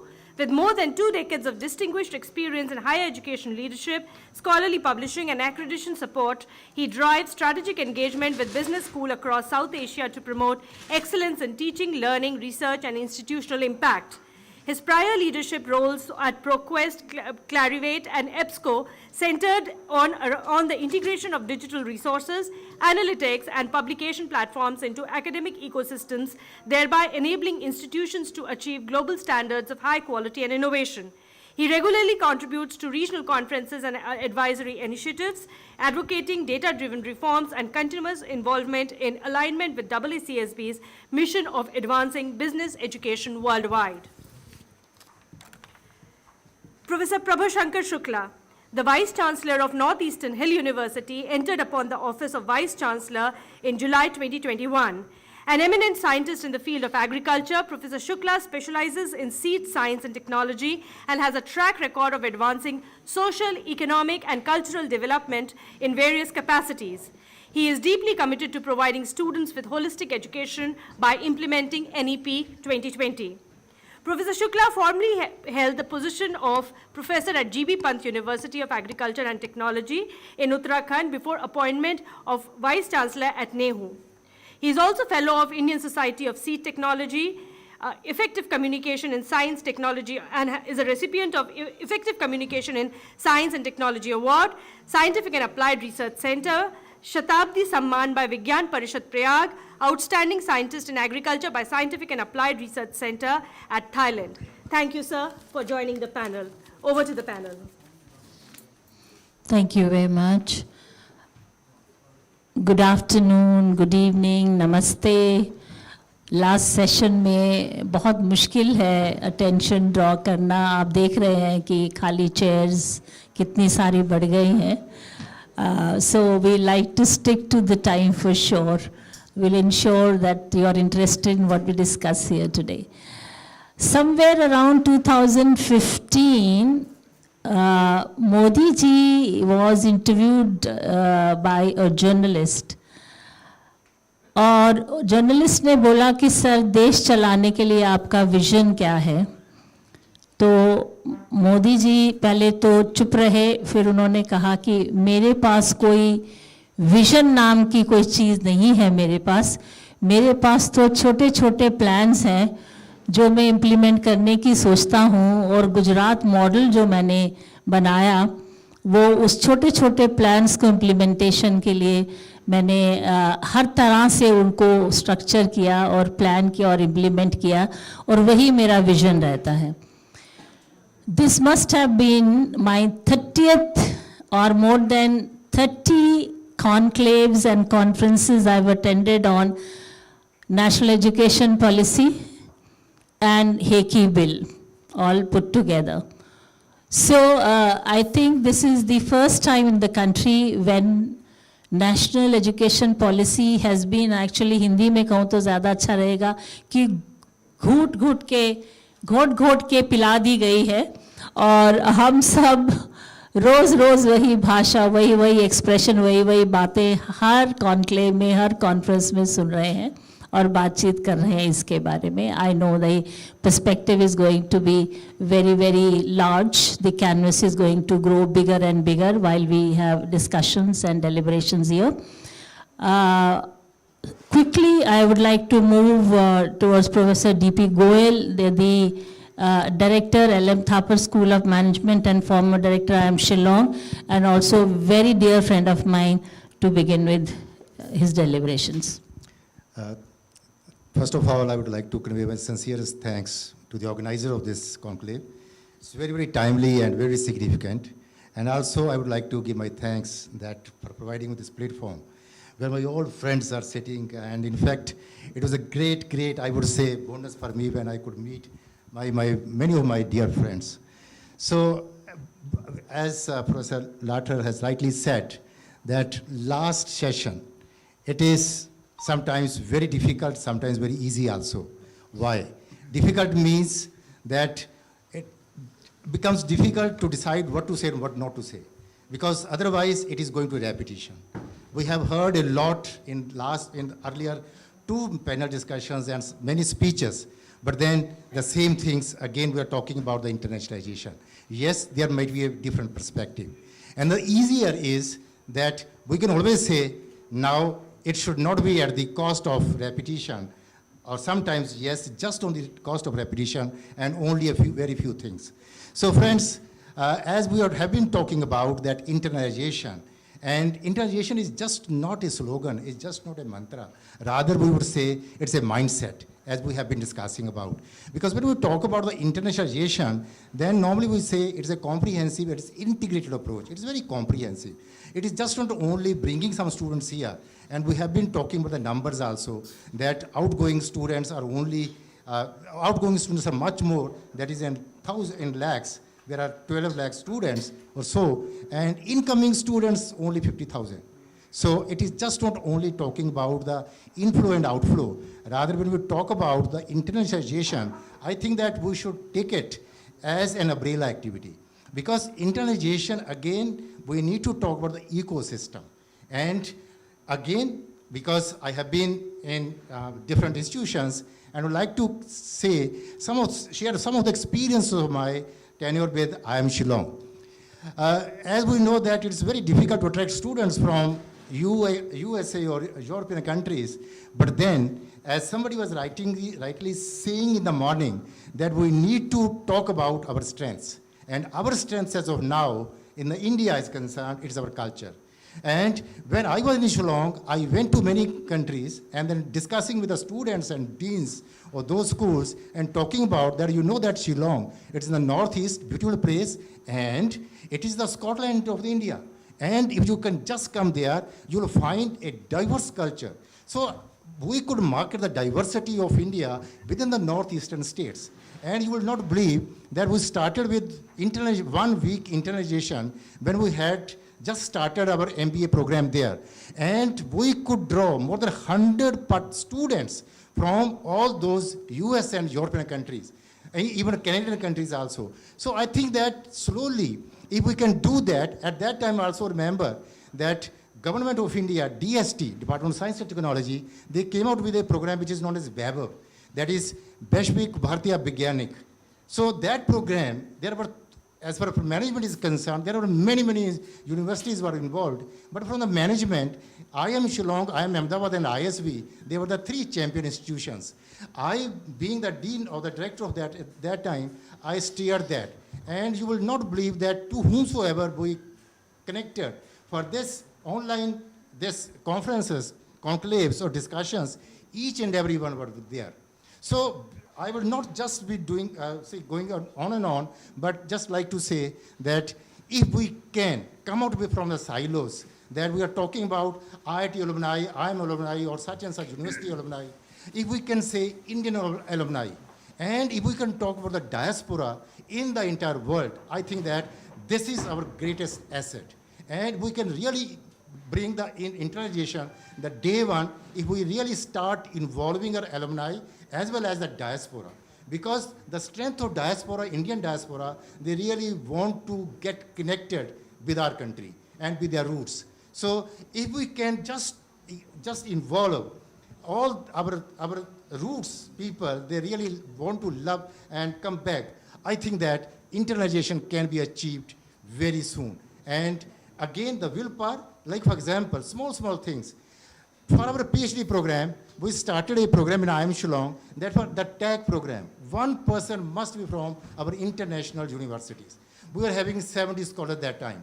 And in 2 days, we were having 70 internationalization, these collaborations. I think that this is how, that if there is a will, there is a way. There are challenges we have understood, we have been discussing, deliberating, but with a positive mindset and with a will, of course, these days we have a NEP which is in the right direction. With these words, I will say thank you, ma'am. Thank you very much. Thank you, Professor D.P. Goyal. In fact, in addition to what Professor Goyal has spoken to you about internationalization, I looked after the International Affairs Division of Guru Gobind Singh Indraprastha University, which is my parent organization. And while I was in DTU, Delhi Technological University, I looked after the internationalization. I would like to endorse what you said about the alumni.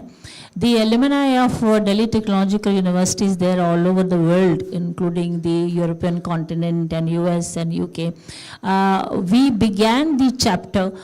There was actually no system which existed to invite them over to the campus from time to time or involve them or engage them at any level.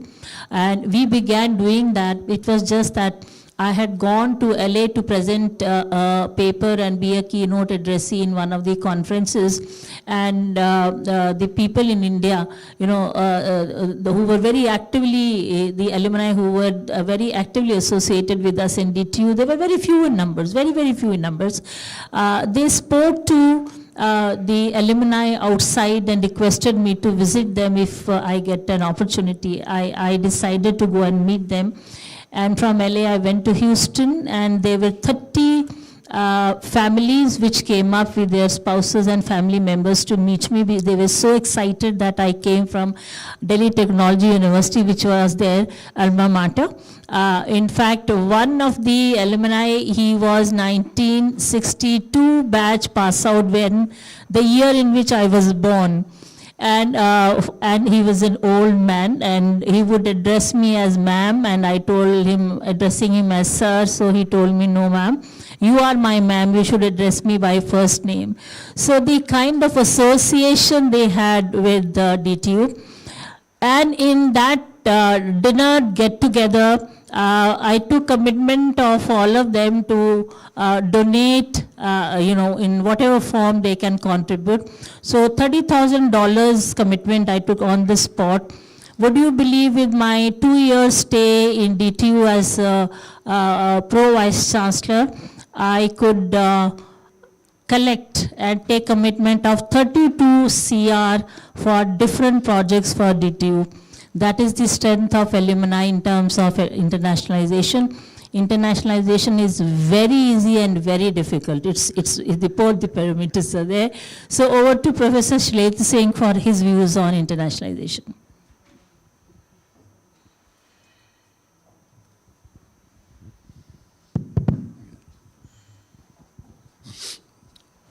Namaste.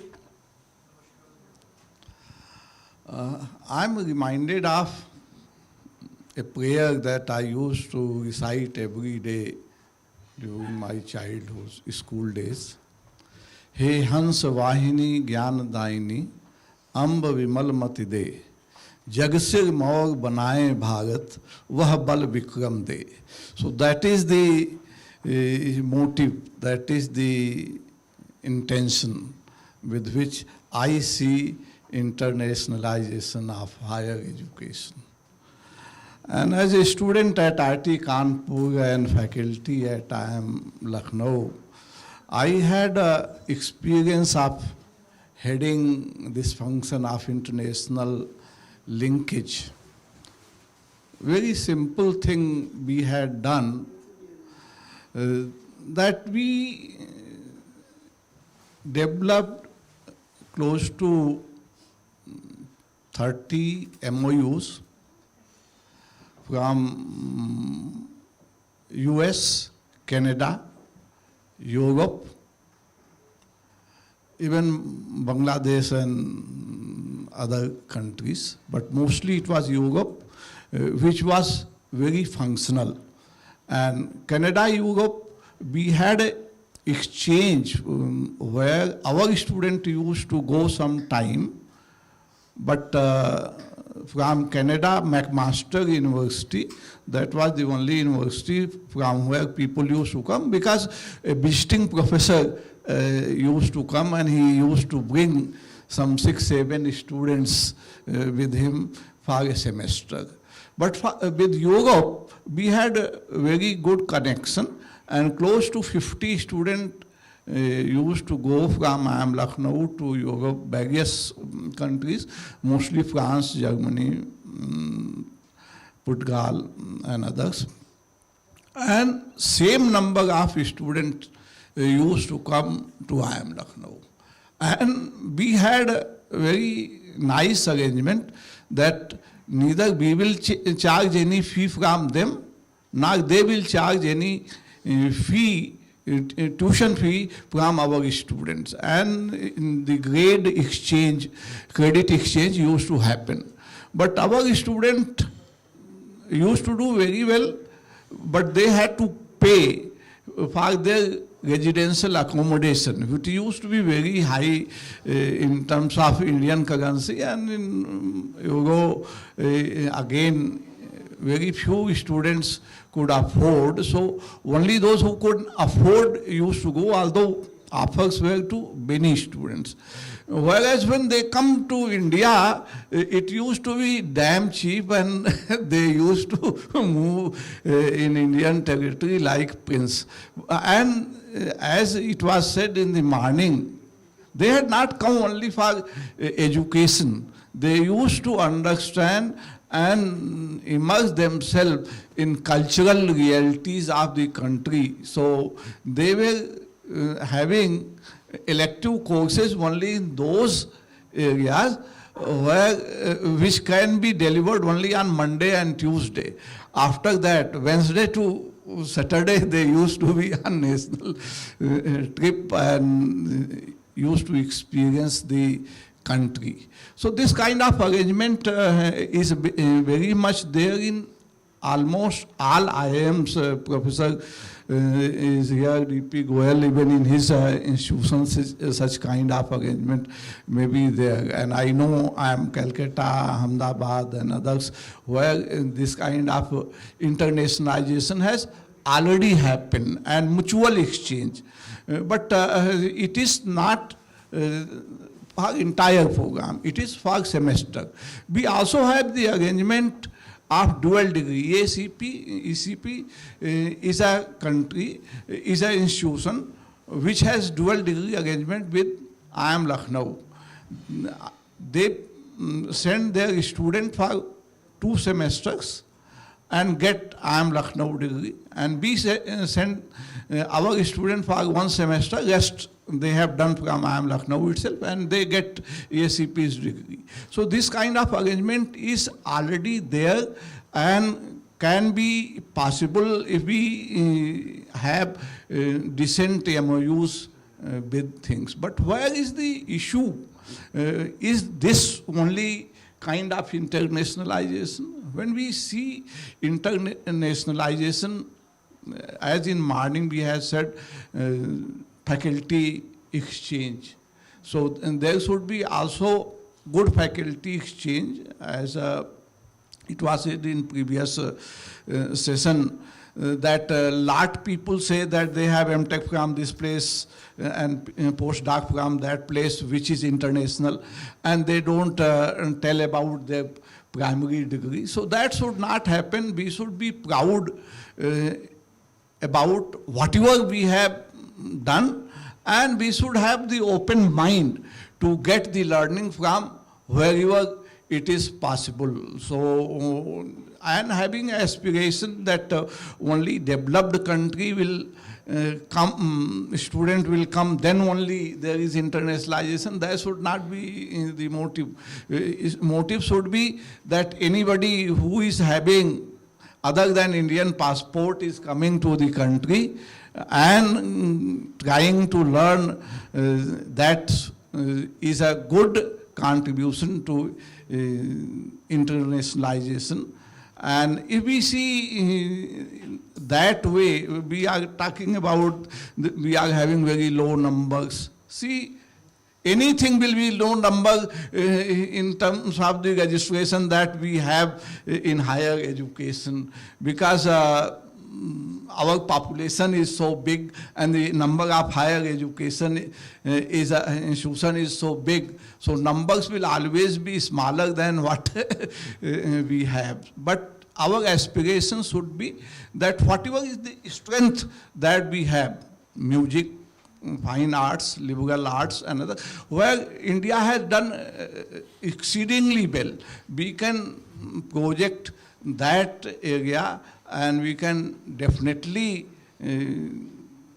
say that we are strong players in that, and people will like to learn that, may not be as a first degree, but a second degree and third degree. Like I come from Lucknow, and there is a Bhatkhande University, which is a university of music, and a lot of international students come to learn that music. We have in Prayagraj so many universities, which are universities located and working in terms of Sangeet and Natak. So we can sell that kind of thing. And let me just also say, like universities like Ashoka University, university like Inaugural University, these are putting the examples where students are seeing the standard of education at the international level, and being Inaugural University or Ashoka University being a nascent university, less than 15 years, but still they are in top 50 of the NIRF ranking that can be. So in short, we have the potential and we should play on our strength rather than saying that we will be the best exporter of education services in all the disciplines. We should first focus on our own universities, and in that management, IIT, ISC, and liberal art universities like Ashoka, etc., can be an example. Thank you. Thank you, Professor Shailendra. In fact, the impediment to the internationalization, which I feel very strongly differs from university to university. Private universities have far more autonomy in terms of taking decision, and the government institutions are bound by so many laws. Let me share with you, as I said, that internationalization is easy and also very difficult because I faced a very easy situation when I was in both the universities, my parent university and Delhi Technological University. While I'm the Vice Chancellor at Dr. B.R. Ambedkar University, I have not been able to continue with the existing MOUs and also sign the fresh MOUs because my act says that every MOU I sign needs to be sent to the government for approval, and this is my 8th year being Vice Chancellor of this university. I'm in the second term. Those approvals have not come back yet. The file has gone from the state government to the Ministry of External Affairs. While it went there, they wrote certain note and my people were pursuing it there. And they said, what are we supposed to write here? They were so confused. And we said, you write positively whatever you think, that this should not be sent to the Ministry of External Affairs and let the government take decision. It was written there very categorically, file sent back to the government. And this is the 8th year I'm into my Vice Chancellorship. I have not got those files back so that I could sign those MOUs. That's what I said, that we need to look into our acts, statutes and ordinances which have not been developed or created by us. They have been done by bureaucrats or people sitting in the government, and they have ensured that autonomy is not given to you. So autonomy becomes the foremost and most important thing for internationalization to happen.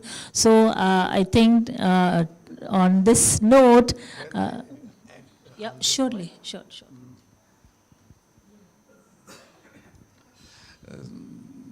This is about how IIMs work on such kind of constraint, just a response. IIM, we have lot of autonomy, and there also we have the requirement of getting the approval from the ministry. But we keep on doing whatever we want.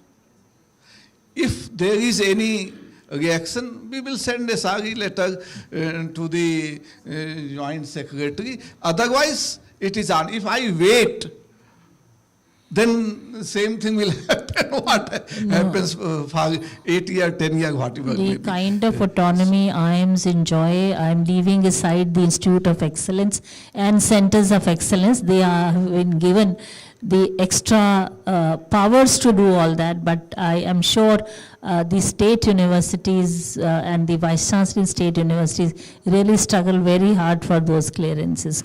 Over to Pratap Das for his opinion. Thank you. Thank you, Chair, for the opportunity. Good evening, all. I'm very pleased to be here among the luminaries on the stage.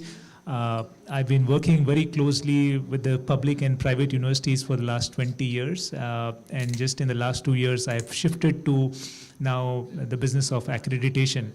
Perhaps this session where there is only just one non-academic. So I'm not a vice chancellor, I'm not a teaching staff, but I've been helping universities in the past 20 years in different shape and form.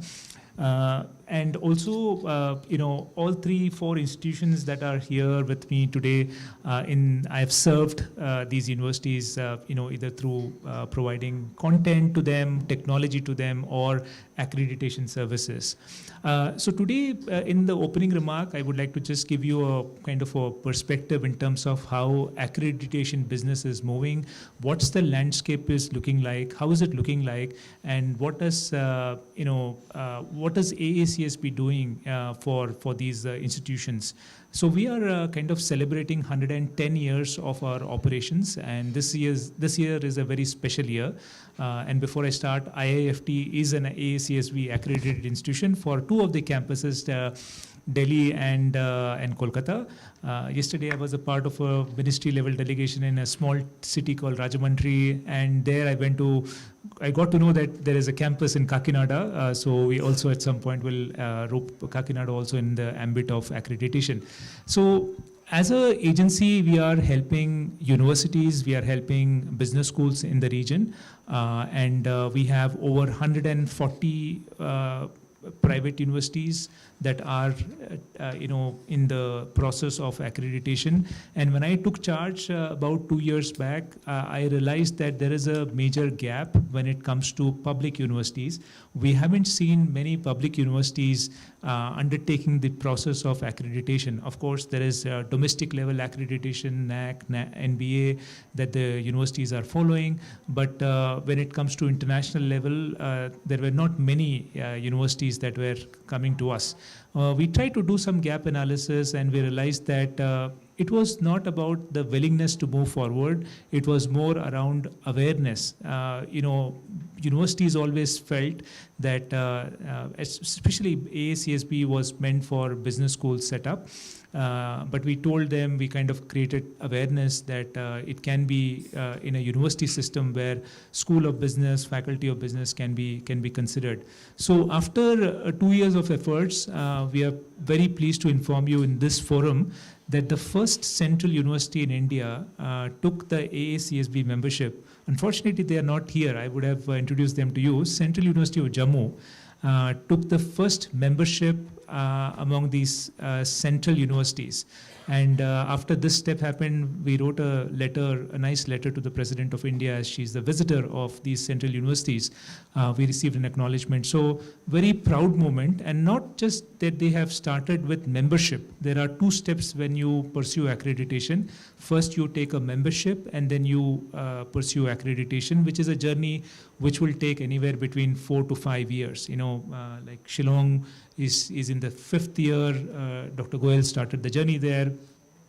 Dr. Singh started the journey at IIM Ranchi, which is again in the final stages there. So, they have taken up the workshop, and they are now starting the accreditation journey. And our leadership wanted to understand, look, we are seeing a lot of interest among private universities. Can you tell us more why you would like to do accreditation at a central university level? What is motivating? So they have told that it's a clear indication from the government that even central universities have to be competing with the international universities. As a result, Central University of Jammu has taken that initiative. So I'm kind of dwelling more here because I see a lot of vice chancellors here from central universities. So this can be something that can motivate you when it comes to international accreditations. We are not ranking agency, we are accreditation agency. And we have about 9 standards that a school has to, or the university has to look at too. And these things have to be aligned with your vision and mission statement. One of the standards that I would like to highlight during this conversation is a very important keyword came at least 50 times since morning, including the Honorable Minister who referred this. Everyone is talking about curriculum. And we pay so much attention in our accreditation where we have kept curriculum as a standard, which means that for 2-3 batches we measure the outcomes and we make sure that the learning goals are met.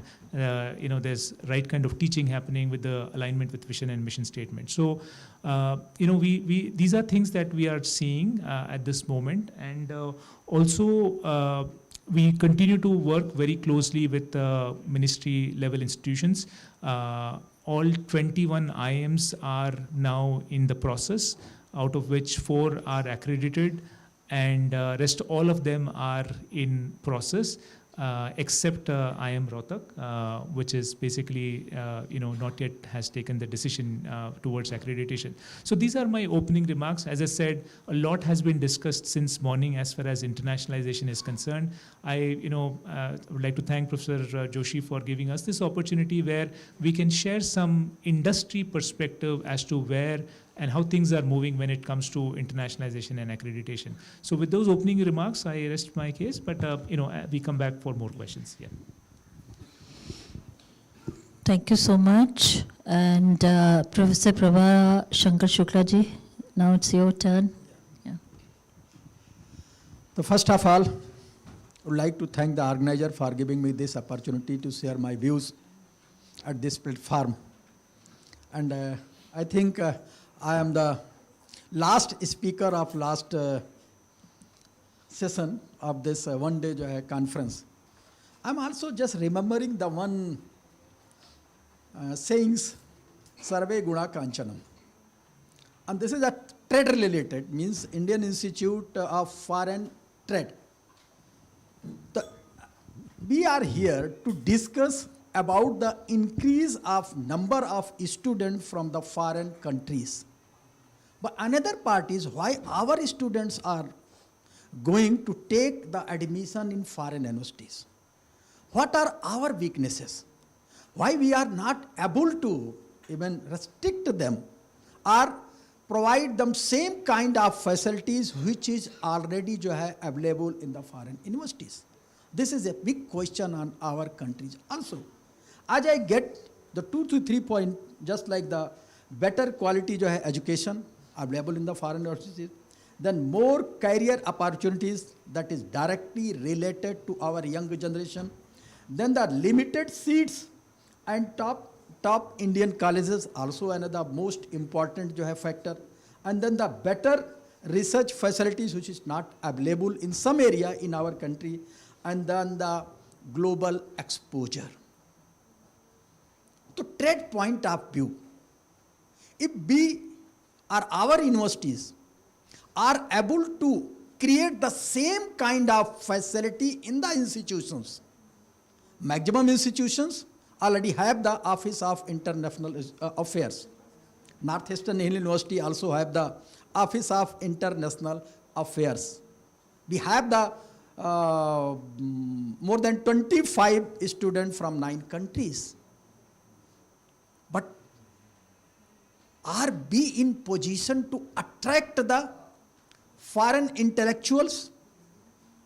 Or are we create the something different trademark, just like earlier we already had? We are already taking the example of Nalanda, Takshashila, and other universities.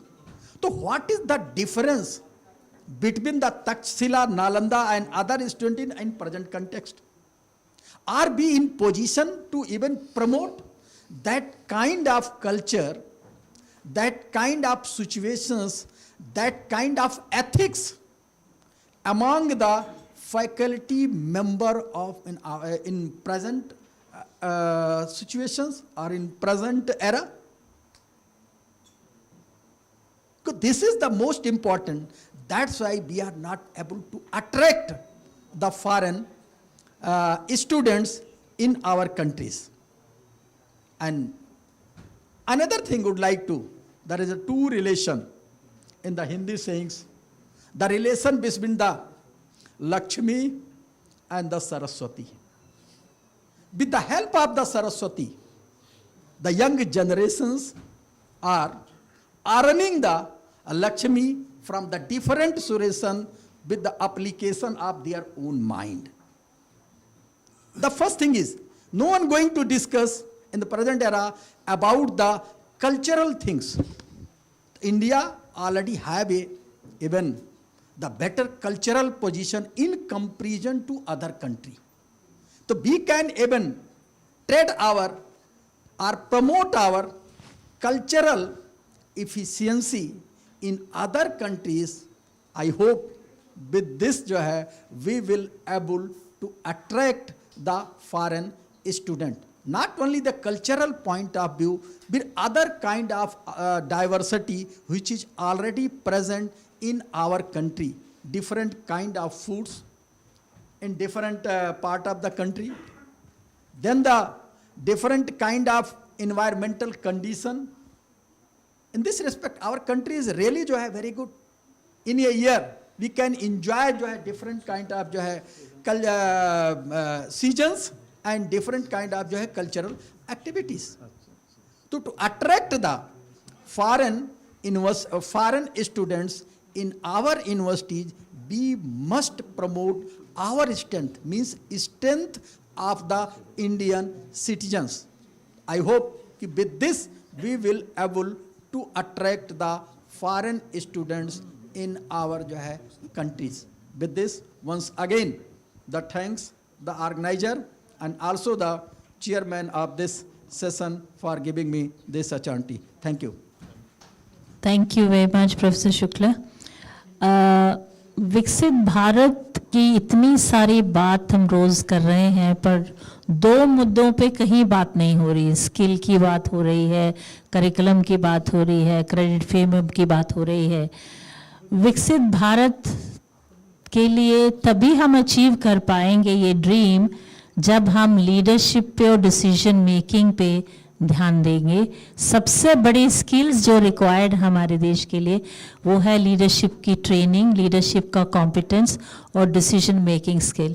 हम decision ले नहीं पाते हैं और हमें पता ही नहीं है हम किस तरह के डिसीजन हमें लेने चाहिए. एक हमें कॉन्फिडेंस नहीं है कि जो हम डिसीजन लेंगे वो अच्छे होंगे. तो देश को इन दो चीज़ों की बड़ी सख्त ज़रूरत है. तो आपकी for next deliberations whenever you are there, please do talk about leadership as a skill which is required and decision making as a skill which is very, very essential. With this note, thank you everyone for patient hearing. This was the last session. We really thought that people would be sleeping, but nice to see that everyone is awake. Thank you very much, all of you.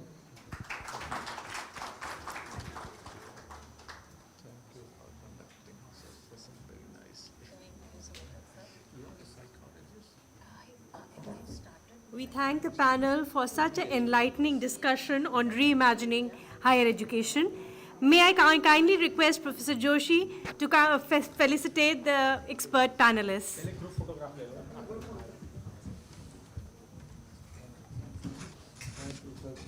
So nice of you for the thank you madam, so nice of you.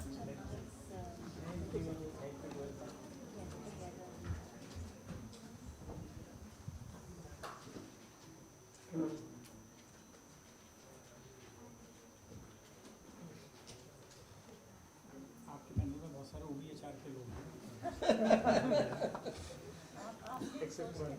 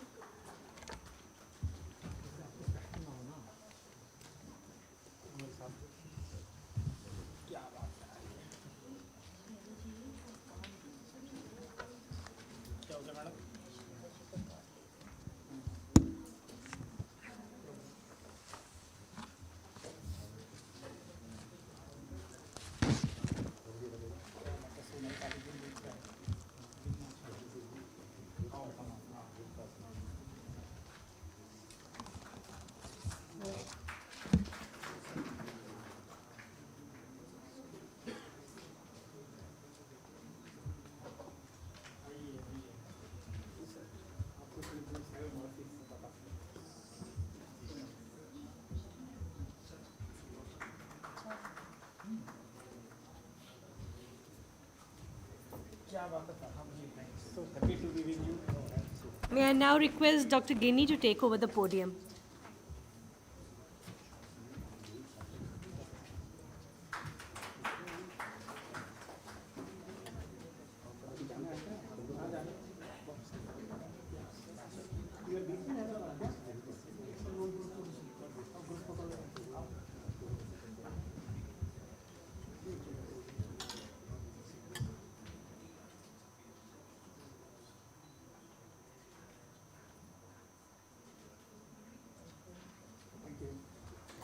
सबका बहुत बहुत धन्यवाद। और अब जितने भी लोग हैं मैं सबको मतलब सबका felicitation is in the same way, क्योंकि आपको हमने इस पे नहीं बुलाया, but you are all equal for us, क्योंकि there are all vice chancellor.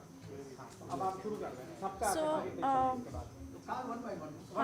Sir, before we proceed, क्योंकि हम कर नहीं पाए, but all of you are equally good for us.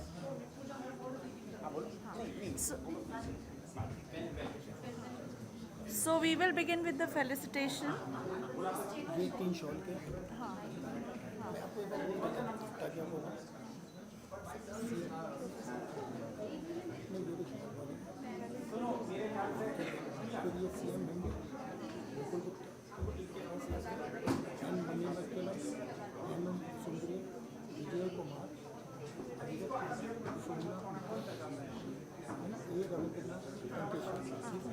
So I would now request Professor Biswajit Mandal to come forward, please, for the felicitation.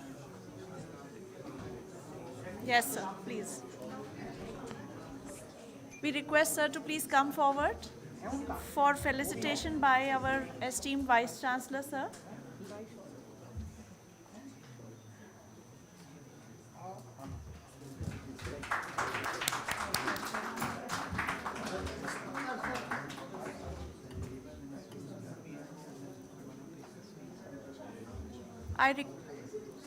I request Dr. Ravi Kumar Jain, sir, to please come forward.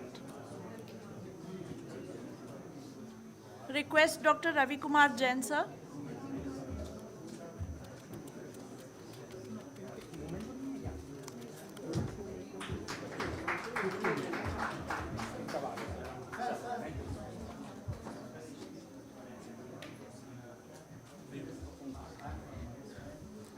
I request Shri Vineet Nahala ji to come forward. Vineet Nahata ji to please come forward. Sorry.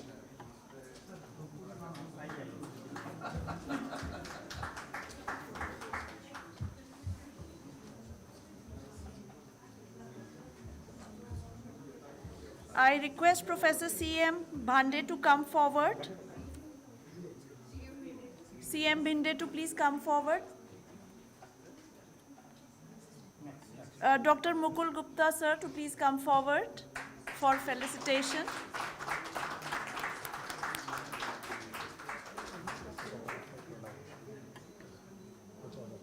I have a difference of opinion with Joshi, sir. He said we were equally good. I thought we were better, yeah. He's using a wrong word. He's the best, because he gave minister, one note nobody else gave, and minister himself was appreciative of it. That's a different matter. All of you were talking about this barter program. I invented it in 2000. Oh, wonderful. It's nice to hear your difference of opinion. आपकी identity पहचान बन गई है. Contrarian, sir.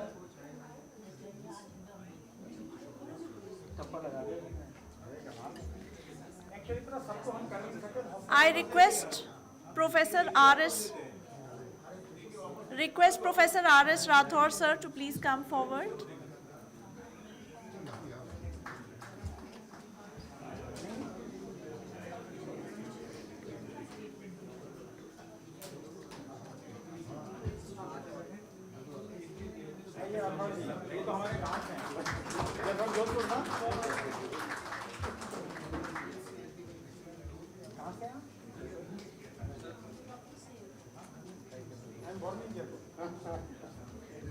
I request Professor N. Manimekalai, sir, to please come forward. Professor N. Manimekalai, madam, to please come forward.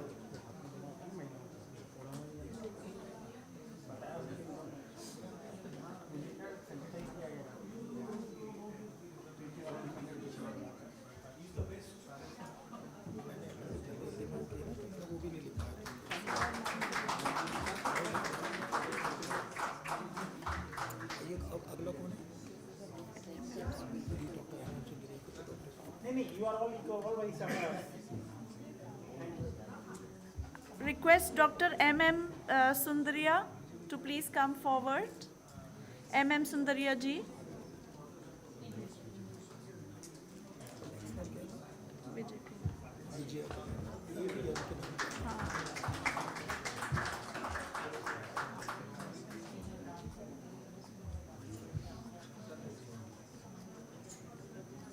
I request Professor Vijaya Kumar ji to please come forward. Vijaya Kumar ji.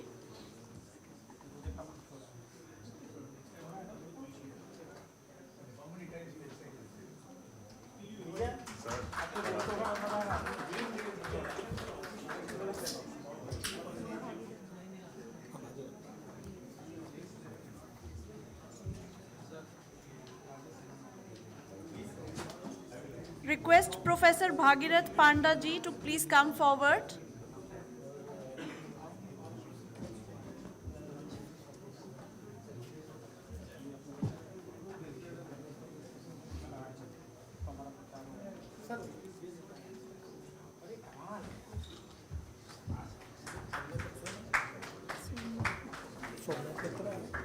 ये रविंद्रनाथ है और ये टंकी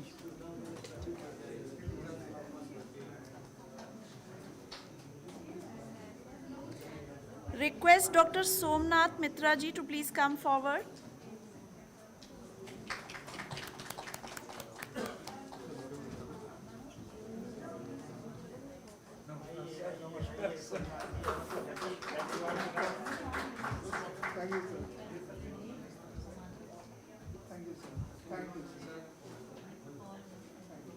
Request Professor A. Ravindranath to please come forward.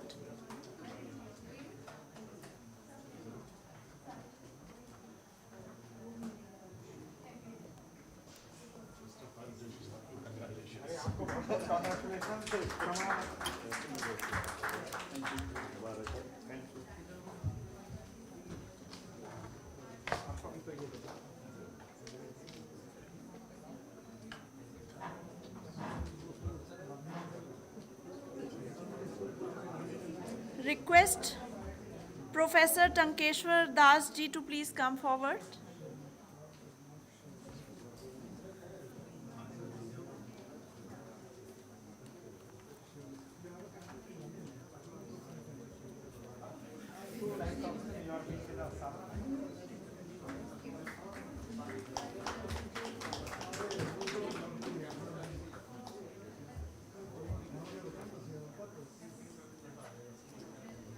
With that, we have come to the closing of today's conclave, and I'd like to invite Professor Pooja Lakhanpal ma'am to kindly deliver the closing remarks and the vote of thanks.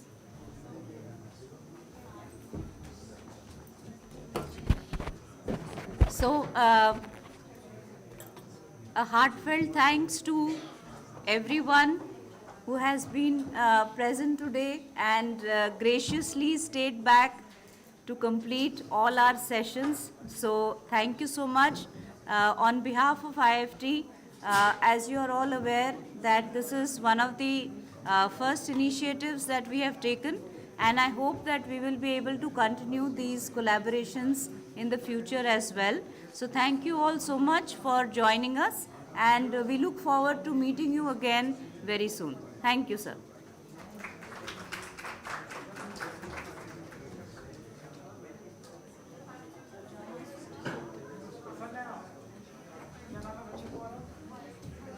I request all our guests to please join us for tea.